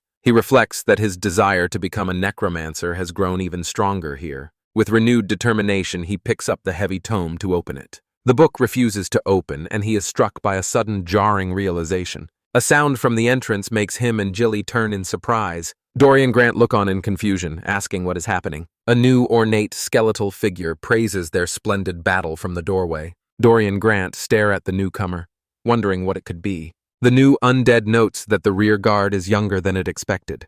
Gilly nervously asks Alec if this is another undead creature. The skeleton mage casually wonders if it should start by greeting them. Alec is frozen in horror, realizing this is a top-tier endgame boss. The Lord of Death seems pleased that Alec recognizes it, simplifying things. It raises its staff, commanding them to take up their weapons and show their strength. One of the warriors nervously asked Alec for a plan, but he can only groan. Alec explains this is a raid boss meant for max-level necromancers. He knows fighting it requires at least 2 full parties of advanced classes. He concludes with despair that there is no way they can handle it by themselves. A hand reaches for a pouch at a young man's waist, a soft glow emanating from it. The young man, Alex, shows a flicker of surprise as a realization dawns on him. His mind flashes to a desperate plan, using a return scroll to teleport to safety. The towering Lord of Death shatters his hope, declaring the area is under its complete control. Alec understands their grim reality, trapped in a boss field where teleportation is forbidden. The creature's skull-topped staff glows as it promises to entertain its trapped visitors thoroughly. With a powerful flourish, the Lord of Death unleashes a devastating curse field spell. Alec reacts in utter horror, recognizing the spell as one that prohibits all healing. His extensive knowledge tells him this is impossible, as the Lord of Death shouldn't use such magic. The creature seems pleased someone can comprehend its triple casting as Alec recognizes wizard magic. The Lord of Death casually considers what to summon next, a greater demon or an archdemon. Alec is stunned, identifying this as an insane high-level skill that ignores undead attributes. Its skull looms close as it notes Alex's surprise. Pleased he understands its strangeness. The creature decides on the archdemon, startling Alec with its unexpected choice. Alex's companions look on with baffled expressions, unable to follow the strange conversation. Raising his hand, Alec interrupts the powerful being, stating that he has a question. The Lord of Death finds this interesting and grants him permission to ask. Alec astutely observes that the creature is using skills forbidden to undead to test them. Its head bowed slightly as it commends the young man's good insight. Alec presses his point, stating that no one dead should possess such a level of knowledge or will. The creature leans forward, asking what conclusion he draws from these facts. With unwavering certainty, Alec begins to state the creature's true identity. He accuses the being of being a human who was reincarnated as an undead. Gilly, his archer companion, gasps in shock at the bold declaration. The Lord of Death praises his imagination for reaching such a remarkable conclusion. Alec is flustered, wondering if the creature is flattered by his deduction. The creature probes deeper, asking who taught him such unnatural knowledge. Alec's mind races, debating whether to reveal that he is also a reincarnator. His gaze drifts to his oblivious companions as he considers his options. The Lord of Death asks if he knows of the sage Gale. Alec proudly declares that Gale was his grandfather, who taught him everything. A small, satisfied smile appears on his face, believing he's given a safe answer. The creature's face looms menacingly close, calling his statement a boring lie. With a deafening crack, it slams the butt of its staff into the stone floor. Its voice booms with rage, accusing Alec of mocking it by invoking Gale's name. Alec's companions are frozen in terror, completely paralyzed by the sudden hostility. Far away, a hand touches a window pane as rain begins to streak down the glass. A maid asks a young girl, Lady Anna, if something is wrong. Anna simply states that it is raining, her expression somber. Back in the dungeon, a companion worries if the rain will affect their ship. The Lord of Death repeats its furious accusation, questioning if Alec is mocking it. Alec's friends instinctively ready themselves for a fight, their faces tense. The creature reveals that it never gave Gale any knowledge of sorcery. Alec is completely bewildered by this new piece of information. The Lord of Death insists that a brat like Gale could never possess a sorcerer's knowledge. The creature continues its tirade, surrounded by the terrified adventurers. It describes Gale as someone who learns through experience, not through theory. It concludes that Gale could never have raised a successor as knowledgeable as Alec. The Lord of Death delivers a stunning revelation. Gale is its disciple. Alec is stunned, realizing this powerful monster was his grandfather's master. The creature recalls they were war orphans, raised like brothers under a master. It specifies this was back when it was still human. To preserve its knowledge, it developed a secret art of reincarnation to become undead. Alec is confused, as this secret art is not what he understands reincarnation to be. The Lord of Death confirms it abandoned its human body to become an undead. The revelation leaves Alec comically shocked as it defies his expectations. With the explanation finished, the creature raises a bony hand to ask its question again. A holy light surrounds Alec as it demands to know how he acquired his knowledge. It confused Jilly-ass Alec what the creature is talking about. Alec panics, desperately trying to think of a way to talk his way out of this. The Lord of Death waits patiently for his answer, its skull tilted slightly. With a tap of its staff, it acts decisively. Alec's 3 companions suddenly collapse to the ground, rendered unconscious. He whirls around in alarm, asking what happened to his friends. The creature calmly informs him that they are merely unconscious. Its glowing eyes fix on him as it demands the truth, now that they are alone. Alec realizes with horror that if he says the wrong thing, everyone will be killed. He understands there is no one to save or resurrect them here. Steeling his resolve, he decides he has no choice but to tell the truth. He confesses that he was reincarnated here from another world. The Lord of Death is intrigued, revealing it also has memories of a previous life. Alec explains that his world had a game called Discard War Chronicles. This game's world is identical to this one, which is the source of his knowledge. The name Discard Chronicles electrifies the Lord of Death, who repeats it with intensity. It then asks Alec if he has ever read the true Bible. When Alec is confused, the creature grabs him, unable to believe he doesn't know. The Lord of Death wonders if it could possibly be true. It materializes a heavy, ancient-looking tome from thin air. It shoves the book into Alec's hands, ordering him to read it at least once. Alec's eyes widen in absolute shock as he looks at the book's pages. He is stunned to find that the text is written in Japanese. The creature explains it could never decipher this part and asks what it says. The translation sends the Lord of Death into a state of pure ecstasy. Alec is bewildered, noting the job information is written in extreme detail. He realizes with a jolt that the holy book is just a strategy guide. He tries to clarify that the book is a copy of the true Bible. Alec explains the characters are from his world, which he has never seen elsewhere. He wonders why characters from another world would exist here. The Lord of Death asks how he would interpret this strange fact. Alec speculates that another reincarnator may have left the Bible behind. The creature then asked if he has ever read the church's holy scriptures. It explains they praise the god Saruran, who supposedly granted all skills. The logic is flawed as it doesn't explain why dark-aligned monsters have skills. The Lord of Death dismisses the church's book as a lie meant to obscure the truth. Alec asks if this means the true Bible is the real scripture. The creature cautions him not to rush to a conclusion and overlook the truth. It seems overwhelmed, wondering where to even begin its explanation. Alec compares the creature to a teacher, noting its role as his grandfather's master. This reminds him of studying alone after his grandfather died and Lily disappeared.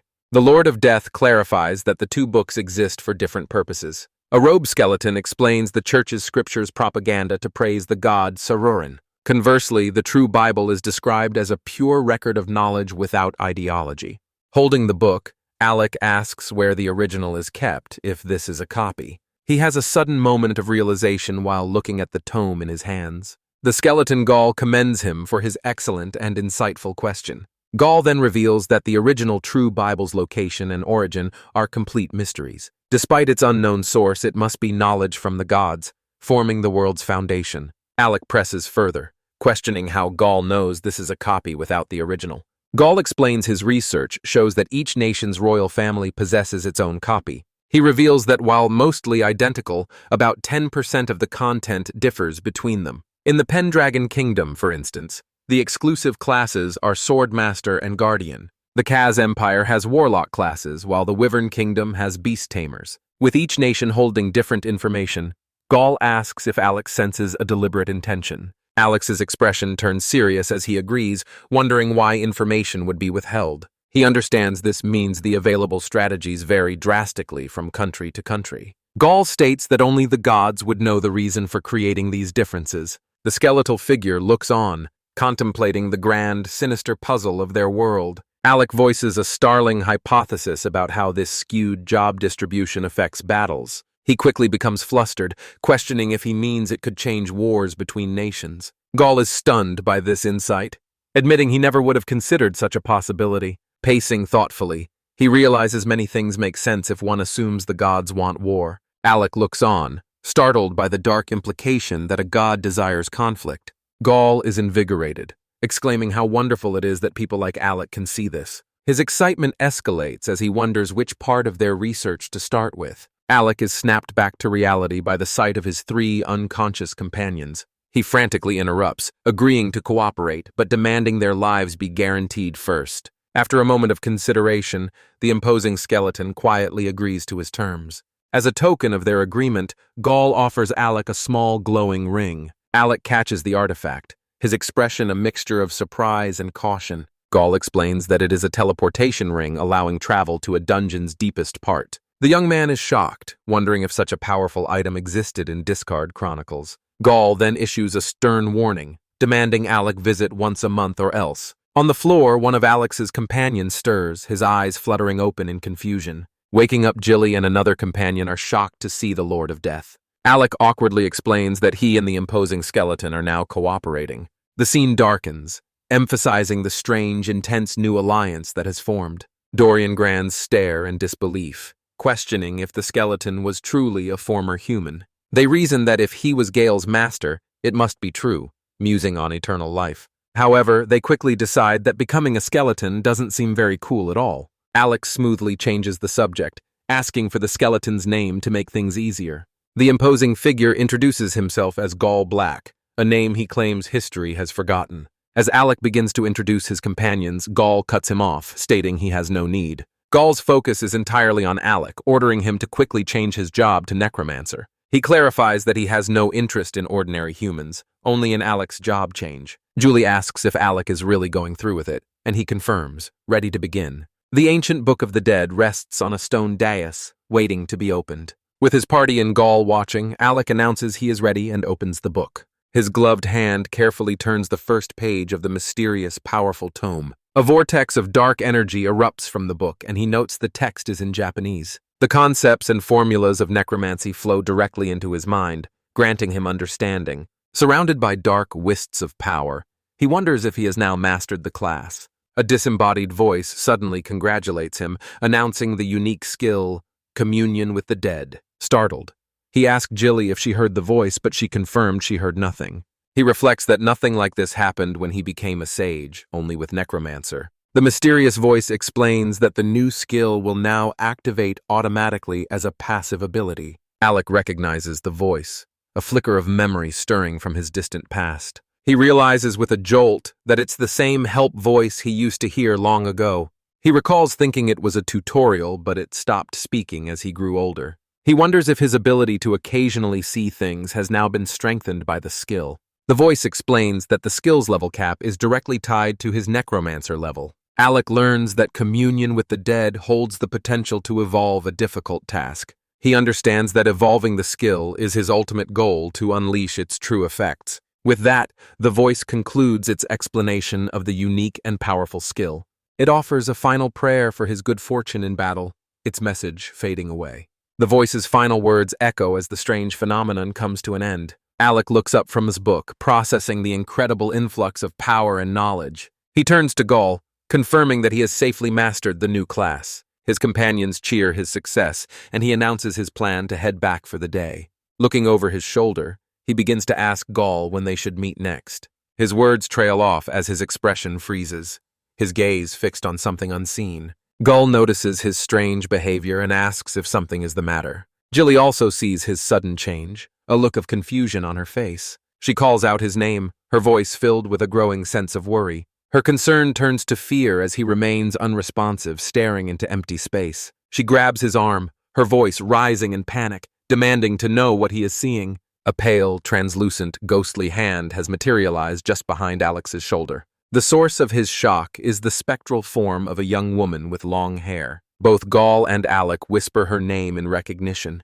Mia? A close-up on Mia's ghostly eye reveals her deep, unending sorrow. Alec is overcome with shock and grief, questioning what he is seeing. His companions, Dory and Gran, call out to him in alarm, seeing his distress. He pleads with the silent spirit, begging her to say anything at all. He stumbles towards her, his hands outstretched as if to touch her ethereal form. Jilly, seeing him interact with empty air, yells at him to calm down. Frantically, Alec turns to his friends, insisting that Mia is right there. He declares that she is trying to tell him something important, but Jilly sees nothing. His frantic energy dissolves into heartbreaking despair as he sobs, tormented by his powerlessness. Jilly approaches the grieving Alec, confirming that he can indeed see Mia. Gaul finds this ability to see the souls of important elders to be fascinating. He then plants a dark and tempting idea, asking if Alec can summon that soul. He suggests that as a necromancer, Alec could call her forth as an undead.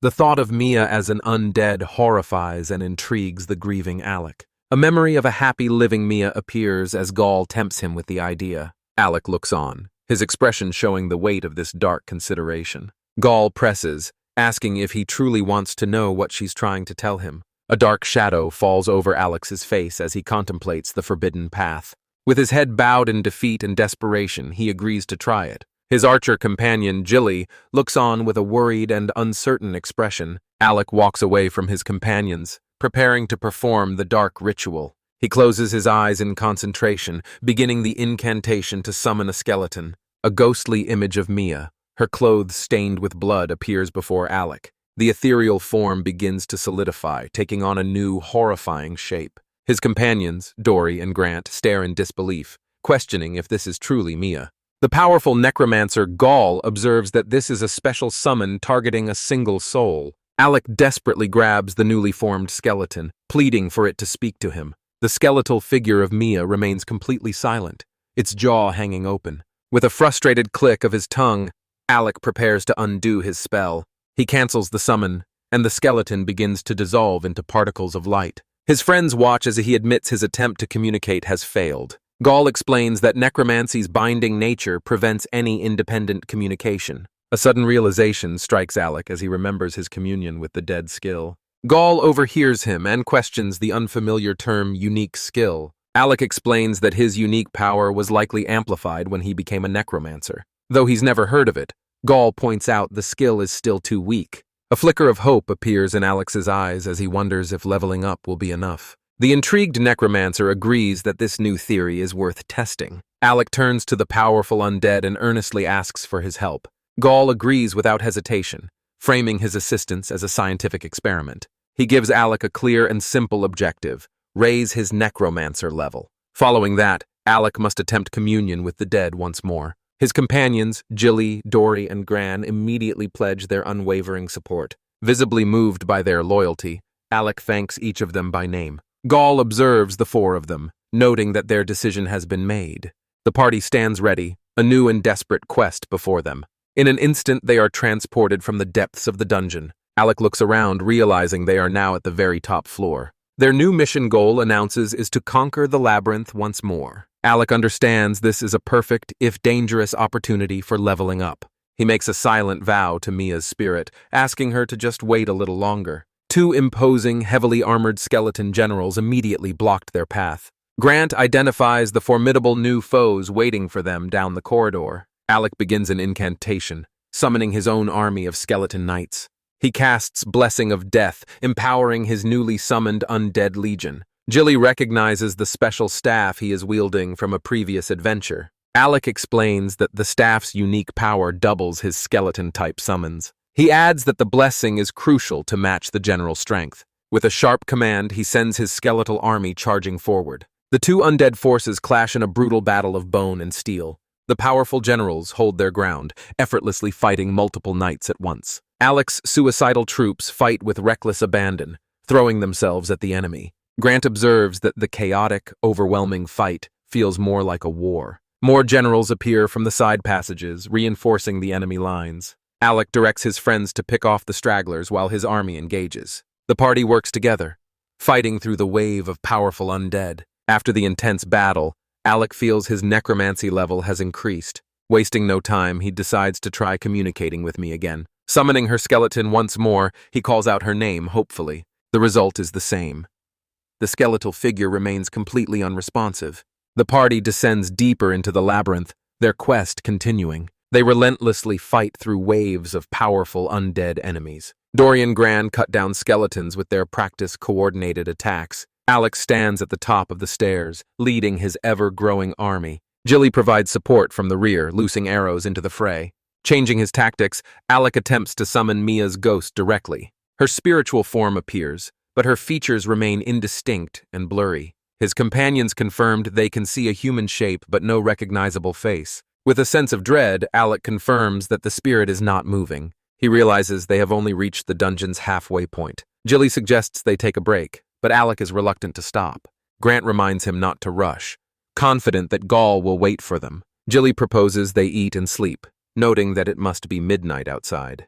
The party makes a small somber camp in the cold stone corridor. Alec sits apart from the others, lost in pensive, melancholic thought. He feels he can't stay in the dungeon forever, questioning his own arrogance. He recalls happier times when the clan was thriving and his anger was forgotten. The cold stone wall of the dungeon seems to press in on him. His pleasant memories are corrupted by the image of Mia's sorrowful ghost. He is tormented, desperately wondering what she wants to tell him. Outside the dungeon, a heavy rain begins to fall. Back at the clan house, Anna notes that it has already been 7 days. She recalls that the party was only supposed to be gone for 2. She has never been apart from her brother this long and fears the worst. Her anxiety grows as she clenches her fist, afraid of being left alone. Lorraine tries to reassure her with forced cheerfulness and plausible excuses. Anna sees through the lie, sensing that Lorraine is just as worried. A heavy, anxious atmosphere hangs over everyone in the dining hall. The sound of the front door creaking open suddenly startles Anna.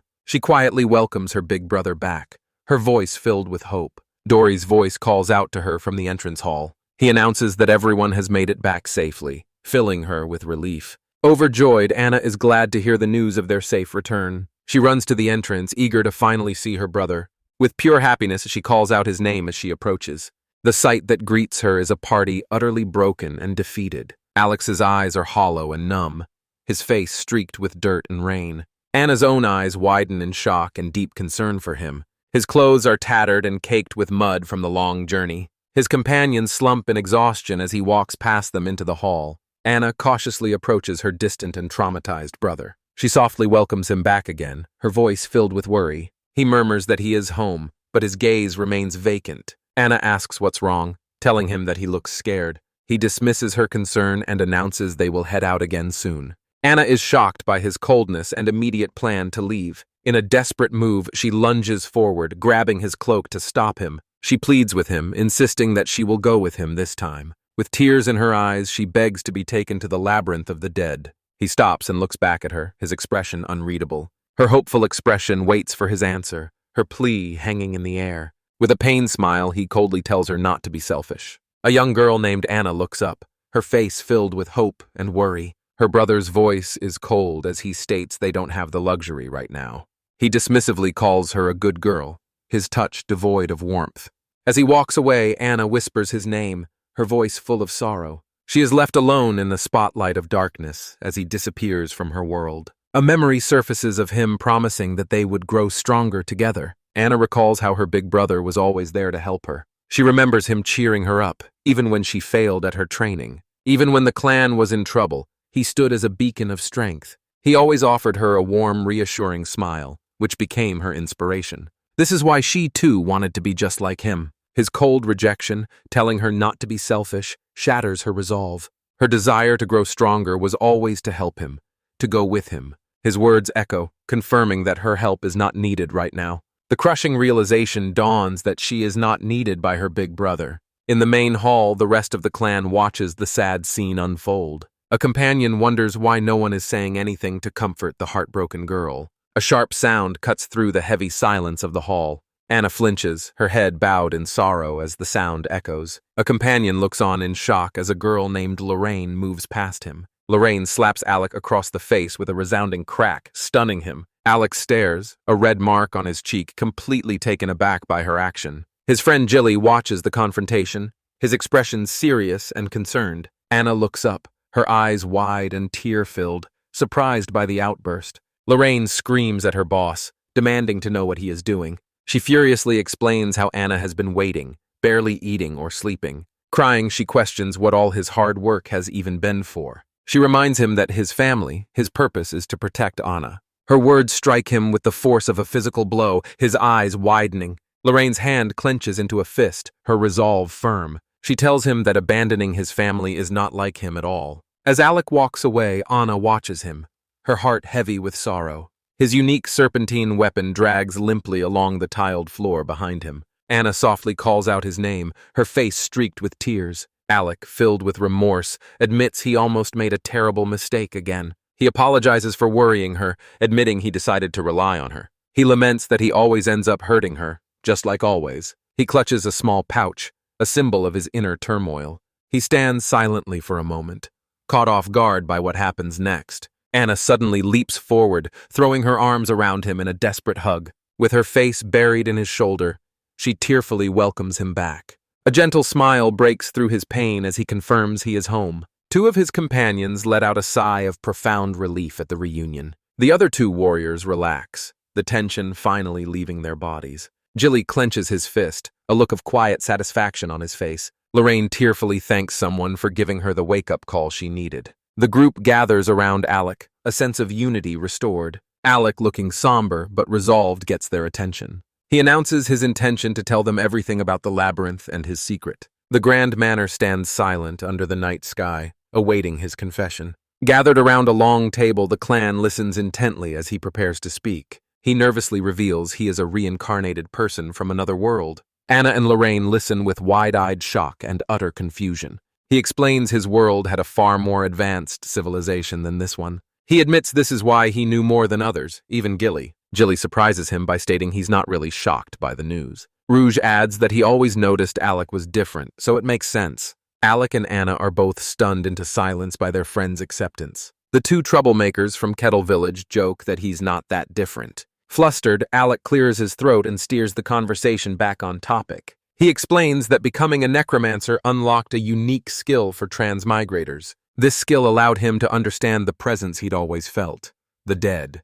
Deciding to show them, he picks up his serpentine staff. He begins to chant Summon Ghost as a magic circle glows on the floor. An ethereal, shimmering form begins to rise from the circle's light. The light coalesces into the spectral figure of a young woman, Mia. Lorraine remarks that the ghost looks human and cute, making it less scary. Anna gasps, her voice trembling as she whispers her big sister's name. Lorraine is taken aback by Anna's reaction, not understanding the connection. Overcome with emotion, Anna runs towards the ghost, crying out for her sister. She pours out her heart, saying she always wanted to see her and apologize. Mia's ghost looks past her, its gaze fixed solely on Alec. Alec believes Mia has a regret she needs to communicate. Jilly explains Alec's frantic quest to level up his skill to talk to her. Anna suddenly tells Alec he doesn't need to do that. He looks at her, confused by her sudden declaration. She insists that skills aren't needed.